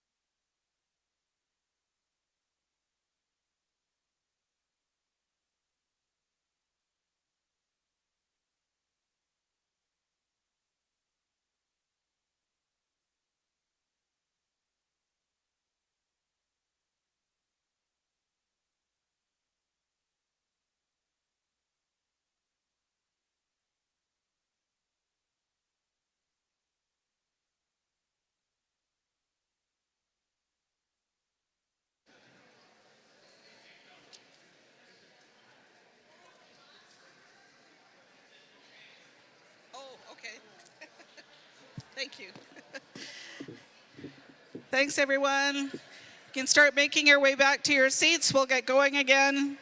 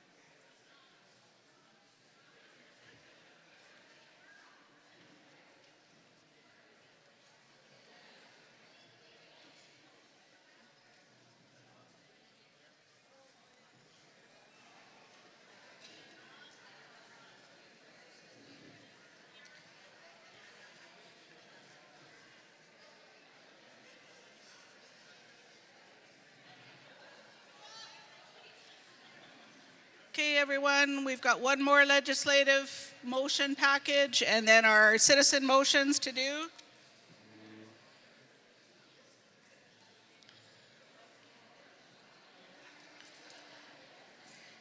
We're going to be awarding final door prizes at the end of the day when we're all wrapped up. Got a lovely cultural prize and another $500 prize. Oh, shit. I thought you said, can I speak? Absolutely. The law clerk has nothing to say. I have nothing to say on that. Pardon me? No, but somebody took his cup.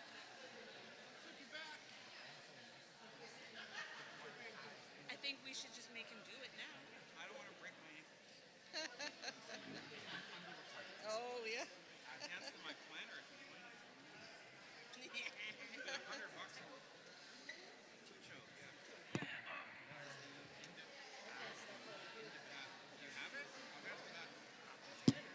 Do we see Derek Tidian around? So I was going to introduce him.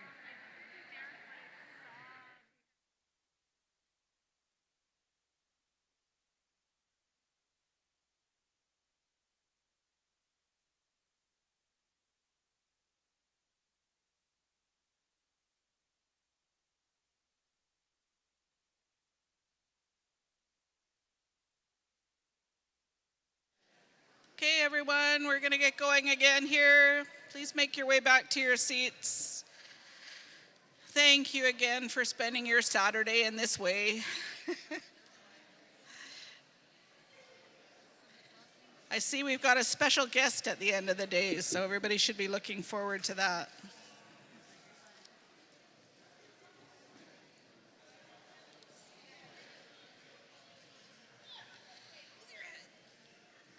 Oh. Okay, the final item on our agenda before we get into the citizen motions is the legislative housekeeping amendments. So Stephen Rayner, Councilmember Stephen Rayner, who is also the chair of the Law and Policy Development, will be speaking to these, this motion and this agenda topic. Just as we're getting ready, I see one of our new citizens, Derek Tidian. Stand up and hold your hand up.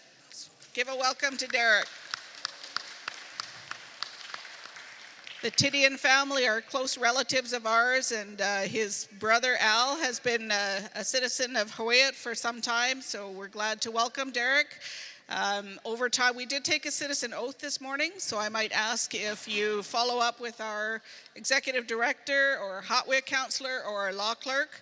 She's got a little welcome bag for you here as well, and encourage you to take the citizen oath sometime very soon so that we can formalize your citizenship. Welcome. And Jason Bolton, oh, yeah. Where is he? Jason, another one of our new citizens in the back. Just step forward because you're black on black there. Let's welcome Jason.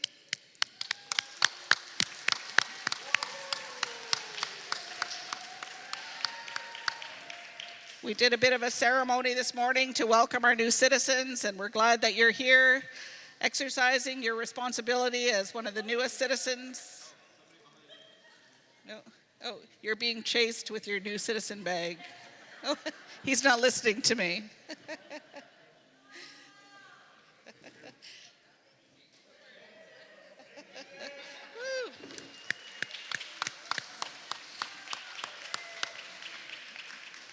Thank you, Jason and Derek. And again, to both of you, encourage you to follow up with Coralie, our law clerk, to take your citizen oath and officially welcome you here. Thank you for exercising your responsibilities by being here today and taking part in the assembly. This is a critical part of being a citizen of our nation, so thank you for joining us.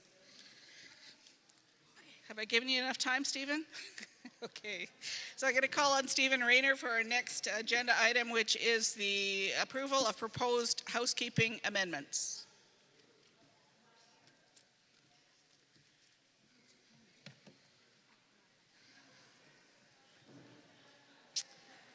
Good afternoon, everyone. Thank you for sitting through law amendments. I know they're not the most exciting topic, so I will try to move this one along fairly quickly. So, the goal is to maintain accuracy and internal consistency in the Huu-ay-aht legislation. Developed by legal counsel with advice of Huu-ay-aht Council under the oversight of the Law and Policy and Development Committee. As you can see, those are the amendments that we were looking to create.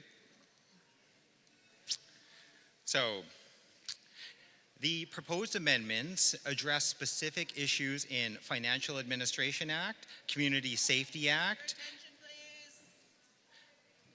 Thank you. Code of Conflict and Conflict of Interest Act, and make amendments across all acts. I shouldn't say all acts. Please keep it down, the noise in the back. Thank you. On behalf of the speaker. Also, relation to references to Huu-ay-aht, updating orthography for Huu-ay-aht words. So, let's see, am I on the right slide? Nope, I got one back one. There we go. There is misalignment between some of the dates in the budget cycle table in section 14 and the section referred to in the table. The purpose, we propose to fix the table and move it to the reader's notes, where it will serve as an aid to interpretation but not have the force of law. This avoids any potential conflict between the table and the substantive provisions and allows the law clerk to update the table as needed. Community Safety Act. In Section 10, clarify that the 12-month period before which an excluded person may make a new application to Huu-ay-aht Council, to the Huu-ay-aht Council begin 12 months after the last discussion of the Huu-ay-aht Council in similar applications. In Section 14, clarify the circumstances in which the Huu-ay-aht Council may issue interim orders and final orders. Quiet. The Huu-ay-aht Oath is a schedule to the Code of Conflicts and Conflict of Interest Act. There is an error in the signature block. A number of people are capable of taking a solemn declaration under Huu-ay-aht law, but the signature block just includes reference to a commissioner for oaths in the province of British Columbia. We propose changing the language to confirm that anyone capable of taking a solemn declaration under Huu-ay-aht law may witness the Huu-ay-aht oath.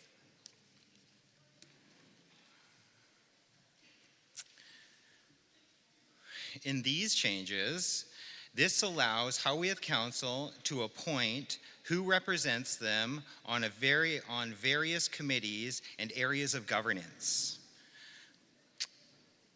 So these were developed in close consultation with the Huu-ay-aht Council. Huu-ay-aht would like to use Huu-ay-aht Councillor Huu-ay-aht Council or Huu-ay-aht Councillor or otherwise required individuals designated as responsible for chairing the meeting by Huu-ay-aht Council and also necessary amendments that flow from these changes. And then the last one. So changes to orthography. So these are the proposed changes. I won't read through them all. They're up on the screen there. To align with the current Huu-ay-aht usage in our legislation. I hope I did a good job. I tried to read that pretty quick. Yeah.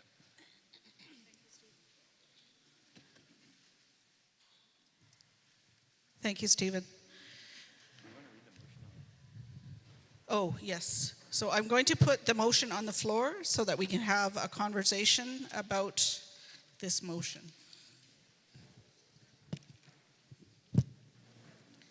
Okay, so the motion reads, whereas Executive Council gave drafting instructions on July 31st, 2025 for housekeeping amendments to Huu-ay-aht legislation, and whereas under the oversight of the Law and Policy Development Committee, the law clerk, with the assistance of legal counsel, prepared the attached proposed housekeeping amendments to the Financial Administration Act, the Community Safety Act, the Code of Conduct and Conflict of Interest Act, the Citizenship and Treaty Enrollment Act, and the Government Act, these collectively called the proposed amendments.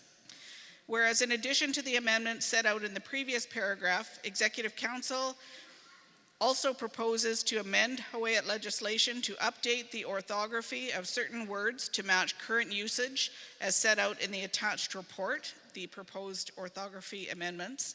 And whereas D, the proposed housekeeping amendments and the proposed orthography amendments, collectively the proposed amendments, must be approved by the People's Assembly before they may be brought into force, be it resolved that the People's Assembly hereby approves the proposed amendments.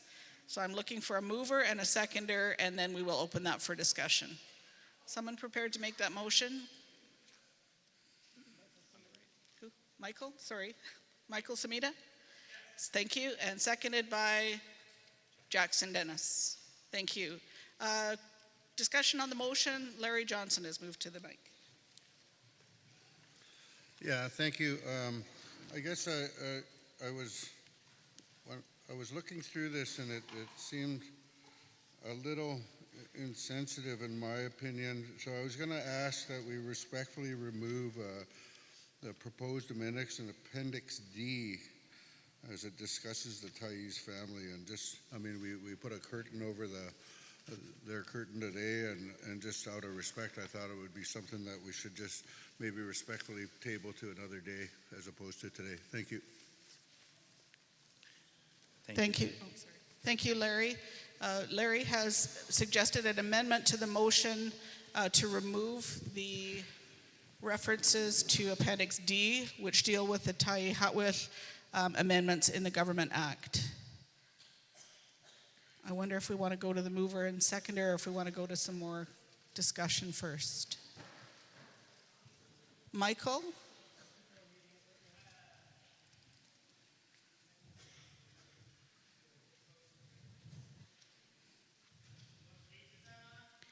It's Appendix D. What is being proposed is Appendix D refers to, maybe you could put that slide up, Stephen? Yes, sorry. Appendix D refers to references in the Government Act to the Huu-ay-aht and Huu-ay-aht Council.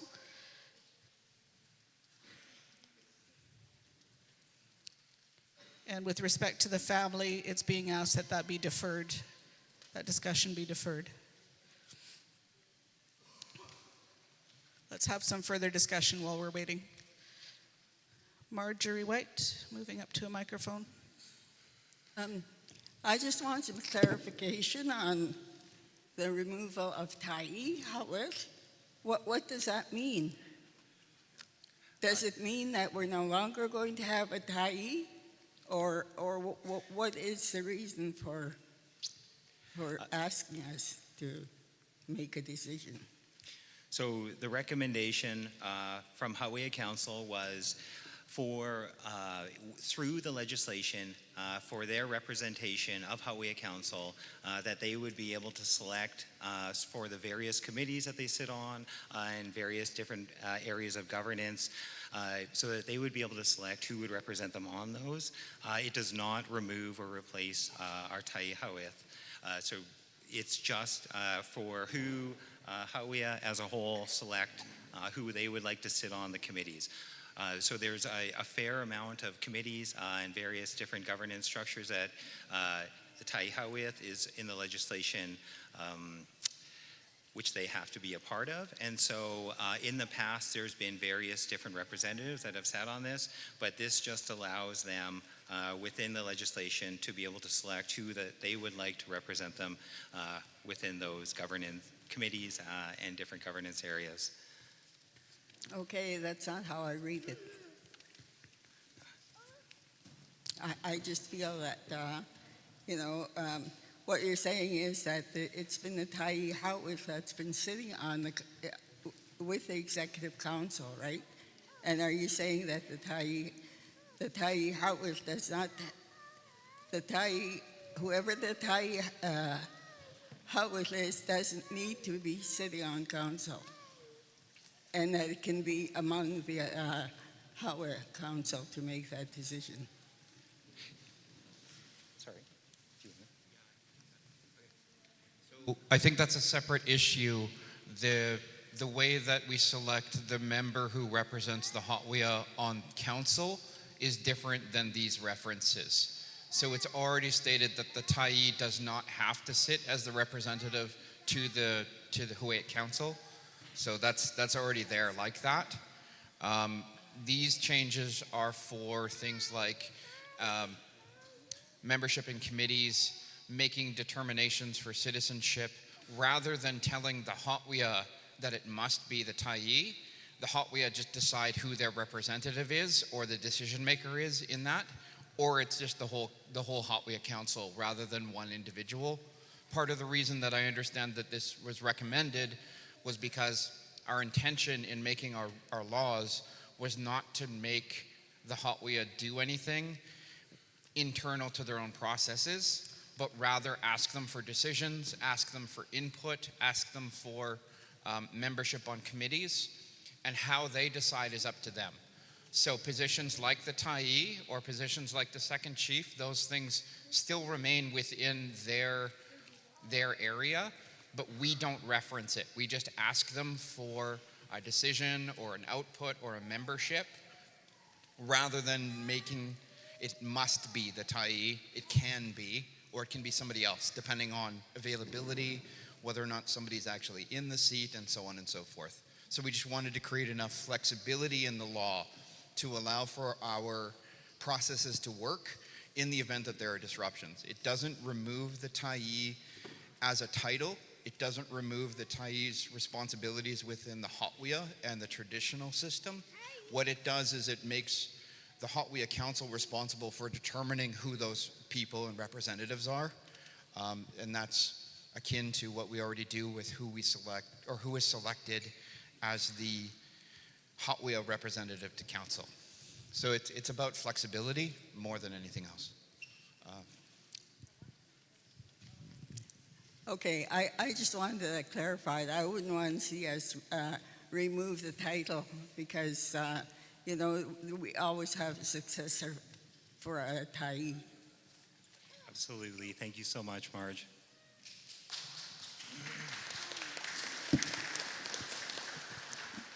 Robert? Forgive me, I'm not as smart and intelligent as my sister. But what I understand, this morning we had a swearing in. And if I understand the citizenship and all the other acts, only the Tyee Howith could do that. Is that correct in our current law? And that's what you're proposing to change now? Is that, like, I'm trying to use that as an example? Because I think it says the Tyee Howith swears in new citizens or different oaths.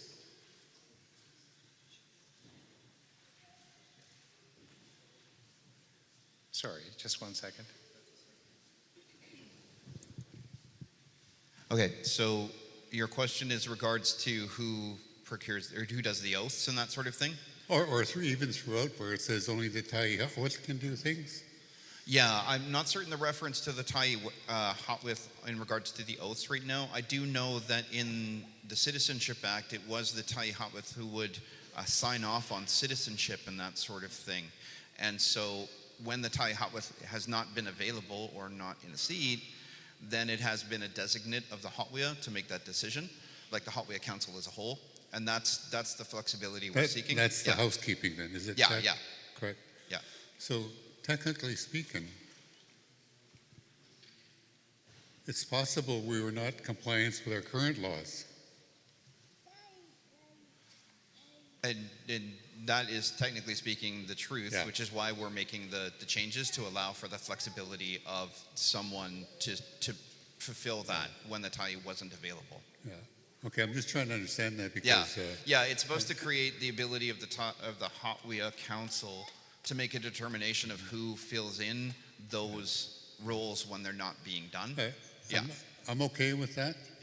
But I just want to point to the Assembly that technically speaking, we are not in compliance with our current laws by what happened this morning when we were swearing in. Yeah, we're doing what we can with what we have given the situation we're in too. So that's part of the problem. Okay. Yeah. Thank you, Robert.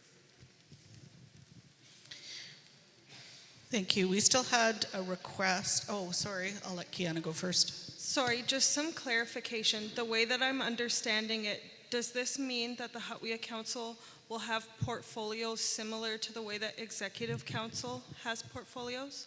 No. It doesn't change any of the things we're asking the Hotwia to do.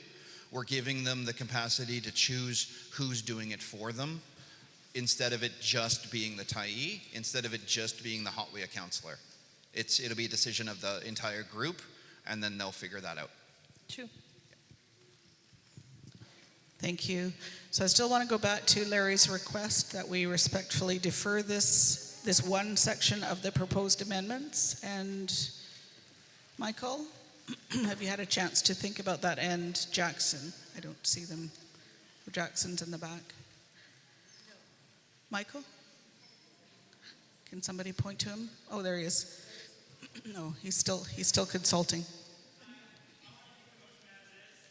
Okay, he wants to keep the motion as is. Okay, thank you, Larry. Any other comments on the housekeeping legislative amendments, whether this section or any of the other proposed changes that were made? I think there was one to the Finance Act, there was Code of Conduct, Conflict of Interest. I don't have my paperwork in front of me. Government Act. Oh,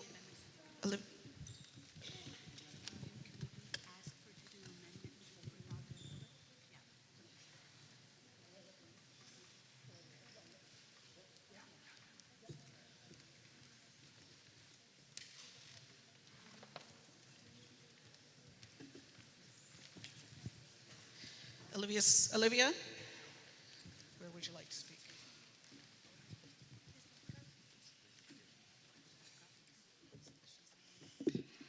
Good afternoon, everybody. My name is Huu-ay-aht, and my name is Olivia Peters. I just want to talk about what has been recently just said, and on behalf of, my family and my dad, I just want to say that it kind of concerns me that it kind of sounds like the wording that we don't have a Tyee or the wording of our head chief is being excluded. And I just want to say that little small change of words saying that we don't have a Tyee or a head chief right now, it's not just small. That's a big change. Even though it's small words, it's big. And it removes an important part of our governance structure.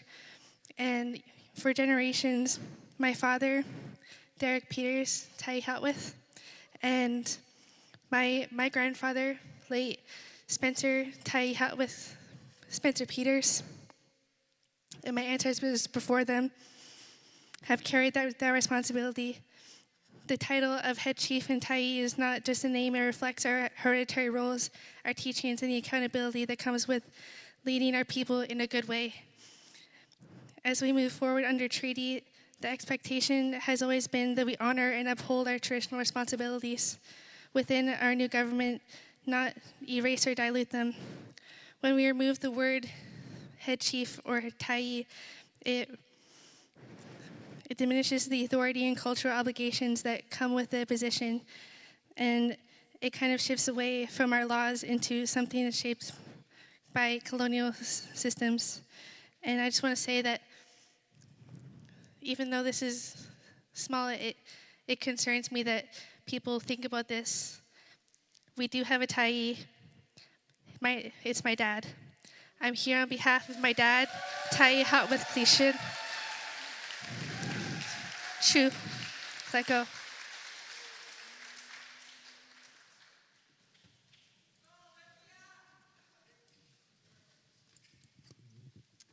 Thank you. Thank you, Olivia. Further comments, questions? Oh, sorry, Hinatinius and Martha. Thank you, Madam Chair. I've asked Kiana to hold my blanket while I put down my responsibility as Whitwalk to speak as a citizen. I wanted to make an amendment to the language portion. There are some updates that still need to be done for the spelling that's been proposed. So I would just like to further just make a small amendment. Could you pull up, oh, there it is. The spelling, there are a couple of inconsistencies that we recently brought to Executive Council that might have just been left out of this one. And in light of that, if we could go to the motion, slide please.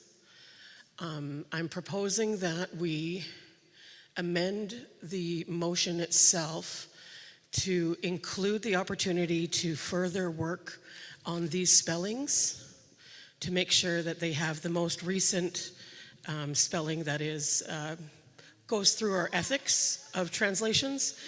We make sure that we check the spellings with multiple fluent speakers. So that is what I'm suggesting, that we continue to do a little bit more work before the legislation process in March to ensure the spelling is correct. Thank you so much. Absolutely. We will definitely give space to be able to correct any mistakes that be made in the spelling or and that. And so absolutely, we would love to have your input on that before it goes to legislature. So thank you. My question is related to Appendix A, the Financial Administration Act. What are the changes being proposed to the schedule of time?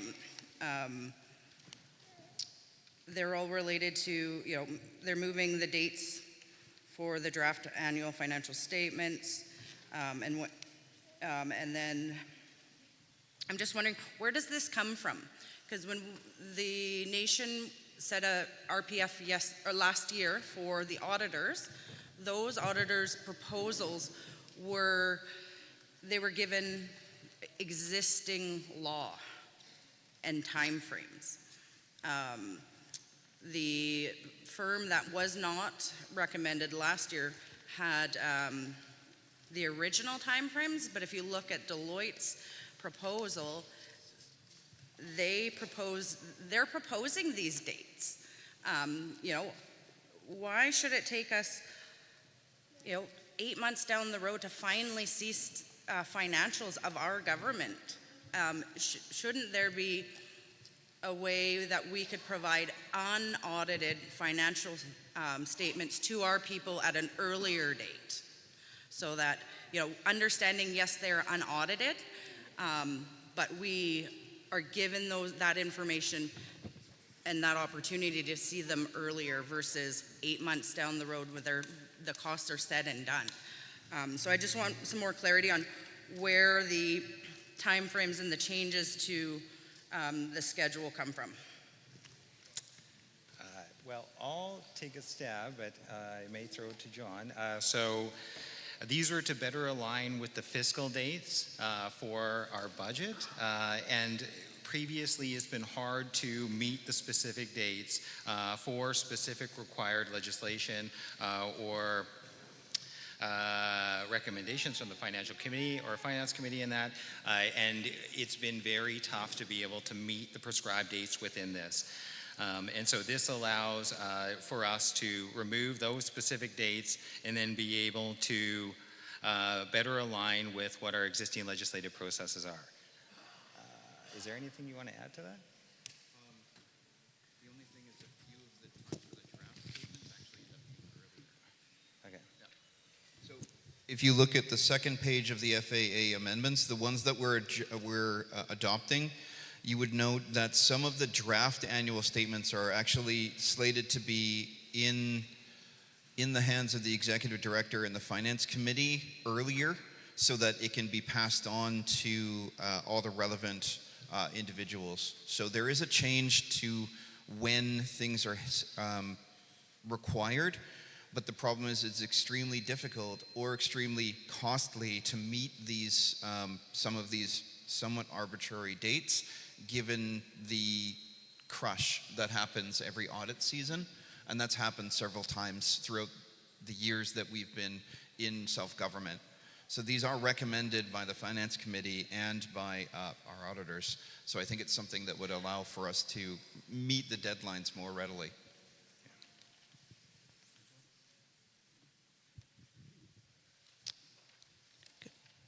Okay. Just on the last comment from Hinatinius, I think you were looking for, or would require an amendment to the motion. So the motion would be it resolved that the People's Assembly hereby approves the proposed amendment subject to orthography being confirmed by the language coordinator. Michael? Good. Jackson? Where's Jackson? I don't see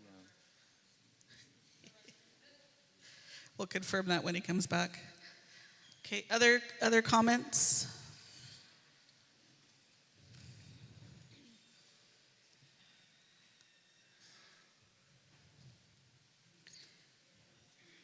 Okay, I'm feeling like we have to wait to get Jackson's approval for that amendment. And also, I have heard opposing views on the motion with regard to at least a part of it. So we will be going to a vote, and we'll do that by a show of hands. Okay.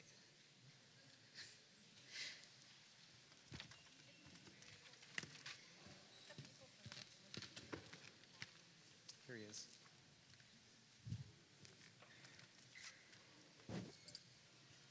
Is Victoria Nukmas here? We're going to get ready to do the citizen motions. For those of you, I think, Harry, you've got some motions coming up. I think you're standing ready.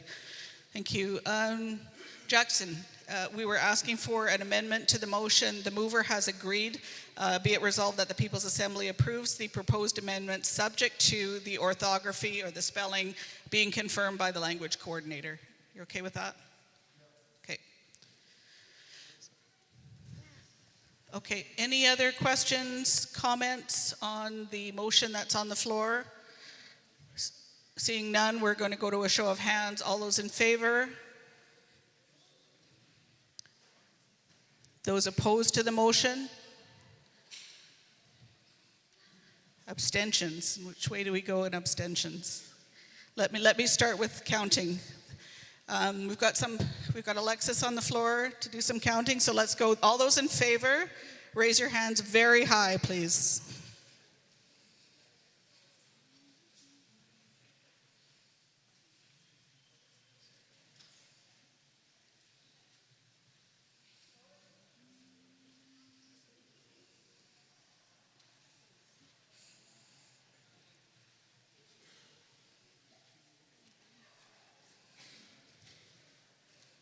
Hand raised.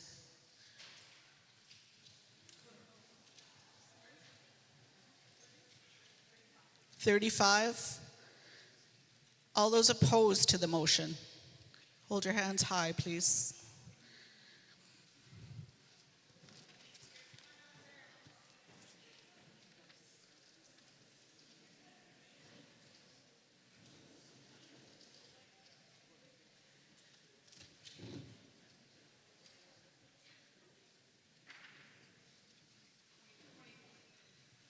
24 opposed.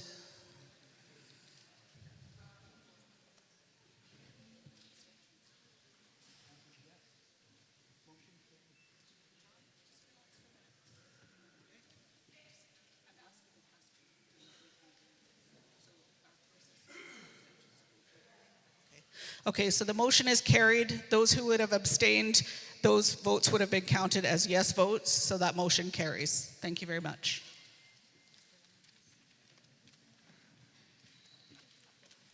Thank you very much. Okay, so next up is our citizen motions. Thank you very much to those of you who have put forward motions in writing. And I haven't seen Victoria today. She had not submitted a written motion. We had the topic only of basket weaving. So we're going to encourage Victoria to maybe approach Karen or the administration and bring forward any concerns, thoughts, ideas she has in that regard. So we'll go to the next motion, the citizen motion, which is, I'm losing my page here.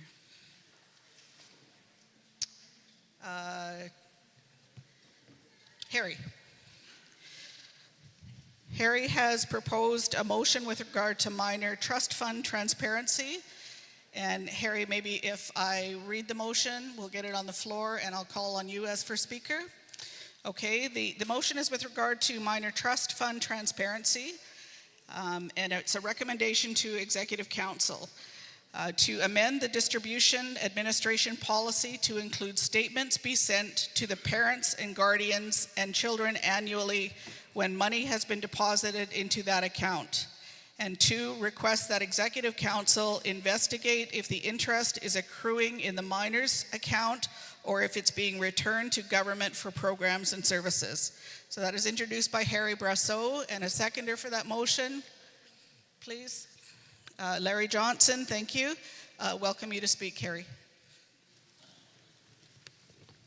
I just think it'd be a great idea because I have no idea how much money my daughters have currently held in trust, if it's earning any interest, and it's not helping them plan for their future for when they get this money to be responsible once they get thousands of dollars deposited into their bank account. And also, I'd like to recommend that if the money is not earning interest, that the money should be put into a legal trust so they can earn the interest on their money, not the nation's. Thank you, Harry. Yeah. Harry, I'm not sure if you were in the room this morning, but with this in mind, I asked the auditor when he was here if he could confirm where the interest on the trust funds goes, and he confirmed it does go back into the minor trust accounts. But I'm not going to change the motion because of that. But just so you know, we had asked that. And did you want? Not to speak for the Finance Committee or anything, but it does seem like we can provide more information to each guardian about the interest that's accrued on top of everything and goes back in, but different minors have different amounts of money that have been put into the fund, and therefore the amount of interest they get is based on that amount, not on something else. So it's like if a child has the equivalent of $12,000 in the account, they'll get whatever, so let's pretend we make 10%, they'll get 10% added on every year on that 12,000, whereas somebody who has 6,000 will get the 10% on the 6,000. So that's how it is. So yeah, that's how it's set up. That's how it's mandated to be. When a kid has access to their money, when they get of age, they get what the principal is plus the interest. Is there any further questions? The motion will stand. I just want to gather any more comments. So Martha? Harry made a valid comment in our statements. It states that the minor's trust liability has not been established as a legal trust. So as a parent, what safeguards are in place for our children's future money, their trust, and why hasn't it been put into a legal trust? From what I understand, the Miners Trust does have its own separate account that is accounted for separately. If we want to put it into a trust, then we'll have to figure out what kind of trust it's going to be.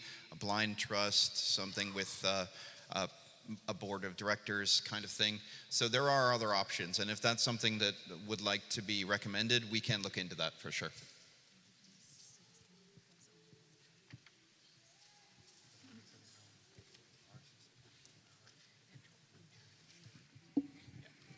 Okay, so as a background, I think we inherited the system that Indigenous Service Canada did, which is they just maintained the account on the federal side, and we just inherited that account. So we can do it differently if we like. That should be maybe the basis of future citizen engagement. So thank you for the idea. So just asking, Martha, did you want that to be included in the motion, or is that a recommendation that you're happy to have recorded?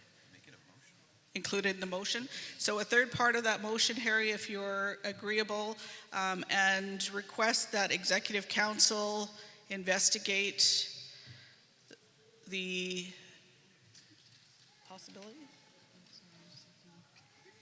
Or to legalize the trust funds, I think was the wording that you used. So look into legalizing the minor trust funds. Okay, that good? The wording good with you, Martha? And Harry, that's good with you? And who seconded again, sorry? Larry, is that good with you? Larry, seconder, is that good with you? Okay, so we've added one more, okay, and then we'll come to Irene. So we've added one more provision to that, number 3, that it recommend that Executive Council look into legalizing the minor trust funds. Okay, Irene. I'm speaking in favor of the motion and in the comments that were both made by Sarah and Harry. As a mother, over the years, I have found it that in an unknown space, like we have this trust fund and we don't get statements, it feels like it's a little unstable because it's not an illegal trust. And the other side of it, as a parent, I'd like to know at least once a year that there's some type of a statement that's sent out to kind of identify where that trust is sitting at. So going to what John had suggested about moving forward and making it to have in citizenship engagement meetings to have further conversation around how we might make this work for us, because in the past, if you're a struggling mother, I could go to Indian Affairs, who used to manage the account, and then give basis to necessity items like a bed, or in my case, I've been trying to provide my daughter with a laptop so she can go to university, and she put in a request to the nation to access her trust for that, and that's 1.5 years ago. We still have had no response on it. So it's having a little bit more autonomy for us as parents to be able to know, and also to have a say in how our trust is what it looks like for our future generations. And much like Harry said, so they can plan. They can plan in their future. We can guide them as parents how they might move forward. So let go. Thank you, Irene. So I'm hearing you speaking in support. The motion does refer to having statements provided to parents or guardians as well. And I think that the suggestions that you provide will be incorporated in the establishment of the legal trust. So thank you very much. Any other comments, questions? Oh, sure.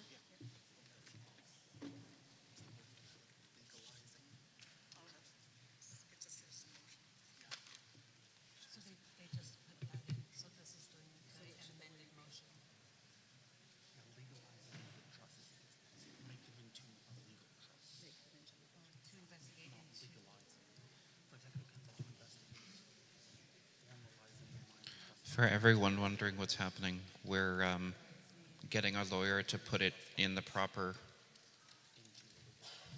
There we go. The amendment will be for Executive Council to investigate in formalizing the minors' trust funds into a legal trust. Yeah, it's just a small discrepancy. You don't legalize a trust, you make them into a legal trust. It's a small distinguishment, but it matters legally.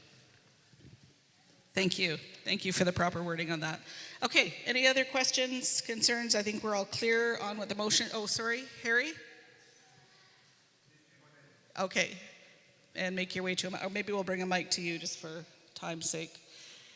Nolan, could you bring a mic to Harry, please? Thank you.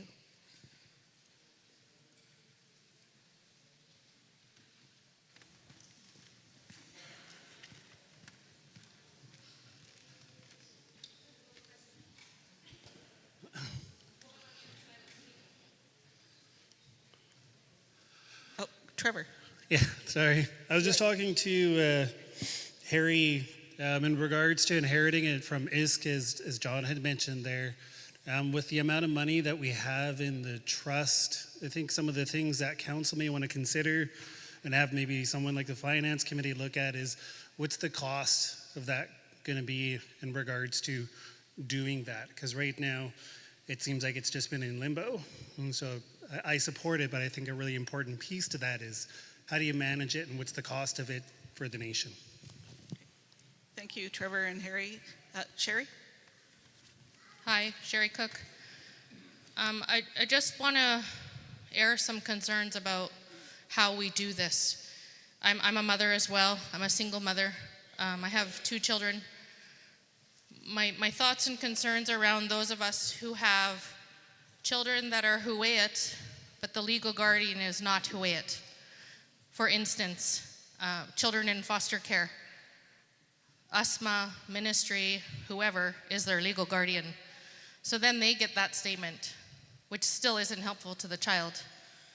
The other thing that I want to caution is we all know that sometimes when some of us get money, and we've heard it in the past, it's putting a nail in our coffin because we're dealing with social issues a lot still in our communities. I worry about parents who aren't healthy and aren't safe and potentially don't even have their children with them. Getting this statement in the mail that says my child's getting $19,000, taking that to the bank or another high interest lender and saying I want to borrow money against this money, which is potentially dangerous for everyone, including the child. Chew.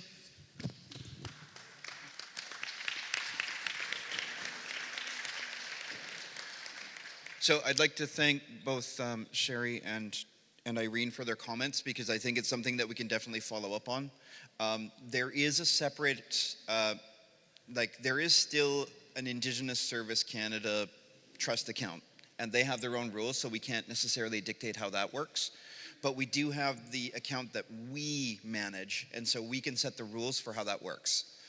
There are already decisions that were made in regards to the trust account where we're trying to mirror the idea of allowing parents or guardians to access that money, but they were supposed to apply to a panel of experts who are somewhat separate from the political processes.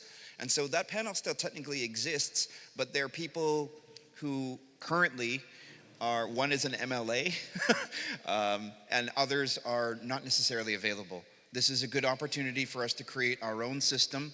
And from what I understand, Trevor, the cost of operating a legal trust is in the single-digit thousands per year, just to make sure that the legal submissions are made to make sure that it protects the trust. So that's within our capacity to pay for and maintain. And then we can have trustees, it's not a board of governors, it's a board of trustees, to help govern that and keep it arm's length from political considerations as well. And then we may be able to have those trustees be the decision-making ability using their own discretion with some boundaries that we set as a community to allow for decisions to be made about dispensing some of that money on behalf of the child sooner than 19 or whatever. We can do that. We don't know what we're going to do exactly, but those are good ideas. So thank you.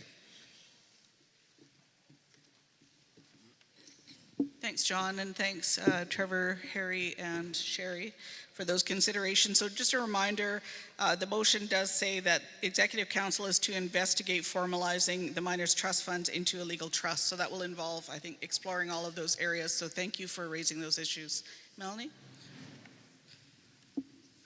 I just have something to say regarding the trust with kids before they're 19. My daughter was in dance. She was in her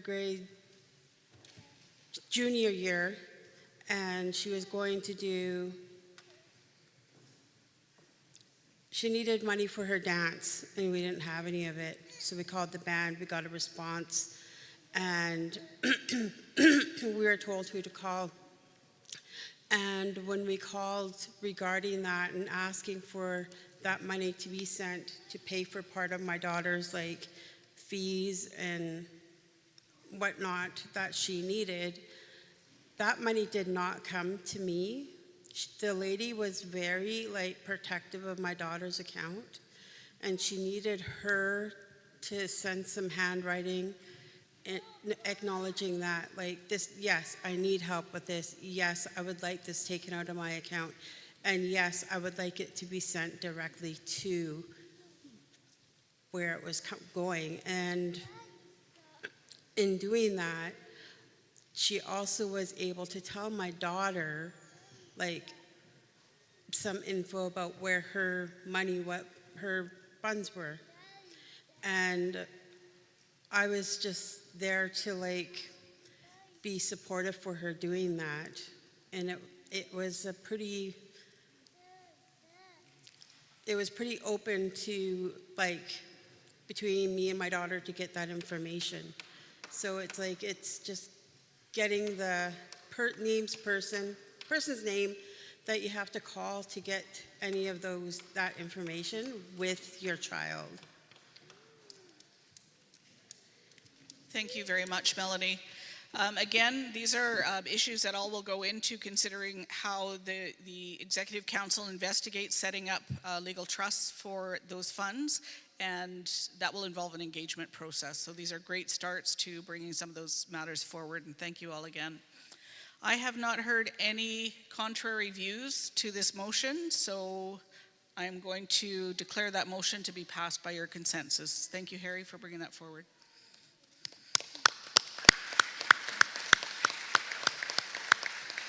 So the next motion, Harry, if you can make your way to the mic again, is from Harry regarding citizen debt transparency. I'm dropping my glasses. And the motion is that we recommend to Executive Council to amend, to amend the distribution administration policy to allow citizens the opportunity to pay back their debt through in-kind opportunities and through barter and trade. Harry is moving that. Is there a seconder for that motion? Larry, thank you. Harry, over to you. I just seen with the price of the price of food and gas and everything being sky high right now, a lot of these citizens depend on distributions and fish so they can barter with their friends.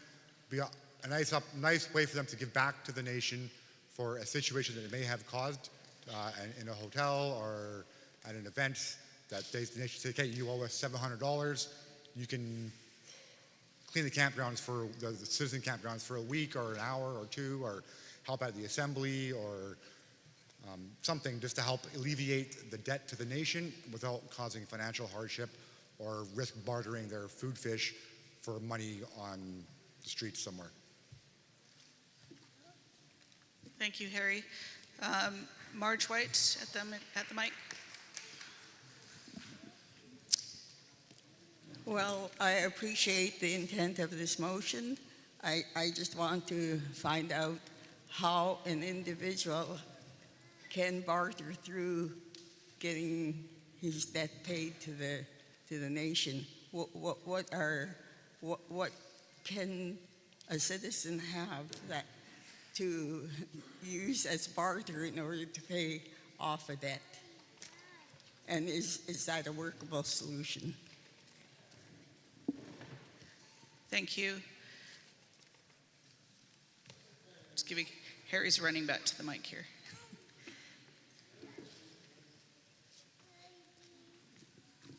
It could be barter and trade through, like, if they're a carver or a weaver, or they collect traditional medicines, stuff that would benefit the nation and community members as well, and reduce their debt to the nation. Right, so either time and service for community events, for engagement sessions, for potlatches. Yeah. Okay, thanks, Harry. Does that answer your question? Yeah, that was my question. Maybe 1,000 fish will do. 1,000 sockeye. Any other comments? Jack.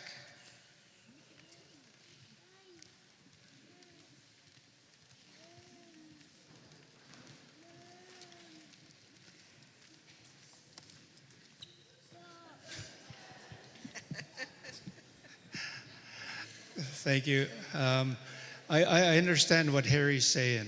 I really do. I understand what you're saying, Harry, and thank you.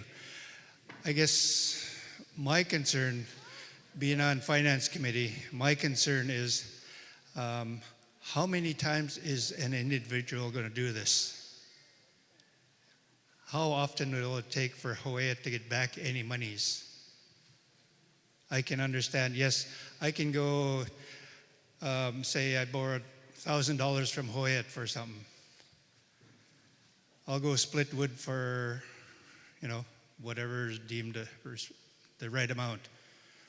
So I go borrow another $2,000 this time. Sure, I'll go cut some more wood.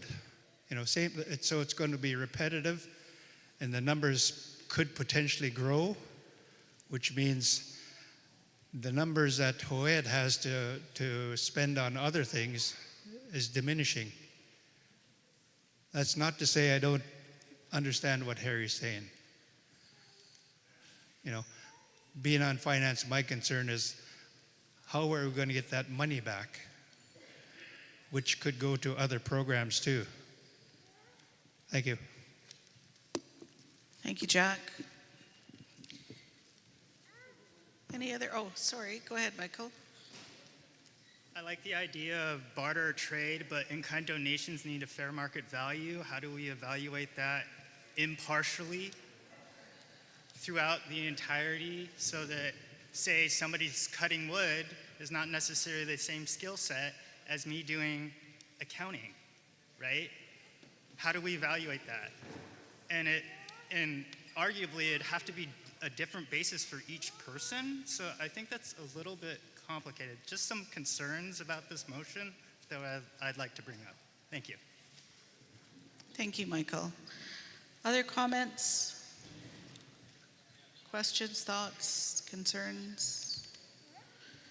Okay, I've heard some opposition to the motion, so I'm going to put it to a show of hands. A reminder, recommending that Executive Council amend the distribution amendment policy to allow citizens the opportunity to pay back their debt through in-kind opportunities and through barter and trade. All those in favor of that motion, please raise your hands. Oh, I'm sorry, Harry, just wait before you, did you want to add something? Yes. Okay, I'm sorry, I didn't. To clarify to what you said there, I think my intent was if the debt is accrued by, say, they sign up for the assembly, don't show up, and and the nation paid for a hotel, or they make a mess of their hotel room and Huu-ay-aht gets a bill that bills for it to the citizens. Not in a case of, I need to borrow $1,000 and I'll split wood for 10 hours or 100 hours. All right, it's just debts that are incurred through either accidental damage to a hotel room, failing to show up to assembly, that kind of debt. Like from we have a law regarding the attendance policy for assemblies and culture stuff. Okay, thank you, Harry. Okay, sorry, one more time then. All those in favor of this motion allowing in-kind opportunities and trade barter for citizens to repay debts, all those in favor of that motion?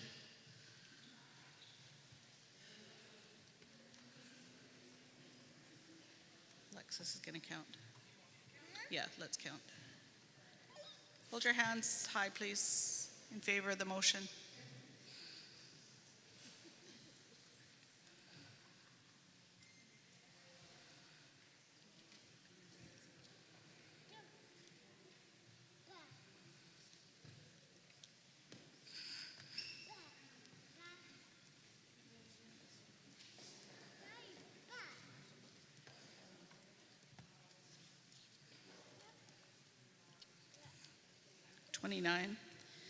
All of those opposed to the motion, please raise your hands, hold them high.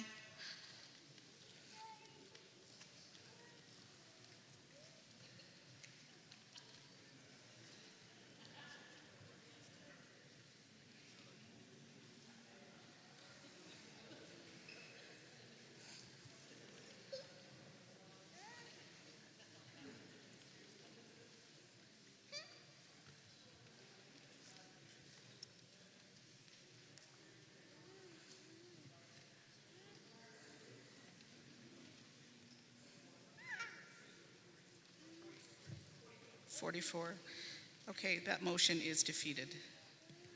Okay, thank you, Harry, for raising the issue. The issue is understood, but the motion did not go through. Okay, Harry, next motion. Disaster response.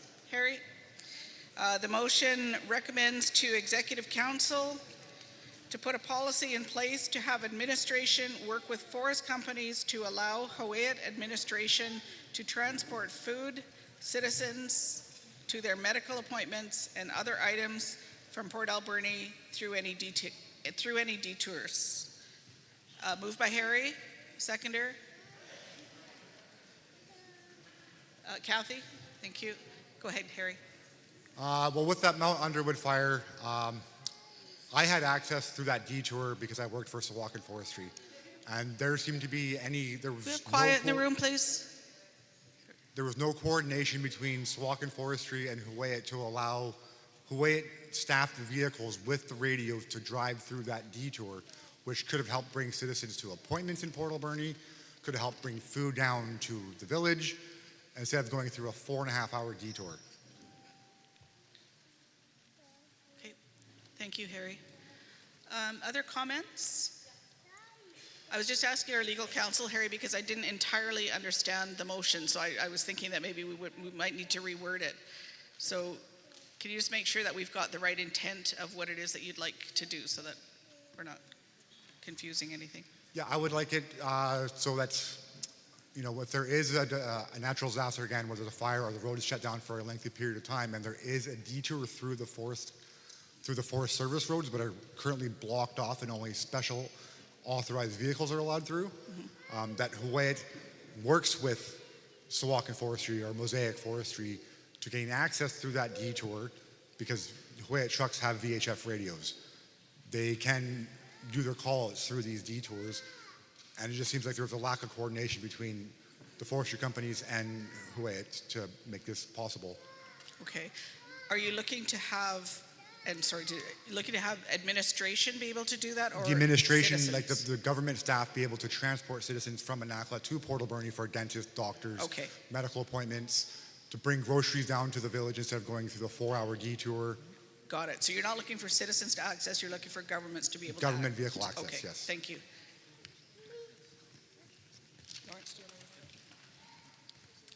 One possible wording change we could make that might make this a bit more practically possible would to make it recommends to Executive Council to put a policy in place to have administration negotiate with forestry companies to allow Huu-ay-aht administration to transport food, citizens to their medical appointments and other items from Port Alberni through any detours.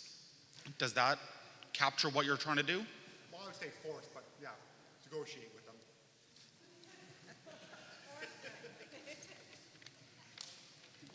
Thank you, Lawrence. Is there any comments, questions? Yeah. Anybody? Am I missing any? Oh, Jeff? Oh, sorry. Just in favor of the motion, but I think we should, coordinate with the community of Dididat, because they'll have the same issues. Because a lot of their people had appointments in Port Alberni, not necessarily Cowichan or Duncan. So I think we should draft a letter with them on how to accomplish that. And I don't think I think each situation is different, because for this situation, there's a specific thing you want to do, but any situation like that, we should have the ability to talk to the forest company about access, not just a particular situation that Harry's talking about. So in general. Okay. That might bring us back to the work with wording. To have administration work with forest companies and neighboring First Nations to allow Huu-ay-aht administration to transport food, citizens, etc. Did you want to add and neighboring First Nations? Yes? Harry, are you okay with that? Where's Harry? Are you okay with that? We're back to work with instead of negotiate. working with forest companies and neighboring First Nations, and then your wording. You're good? Okay. Seconder was Kathy. Are you okay with that? Thank you. Okay, further discussion, questions, thoughts? I'm hearing none, so that means I've heard no opposition to the motion, so I'm declaring that to be passed by your consensus. Thank you. Thank you, Harry. Okay, the next motion is from Kiana. Are you close by, Kiana? There she is. Okay. Kiana, shall I read the motion while you make your way to the floor? Okay. So the motion is with regard to police presence in Anakla, and the motion recommends Executive Council to explore having updated procedures for Whitwalk to assist citizens with contacting police and bridging the gap on reporting. And 2, to allocate funds to explore training for Whitwalk to intervene when necessary. Sorry, and number 3, training to be conducted with the RCMP, Indigenous RCMP, and dispatch on protocol and jurisdiction in community. And 4, increased communication, interaction with the community from the RCMP on the reporting process and relationship building. So that's moved by Kiana. Do you have a seconder to that motion? Sarah, thank you. Over to you, Kiana. I just want to thank Alexis and Coralie, who really helped me formulate what this might look like. For citizens who may not know, this is a result of numerous violent interactions I've witnessed, as well as phoning the RCMP to come when I've witnessed abuse happening like this in our community, and they have not come. This has been 3 separate times now, and I think the key word that I really want to point out is explore what our options are. I don't necessarily want police in Anakla, but how things are going right now is not working. Chew. Thank you, Kiana.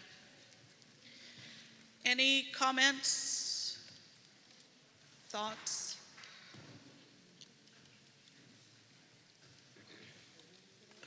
Okay. Sorry, I don't know your name. Say again. Hi, I'm Amber Petrie. Hi. One of the main reasons why we have pretty much never explored living out in Banfield, Ankla, is because there is no police presence. We do live in a very small community, and what our community did is they bought houses in the community so that the RCMP would have a presence there. So housing, the RCMP might help have them there. I don't know if that's an option to explore. Thank you for the suggestion. Irene. I want to speak in favor of the motion. I just wanted to add maybe, if it's okay with the mover and seconder, a component in there that's not just training to be conducted with the RCMP, but also another component that's training, like getting the Whitwalk training in security, like certified, like a certificate program of some sort that enhances their training to empower them to be able to work in security issues and security measures within the community. And then also that there's the component about working with the RCMP on what that might look like. Okay, so you're proposing an amendment, maybe number 5, or somewhat part of number 3, but I think as long as we capture it, to explore formal certified training for Whitwalk. I lost you.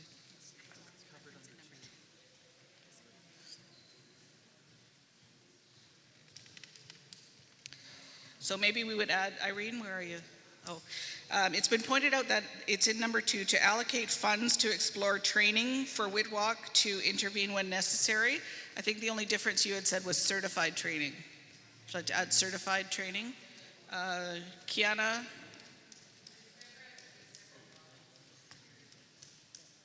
Yeah. Okay, it's been pointed out there's different levels of training. We're just looking at certified training. I'm looking, Kiana, are you okay with that? And sorry, who seconded? Sarah, are you okay with that? Yes, okay, thank you. Who is speaking next? Anyone? Okay, so we have approval to add certified training, meaning it's not just workshops, it's actually looking at certified training, and that may come in many different ways. Thank you for those amendments. I am not seeing any, oh, sorry, Jackson, to the mic, please. To the mic, please. We're live streaming, so people can't hear unless you're speaking.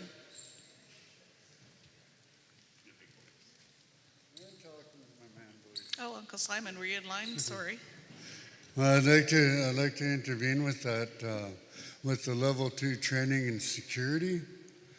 Anybody that's interested in doing so, it's a 5-year law study with the program, which allows and entails the person to make arrests and handcuff the person until our CMP, city police, or any law can come take that person into custody. Also, they allow that person to transport and arrest a person that commits any crimes therein within any community. I've been looking into that program for the last 3 years, and as long as you graduate, you can read and sign your name and do the course. Any studies of laws, I advise it for anybody interested in law at home. Pretty much that's about it. Okay. Thank you, Jackson. Yeah, thank you. Good to know that there's different levels of training, and I think leaving the motion to be looking at certified training would allow any level, exploring of any level of training from that. Appreciate your expertise in the area. Thank you. So I might have missed Simon. Was he Adam wanting to go to a mic? Okay. Okay. I have not heard any comments. Kiana, are you running to a mic? Okay. Oh. Never mind. Oh, there he is. He's over. Oh, sorry. Sorry if I missed you, Simon, but he's okay. Okay. Okay. Thank you. So I haven't heard any comments to the contrary, and I declare that motion to be passed by your consensus. Thank you, and thank you, Kiana, for raising that and bringing it forward.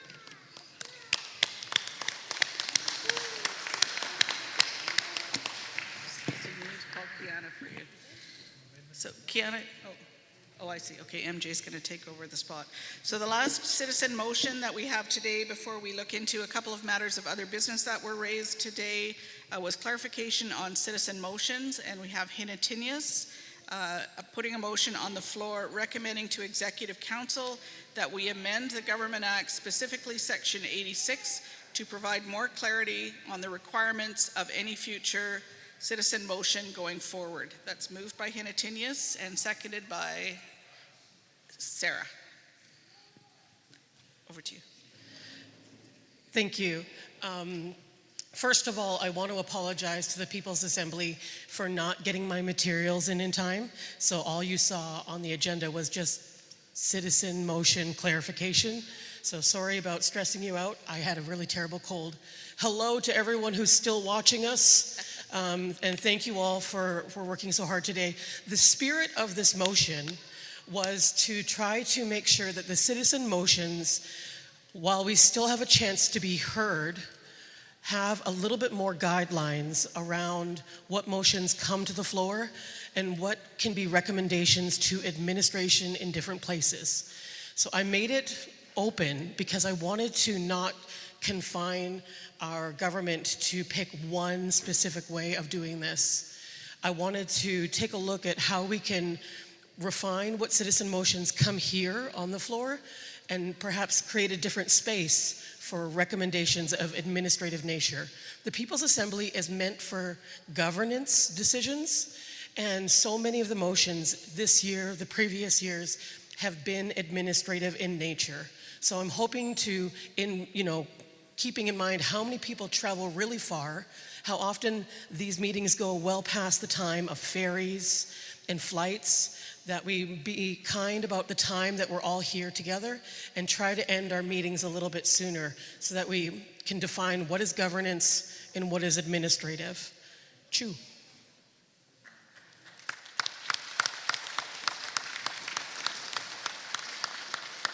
Thank you, Hinatinius. Any comments, questions? It's been a long day. I'm not seeing anyone running towards a mic, giving you just a little bit of time. So I've heard no discussion or comments to the contrary, unless Tammy's running to a mic. So I declare that motion to be passed by your consensus. Thank you, Hinatinius.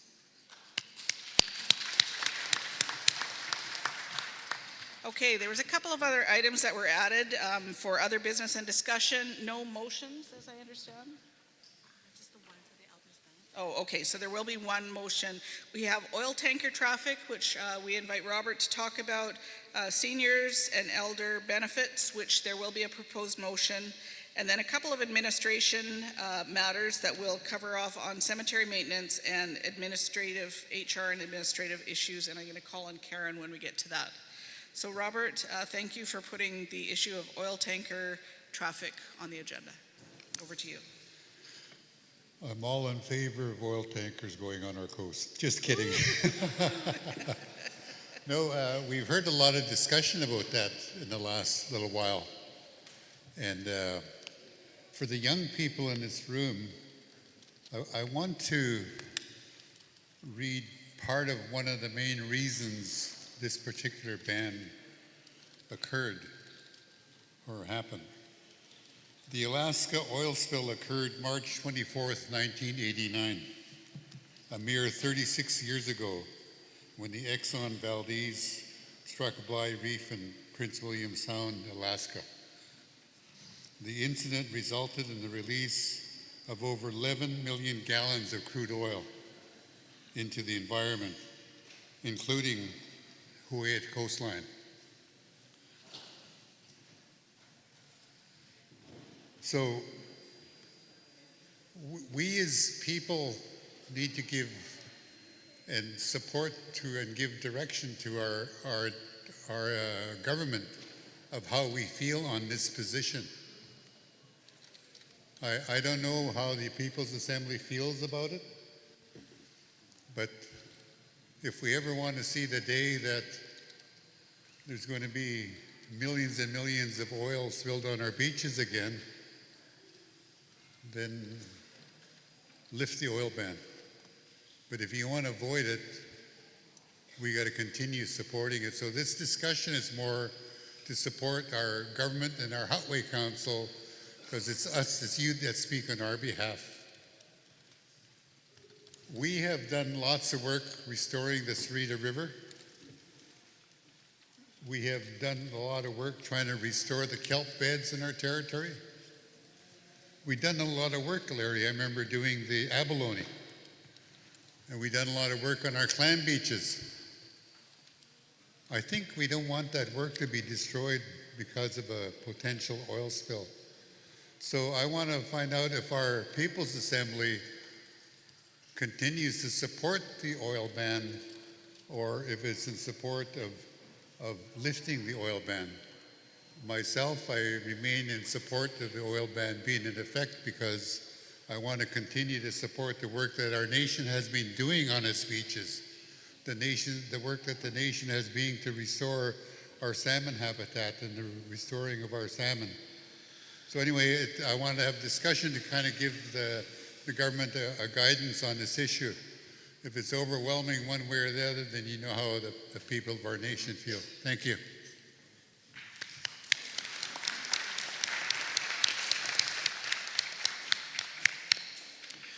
So I want to thank Robert for his suggestion. It's been a long-standing convention of councils going back to before treaty, but also including the treaty era under Jeff, to respect the wishes of the First Nations whose territories that these activities take part in. And therefore, by definition, we've kind of held to that the entire time. We are supportive of whatever it is the nations who could be affected by North Coast oil tankers would be. We would love to see a mandate from the People's Assembly, a strong mandate to that effect, because what I'm seeing in the media and what I'm hearing in regards to the secret meetings being held between the Prime Minister and the premiers of Alberta and Saskatchewan are very concerning.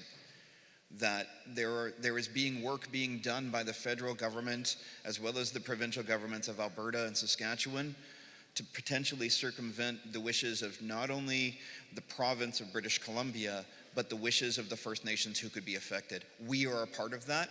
We should be holding the line on this, because we support not only those First Nations, but as Robert points out, the potential impact on all of the work that has been done for generations in our own territory. So thank you. So, Madam Chair or Speaker, could we just do it by a show of hands so that we can help our government to how they could do this? Thank you. Absolutely.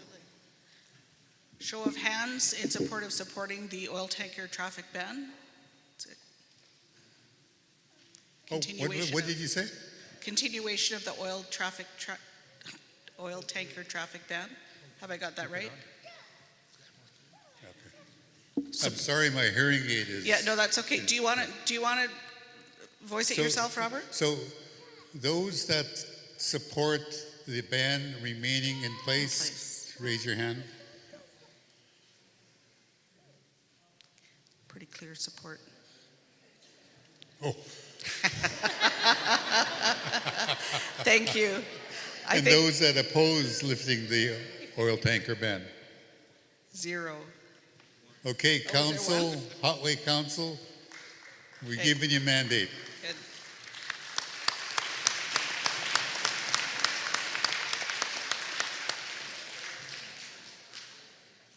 Thank you very much, Robert, for bringing that forward. That's pretty strong support and direction with regard to continuing the ban of oil tanker traffic. Okay, the next item that was raised and requested to be on the agenda, and our law clerk has worked with Rita to put a motion together. The motion reads, whereas there was a citizen motion that was passed at the People's Assembly in 2022 to have Executive Council investigate securing the $500 a month benefit on a permanent basis, and whereas elders are still looking for a response and are now wanting to add an increase due to the cost of living, be it resolved that the People's Assembly hereby recommends to Executive Council to provide a 2.4% cost of living increase to the elders' benefits. So that is proposed by Rita Dennis. And is there a seconder to that motion? Jackson. Okay, any discussion on the motion? Rita, did you want to speak to the motion?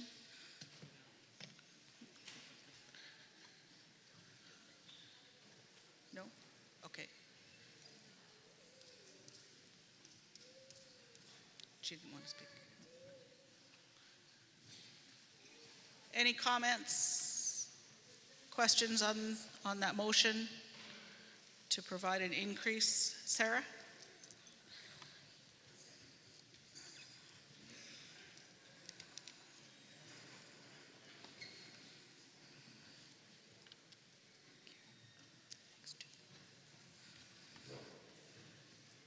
Do we have somebody to speak on the motion? Because it's really hard to figure out. I mean, if we're looking at a 2.4% increase, is that monthly or yearly? Yearly was the intent, so thank you for that. Yearly. Is it yearly or this year? Yearly. Yearly, so that's each year. We'll clarify that. Robert? Okay, so would that be an amendment to? Yes. Okay, thanks. Rita, you're good with that amendment? It's a 2.4% increase each year. Is that what your intent? Are you good with that change to the motion?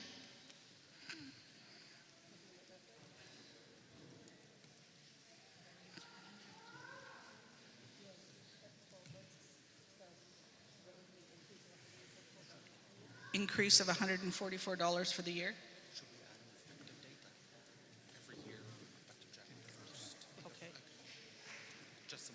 Okay. We've had another suggestion that we actually put an effective date of when that would happen, whether that's January 1st, whatever date you might prefer.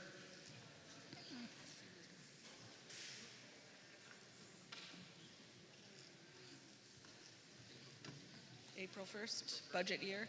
So we'd be looking at the suggestion just to work with the finances, 2.4% each year on April 1st, to take it first on April 1st of each year. That's when the new fiscal year starts. Rita, are you okay with that?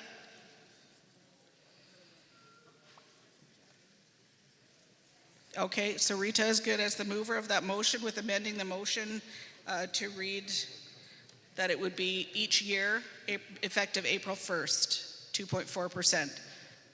Robert, you were standing there last time I looked. Oh, Jack, sorry.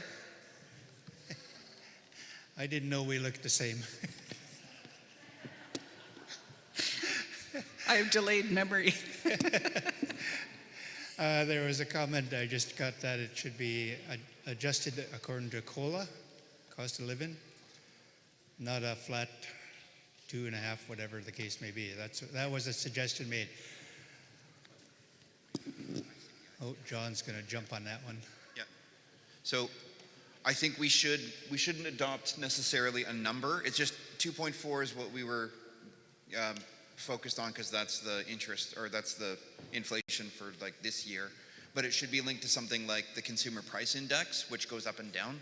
So if inflation spikes in the next year to 3.2, then that would be reflected in CPI. Yeah. So maybe we amend it to be, rather than 2.4, to be whatever CPI is April 1st of every year.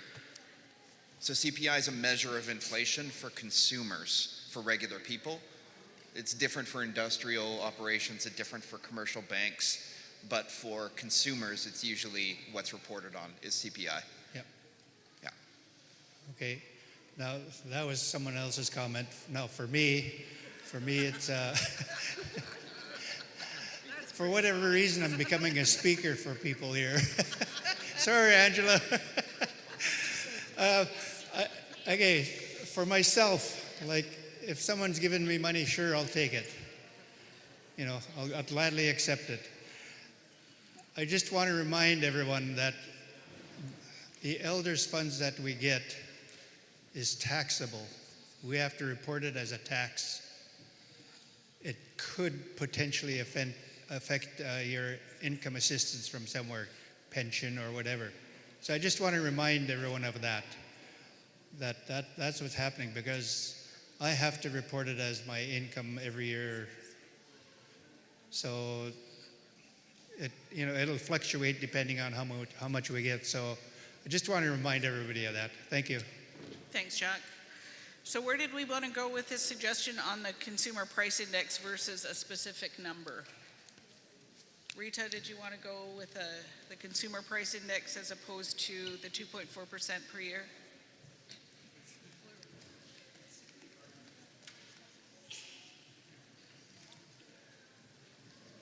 Thanks, Kat. Hi, I'm Kathleen. I'm speaking on behalf of my mom. When she was talking about it earlier, she thought it was quiet in the room, please. Thank you. She thought the 2.4 was the 500 per month, not the year. Nope. No. Nope. No, but she's saying she thought the increase would be 2.5% per month. So that would double the elder benefit. That would double the elder benefit in 4 years, or something along those lines. So did you want to keep it? Did you want to keep it at the annual or move it to the monthly? Yeah, sure. I just can't read her.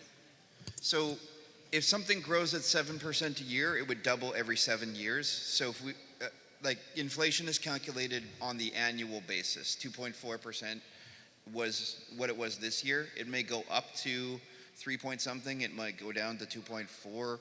Like, it's better to calculate it based on what inflation actually is. And inflation is calculated on the year, so we should keep it to the year, because that's how it works.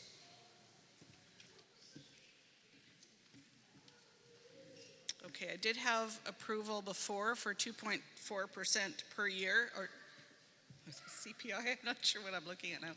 The last approval I had was for 2.4% per year. So was Rita wanting to change that, Kathleen?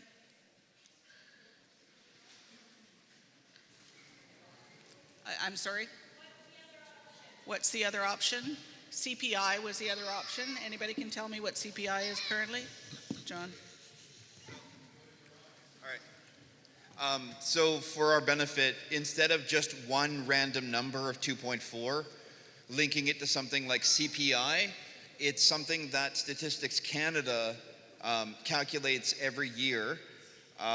And what it does is it calculates inflation for regular people through it's a consumer price index. And so it may be better because inflation may be higher than 2.4 next year or the year after. And so if we link it to something that reflects actual inflation for real people, that's more accurate than just having it be 2.4 every year. Because inflation may be higher or lower, and so that needs to be accurately reflected. So I just think CPI is a good number because it'll fluctuate based on what actually happened with inflation in the economy for BC. So it's just more accurate. If we want to do just a flat number, we can. But if inflation is 3.2 every year rather than 2.4, then you're still behind, right? So that's a consideration. And one other thing, with consumer price index, there's a consumer price index for each province. So we wouldn't just take the national consumer price index because the cost of living in every province is different. BC can be more expensive than other provinces. So we can specifically peg it to the BC consumer price index to get the most accurate reflection of consumer prices and inflation and everything else. So just in terms of, as John said, if one year, if inflation spikes to 5% and we pegged it to 2.4%, then it wouldn't even be keeping up with inflation. So consumer price index will allow it to keep up with the actual rate of inflation in BC, not in Halifax or wherever. Okay, Angela, she did say she'll go with the CPI. CPI? Correct. Okay, thank you. So the motion now reads then, oh, I haven't got that.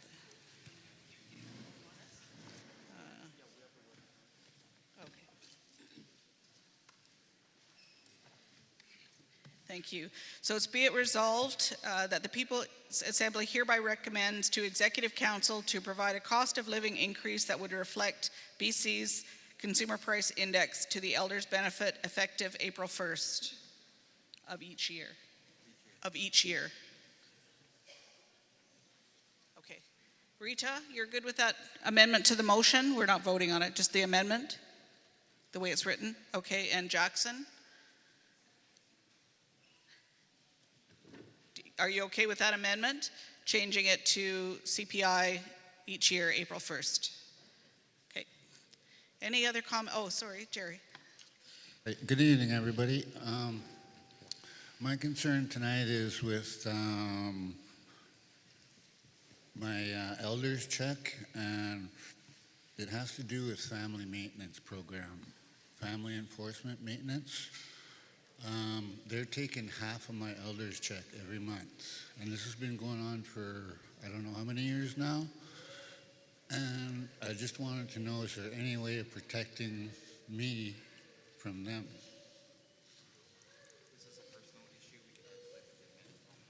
Okay. It's being suggested, Jerry, that you could contact administration to see if they can help you. I realize that. I just wanted everybody to know that what's going on with family maintenance and being an elder and them taking half of my elder's check every month. Okay. And it's become a big concern to me because of the inflation, like everybody says.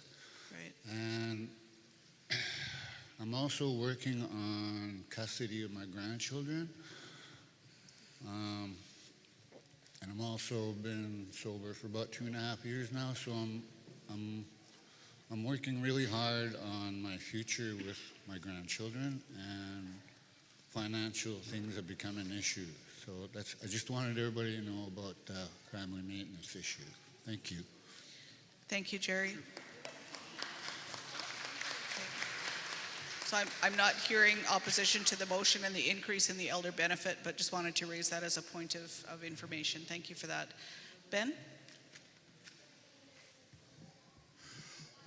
Yeah, I'm just wondering, which way it goes, the mention of, what is that, CIP? CPI, Consumer Price Index. I'm just wondering if there's elders to be concerned about the year end when they do their taxes. Is it different too when you're living on reserve or off reserve? True.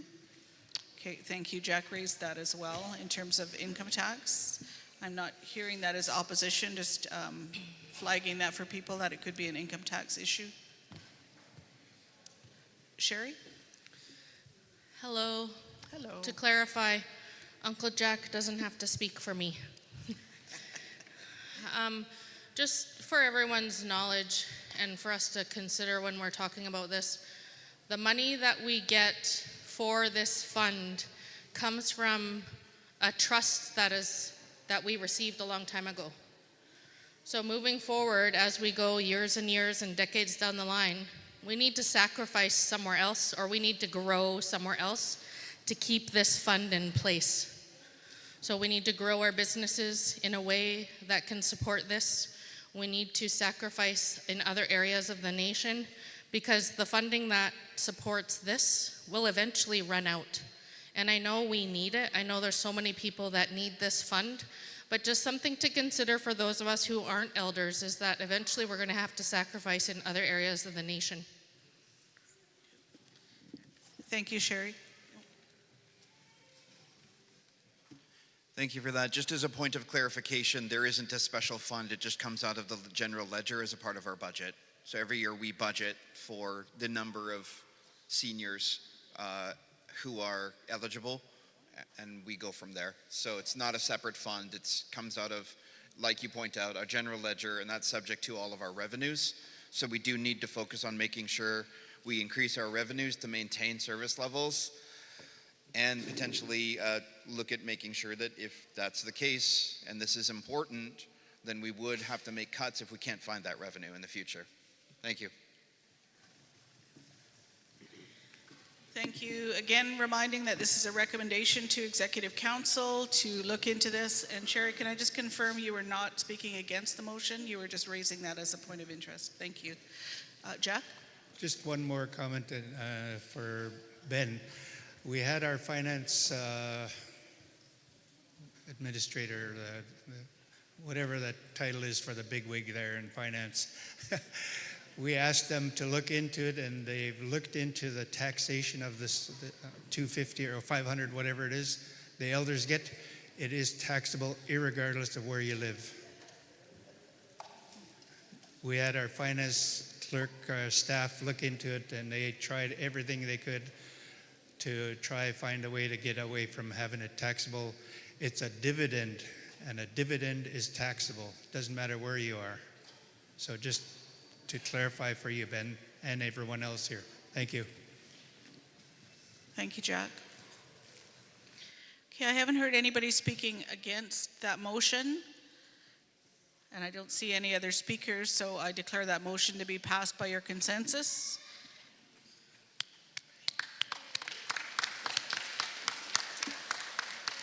So reminder again, that is a recommendation to Executive Council to look at implementing that motion and recommendation. Okay, there's two more items that were raised as other business this morning for the agenda. One of them had to do with hiring practices for administrative staff, and the other had to do with cemetery maintenance. Both of these I view to be operational issues, so I've asked our executive director, as opposed to our executive council, to provide information on these two. This isn't the place to be talking about individual HR matters, so what we will do is quickly point you towards what the HR policies are and direct you, I think Kat was the one that put it on, direct you to the administration if you have anything specific that you'd like to talk about, because that's not a conversation for here. And also the cemetery maintenance, I understand that there's been some discussion around budget for that, so I'm going to turn this over to Karen, our executive director.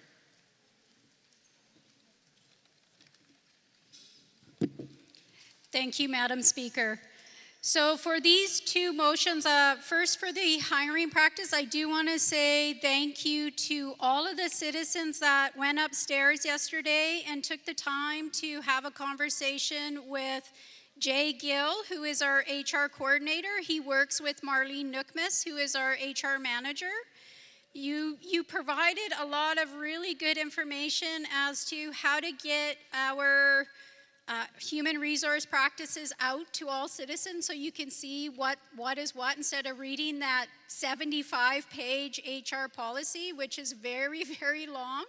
So they are looking at putting together a 1 to 2 page guideline that helps understand how the hiring practices work, help understand the benefits, help understand all different components to make it a lot easier. So that is coming out.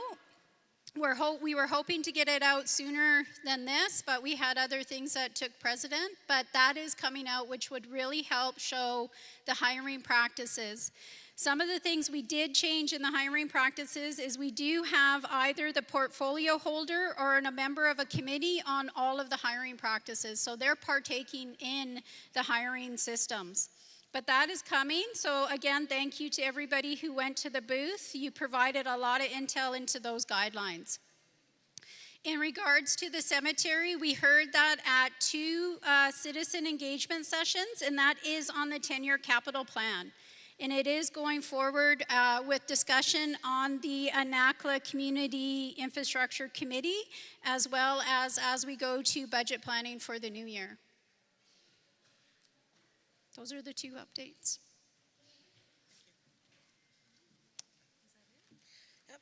So thank you very much, Karen, and I'd encourage Kat and Ben, if there's any further information, or anybody else that there's further information that you want, to please connect with Karen, and she'll make sure that she connects you with different committee work and discussions that are going on in that regard.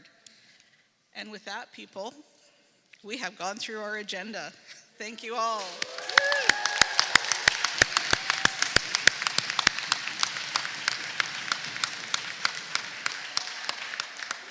Okay, before we formally adjourn, let's do a couple of the draws, because we do want to also have some closing comments and closing remarks, or maybe we should do that first. Yeah, let's do closing comments and closing remarks first. I just ask you, I know it gets sort of rumbly at this time, but if you wouldn't mind just giving your kind attention for a few more moments to the front of the room, and we're going to ask our executive council and perhaps our Huu-ay-aht council to provide some closing remarks. Just for me, I want to say once again, thank you all so much for showing up, for using your voices in such a good way today. I have to say this has been one of our best assemblies in terms of being able to respectfully deal with very difficult issues that we're facing, and we are doing it, Huu-ay-aht. We are self-governing, and we're going to just keep getting better at it. So kleko to all of you, to Executive Council and Huu-ay-aht Council. Thank you for allowing me to do this work. True.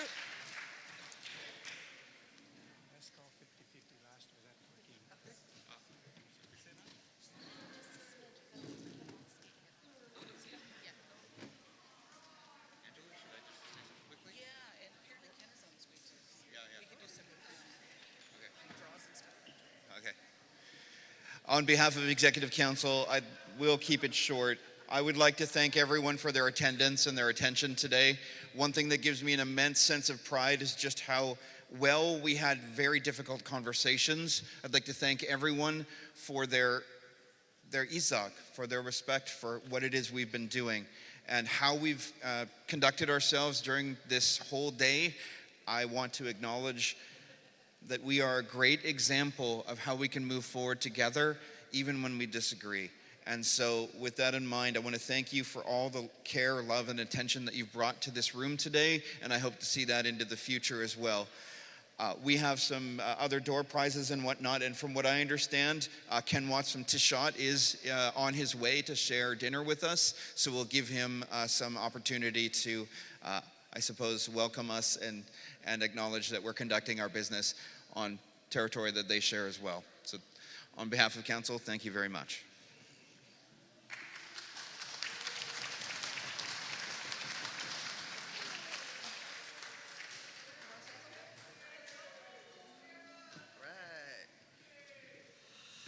Thank you all for coming today. What a successful day. Enjoy dinner. That's all I have. Olivia?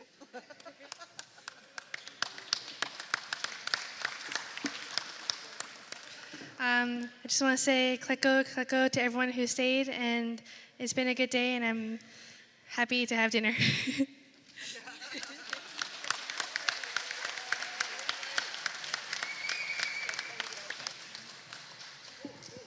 Okay, so some draws coming up if we could arrange those, but Coralie has been collecting a little dancing box here, so if anybody's got drums and people want to claim some of their stuff that they've lost track of, let's see what we've got.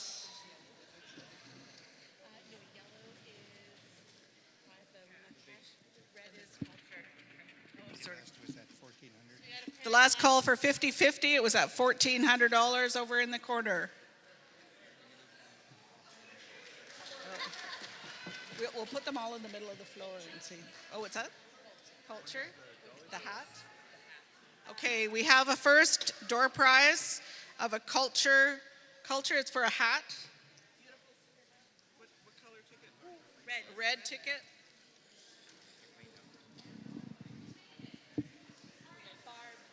Barb Johnson made it, and it's the red ticket. The last 6 numbers are 6048. I know. 6048.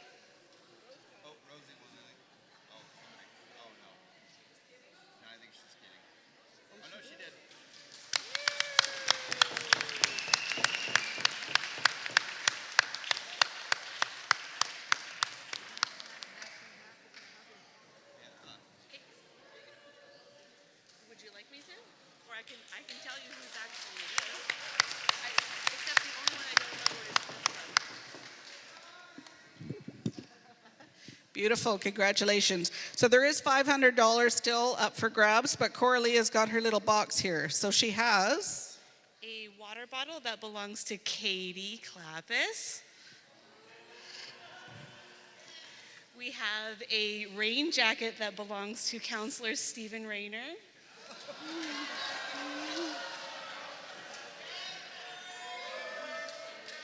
And we have a dress shirt that belongs to Councillor Edward Johnson.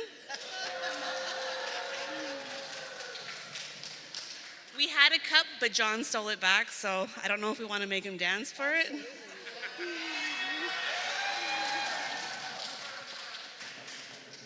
And then we found last night a pair of glasses along with a lighter.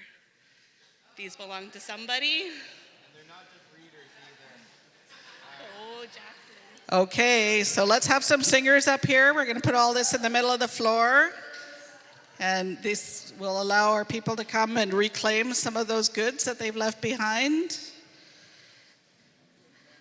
We got a couple of our singers out of operations here. I'll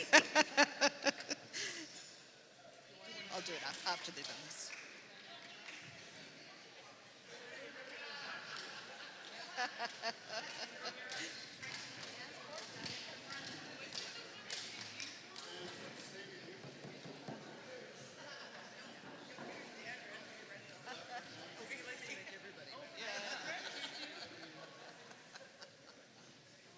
Olivia or Sherry, do you want to grab something? Or do you need?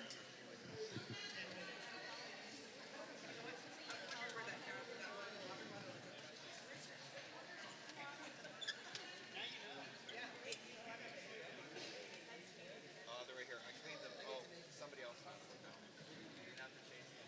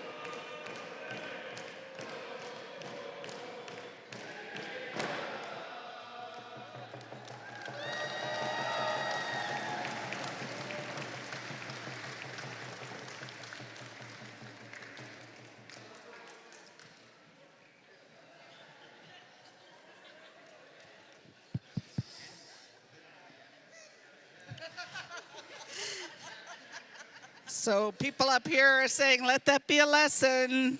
Hold on to your stuff. Hold on to your stuff. Thank you, singers and dancers. That was a fun way to end our gathering. Except for the $500 draw.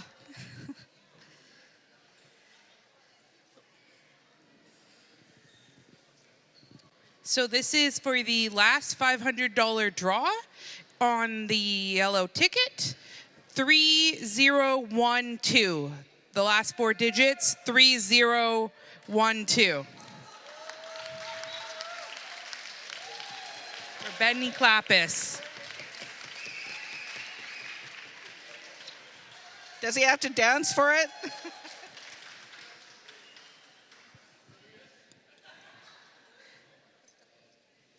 Okay.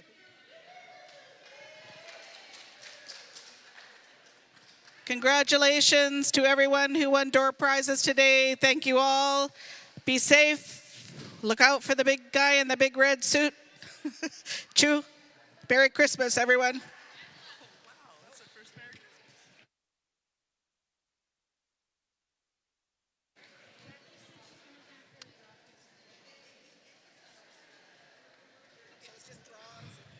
Can I please call up everyone from the Cook family and the Moses family? That includes the Happy Nook family and Rita Dennis and her children, Corey, Edward, Andrew, and Clara. Please join us. And John. John's already here. No.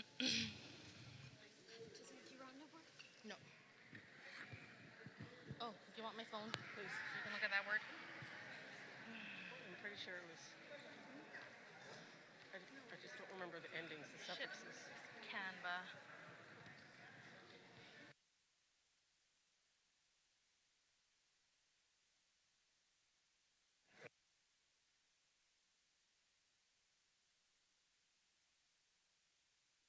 You can speak and then I'll.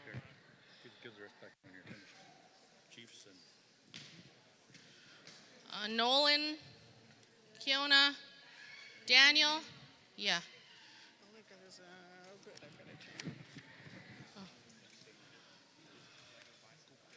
If you come from the Moses family, that includes Agnes, Dennis.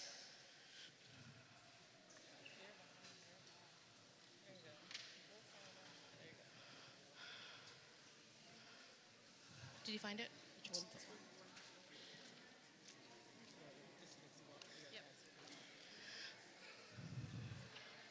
We have some business to conduct, but we want to conduct it here in-house first so that we can have support from all of you before proceeding.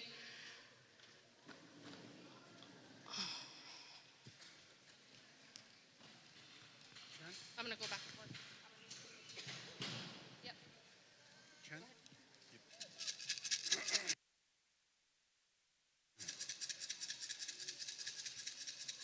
Huu-ay-aht,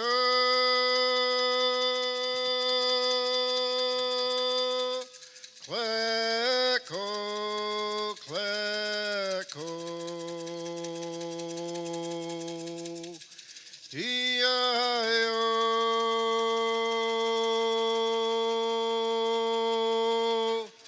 Clecco, Clecco.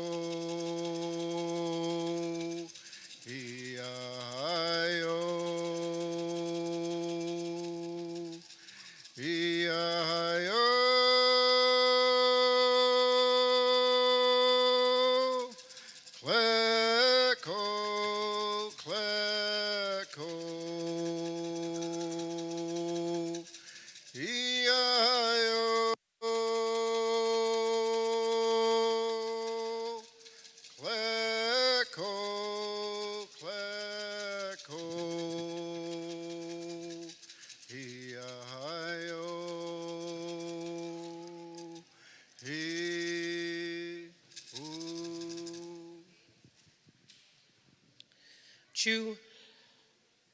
I'd like to teach you a phrase for our upcoming event. Matzop. Can you say that with me? Matsap. Matsap. Lean into it. Matsap. Hakum esukkin. Let's break that down so you're not so scared. Hakum. Hakum is sukkin. Matsap hakum is sukkin. Letting our princess fly. So I'm going to explain why we're here. We're all connected. All of us are one family, for those of you who didn't know.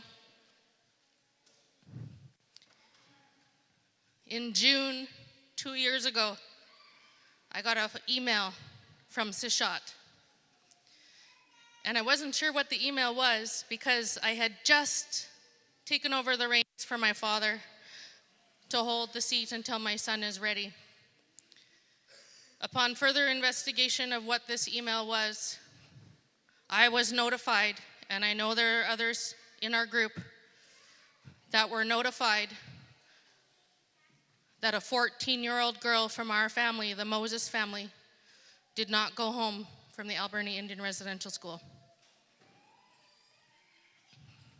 She also had a little brother. Her name was Andrew. He died in Sarita. Kathy Hapinuk and myself and Auntie Deb did a little research on our own and were able to confirm the information that we got from Sishat. So we're going to gather on February 28th. Sishat has lent us their building in Matmas to let her go, to let her be free. But we're also calling upon John Jack and Ken Watts to help us appeal to the government because they are no longer funding any further search for her. And we're hoping that if we can show all levels of government that this girl was loved and would have been loved, and these would have been her family amongst the rest of them. I'll go through a family tree shortly, but I'm going to let Ken speak to how this came about and what they're doing with all of the families that have children that did not go home. Chu uklama wamish histakshikla tsuma stishat hikhama mu collected chief councillor tsishat uhukwach eksu matildatlio tsishaksu pachlapaksup uhukutahnu iksu the late George Watts tsisha mitma uhukwach klutzma Priscilla Sabas Watts hashkuraksup uhukshikshiklayatsu ha inchith sitya hu atap arka siakseka ha witakin sishat kluma amasitya hinashisu hilharhuklak sishat. I just introduced myself as Wamish Ken Watts. I'm the elected chief councillor, son of Matilda and the late George, and Priscilla is my wife. And then I said in our language, thank you for inviting me. I'm here to speak on behalf of our hereditary chiefs, and I'd like to welcome you to their Hahothi. As many of you know, several years ago, the Tecumloops people undertook very important work and made a really significant announcement about something that we all knew as a people, about the tragedies and the incidents that happened at residential schools across this country. That many of those children who should have been going to public schools and schools just like the one across the road were taken from their homes and brought specifically to the Alberni Indian Residential School. And from that time, we gathered survivors and we asked them, what should we do next? And all the work that we've done to date has been guided by survivors. And as many of you know, we undertook that important ground investigation work. And again, I know it's been in the media a lot about denialism about what really happened there. And I always remind people that we did scanning for potential unmarked graves. But even more important is we did research. And under that research, we uncovered that at minimum 67 children never made it home as students of the Alberni Indian Residential School. They passed away as students. Many of them were brought home. Many of them stayed here in Port Alberni, and all different ages and from many nations, all the way, I tell people, from Macaw all the way to Tahltan territory. Over 70 First Nations had children brought here to our territory, a school that we never asked for, a school we never consented to, but a school we've had to live with in our own backyard. And so we don't call it a job. We call it a sacred responsibility to do this work. Not just the scanning, but the research is just as important. And as we found out, many of those students who passed weren't even given the common courtesy of a name. Some of them only given their first name. Some of them provided their whole name. Some have been shared where they were from, as well as generally where some of them were laid to rest. But none of them have been specific about where they were laid to rest, so we still have a lot of work to do. I know this is triggering maybe for some of you, and I'm sure you guys have supports here. But I just wanted to share, we take it a sacred responsibility to deliver this information. It's not ours to keep. It's important to also share with those families of those loved ones. Unfortunately, out of those 67, there's only roughly 10 to 20 that we actually have information that we can provide. Many of the government records don't share a lot of information, so on that day when the family is ready, we've been coordinating. We've delivered several already in the Lower Mainland and other communities as well. Some nations have just asked it over a meal that they be delivered. Others have opened us up to the longhouses and a culture in the Stalo territory and others. So that's our intent, is to deliver that information to those families who deserve it. And I remind all of you that that's work that the RCMP should have done. That was not our responsibility. But we're taking it on because we're doing the work they should have done. The government should have shared that information with those families. But we're stepping up and we're saying, we're going to do it. We're going to do what you should have done in giving that information to those families and those loved ones, because they deserve to know. And so on behalf of our Huu-ay-aht Citizens and our council and our, maybe we'll do another language lesson here, Huu-ay-aht. Can you guys say Huu-ay-aht? Yuksqueemitkin. I don't know if Benson's here, but he helped us with the name. It means doing it for our ancestors. That's why we're doing this work, and this important sacred responsibility is for our ancestors, those that were students and never made it home. So we're really appreciative that the family's going to organize something that meets their needs, not the way we want to do it, but we always meet the family where they're at. If anybody has any questions, I'm happy to share. I'll be here for a bit about our work and our sacred responsibility, but just on behalf of our Huu-ay-aht for having us here and being able to share a bit about what it is we're doing and why we're doing it. And I encourage all of you to take care of yourself. One of the best lessons I've heard from survivors since we started this journey is to tell the people you love that you love them. They were told not to love them and say, I love you, but I'm telling all of you to make sure you tell your loved ones that you love them, because you never know. And so on behalf of Sishat again, thank you for having us. Just so we can identify and go through the family so you're aware of how things are connected. There was a lady, her name was Maggie Louie. Where's Uncle Robert? Maggie Louie, married into the Sport family. Before she married into the Sport family, she was pregnant. And she was pregnant by a man by the last name Mountain from Alert Bay. And then she married into the Sport family. Her daughter was named Louie, legally. She then had her name changed by an Indian agent, and her name became Louisa Louie. She was also in an arranged marriage with a man named Andrew Moses. Andrew Moses is where all of us come from, same family. Louisa Louie then remarried after he passed away, and she married Thomas Watts, which is where he comes from. The Watts family, as you know, is a huge family, so that has a double connection to Ken as well. We all know her as Huu-ay-aht, was her name after the Indian agents were finished calling her Louise and Louisa.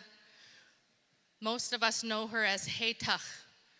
She then had many children within Sishat who would have been half siblings to this young girl. So we have invited Alert Bay to come help us set this girl free. We have opened our arms to Sishat family to let us be in territory and help us set her free. But in saying that, we also have another family standing with us. And you can understand this is very difficult. Clara, too, was notified that she has a family member that did not go home. She is hosting a different event on her own with her family in Huu-ay-aht territory. So that will happen. If she needs help from you, if you can support her, please reach out to not just her, but her granddaughter, her daughter, her husband. There is another one from Huu-ay-aht that the family has not been notified yet, but we will open our event up to all of these families to join us on February 28th if they want to conduct business with us. But for now, we want to thank you for your time and hope you can be there. We're going to do some invitations right now, and please mark it in your calendars. Dig out your phones. February 28th, Moss, 10 o'clock.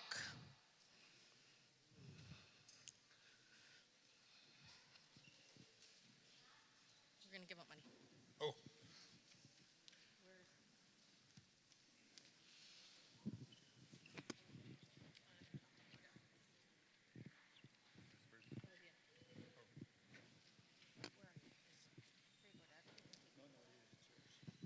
Seathon, Olivia, Upax, come here.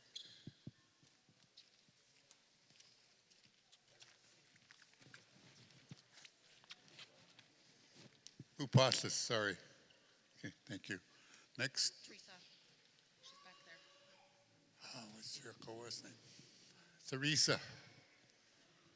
Nukmis. Behind the curtain. Clutus. Clutus Suxup. Huh? Yeah. Andrew. Young Andrew.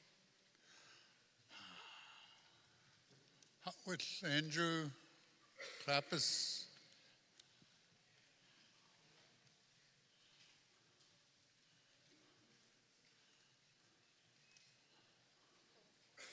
Phyllis or Victoria. They're not here. Victoria, is she here, or Phyllis? She's right there. You go to her.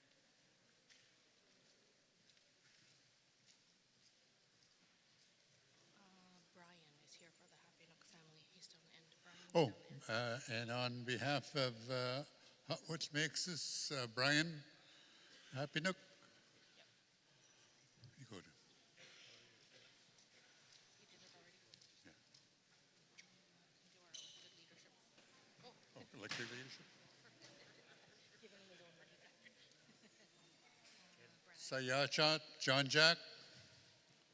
He's down there. He's in the line. Ken Watts. Oh. Wamish. Tishat. Brad Johnson. What's his name? Alex. Huu-ay-aht, Brad Johnson.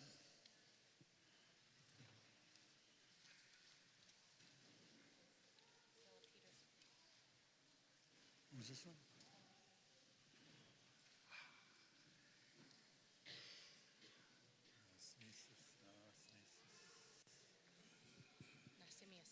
Nasimius, is that right? Stella?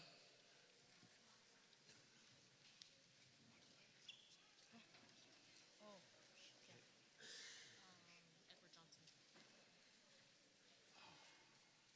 Edward Johnson. Klitsnidat. Edward Johnson. Behind you now. Oh.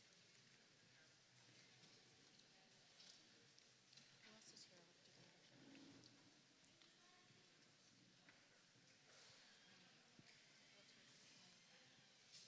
Hayusit. Hayukit. Huu-ay-aht.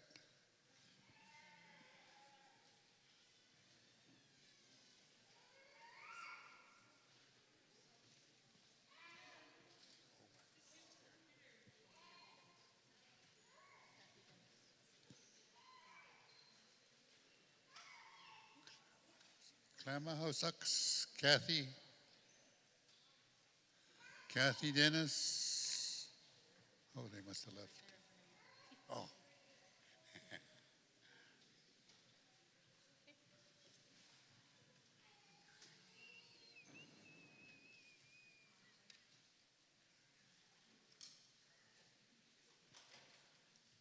Nana Himyes, Marge White. She's coming.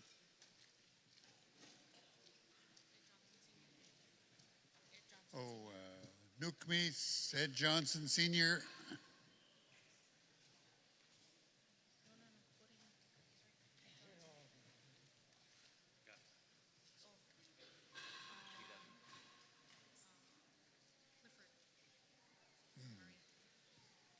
Clifford and Marie. Oh, we get to share. Well, one each, just kidding, Clifford, Marie.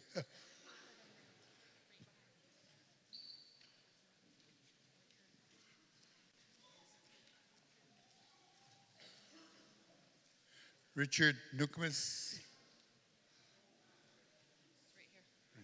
Right behind, second table.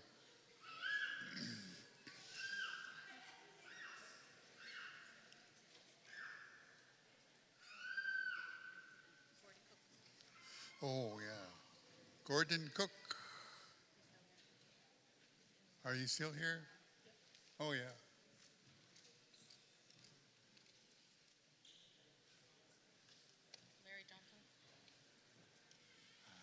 Anita Just, Larry Johnson.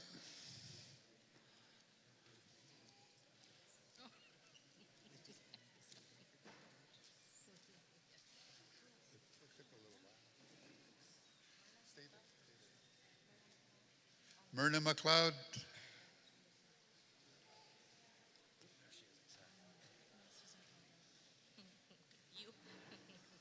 Pope.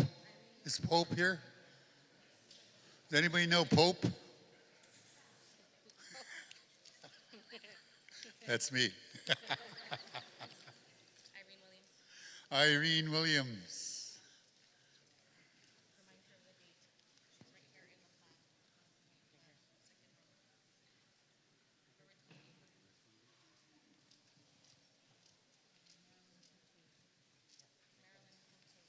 Marilyn Cote.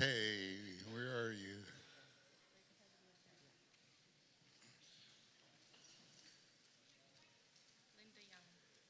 Linda Young. Formerly Linda Nukmas. Linda Young, are you here?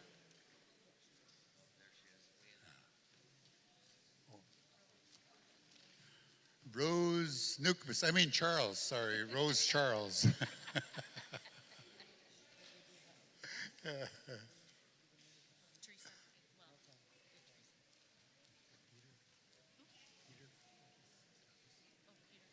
Okay. Peter Clappus, where are you in the wheelchair? Where are you? Peter Clappus, the one in the wheelchair.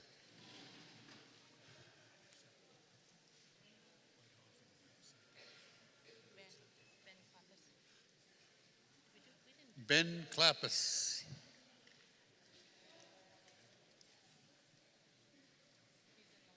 In the front.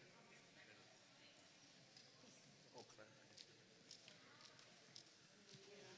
Clara Clappus. Tsaakwat, Simon Dennis.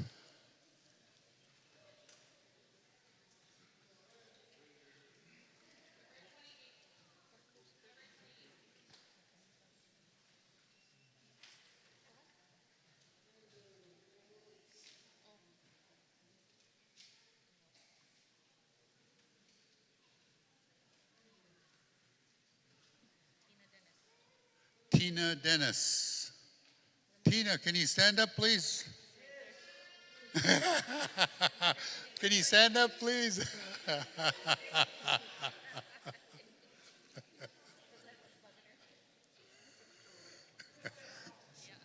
Did she stand up?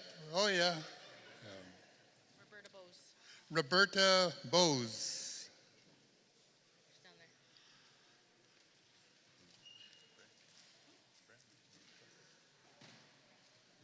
Brent Bose.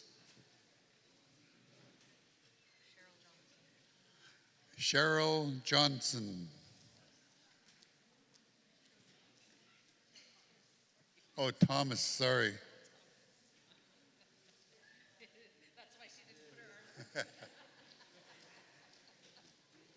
Judy. Judy Johnson. That means you're going to dance. I'm just kidding. Teresa Peters. Sylvia Dennis.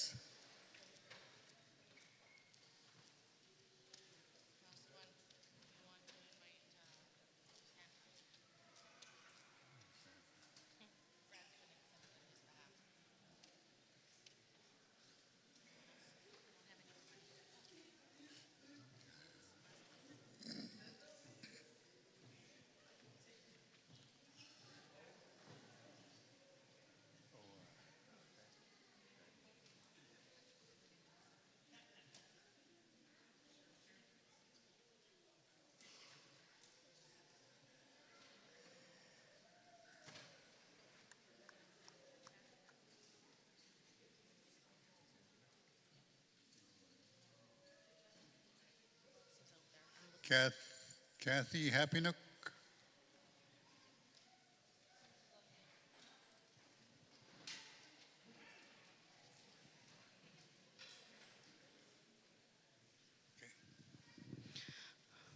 Thank you again for all your time.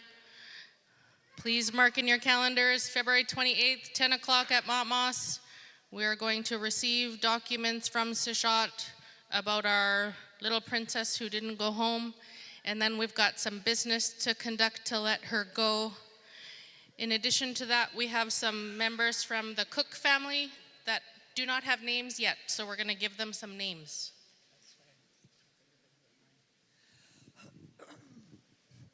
Good afternoon, everybody.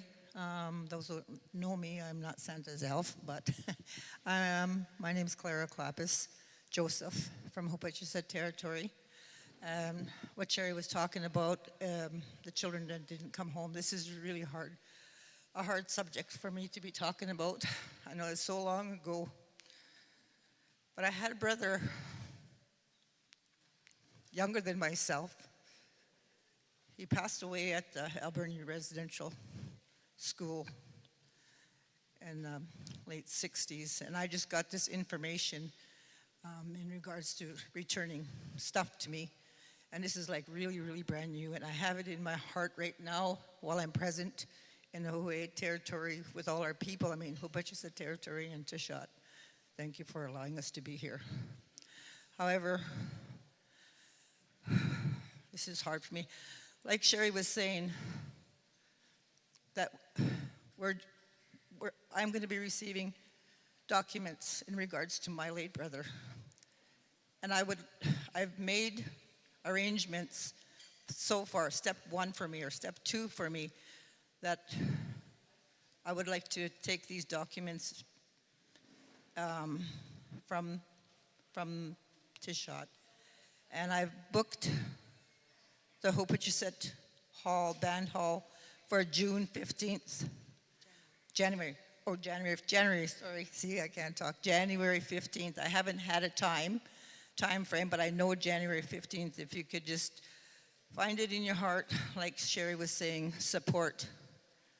And right now, I feel lots of support with my family, my friends, my family, my Huu-ay-aht family, and my Huu-ay-aht family.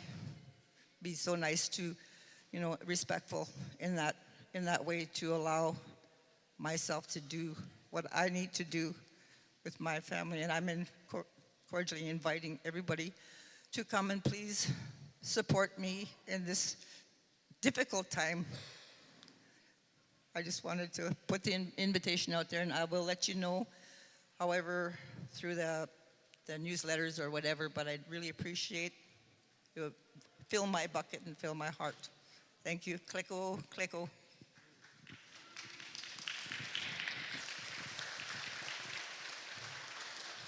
Where's Corey? Did he?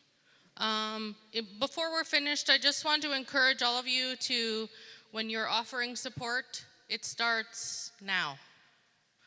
By participating in cultural events that the nation is hosting, come and learn the songs, come and learn the dances, come and drum with us, come and dance with us.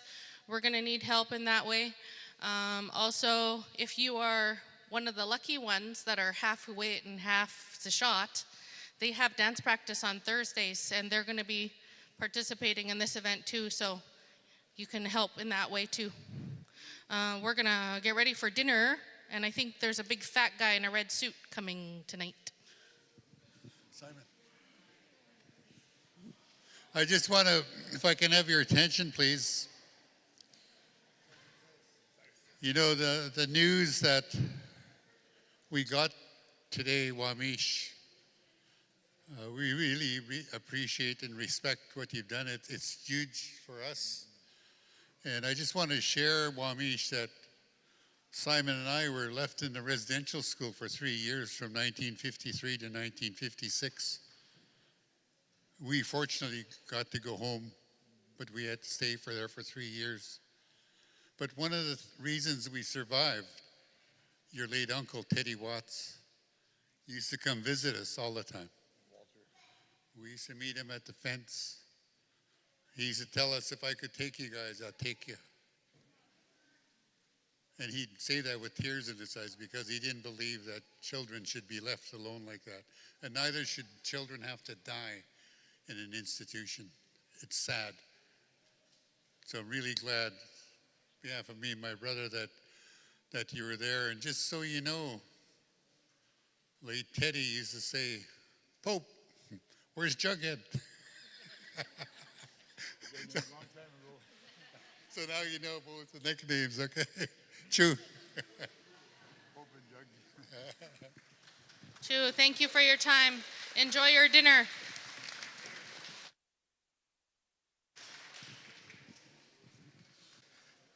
I bet half of you are waiting for 50-50 draw. Oh, you donated. Thank you.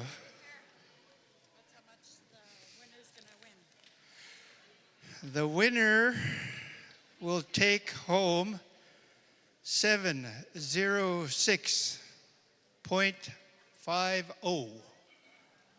$706. Should we check her sleeve? Let's check her sleeve first.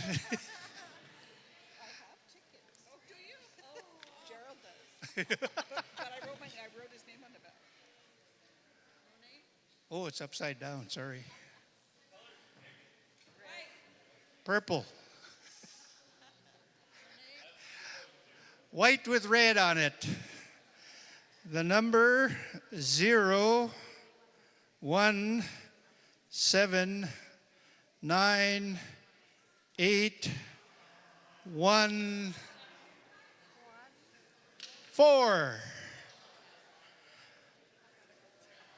9814, last numbers.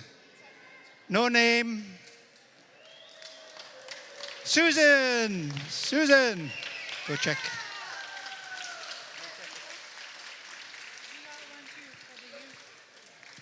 Oh, the little ones here. Why am I doing all this all of a sudden? Because you're good. You're good at it. The little ones here are going to make a draw here. 50-50 prize is $260.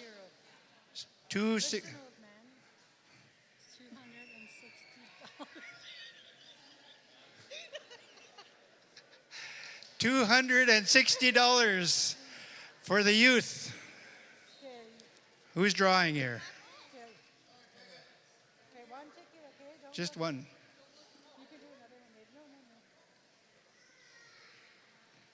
Purple ticket. Oh, it's a blue in there. There's a name on the back. Maybe I should do the number first just to get everybody wondering.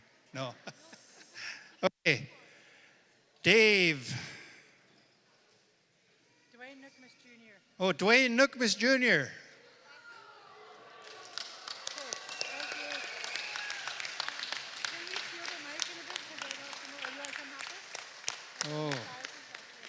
Oh, there's more prizes. I'm stuck doing this now.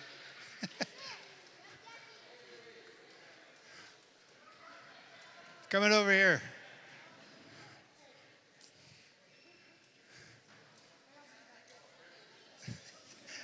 You got to do the scenic tour here. They want me to read out more numbers. Right, William?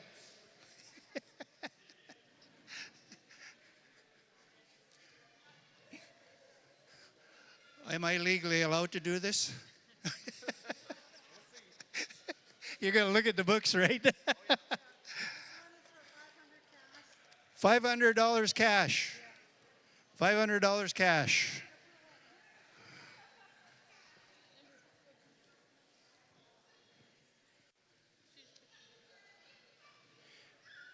Oh, I'm going to have to talk to her. Jamie.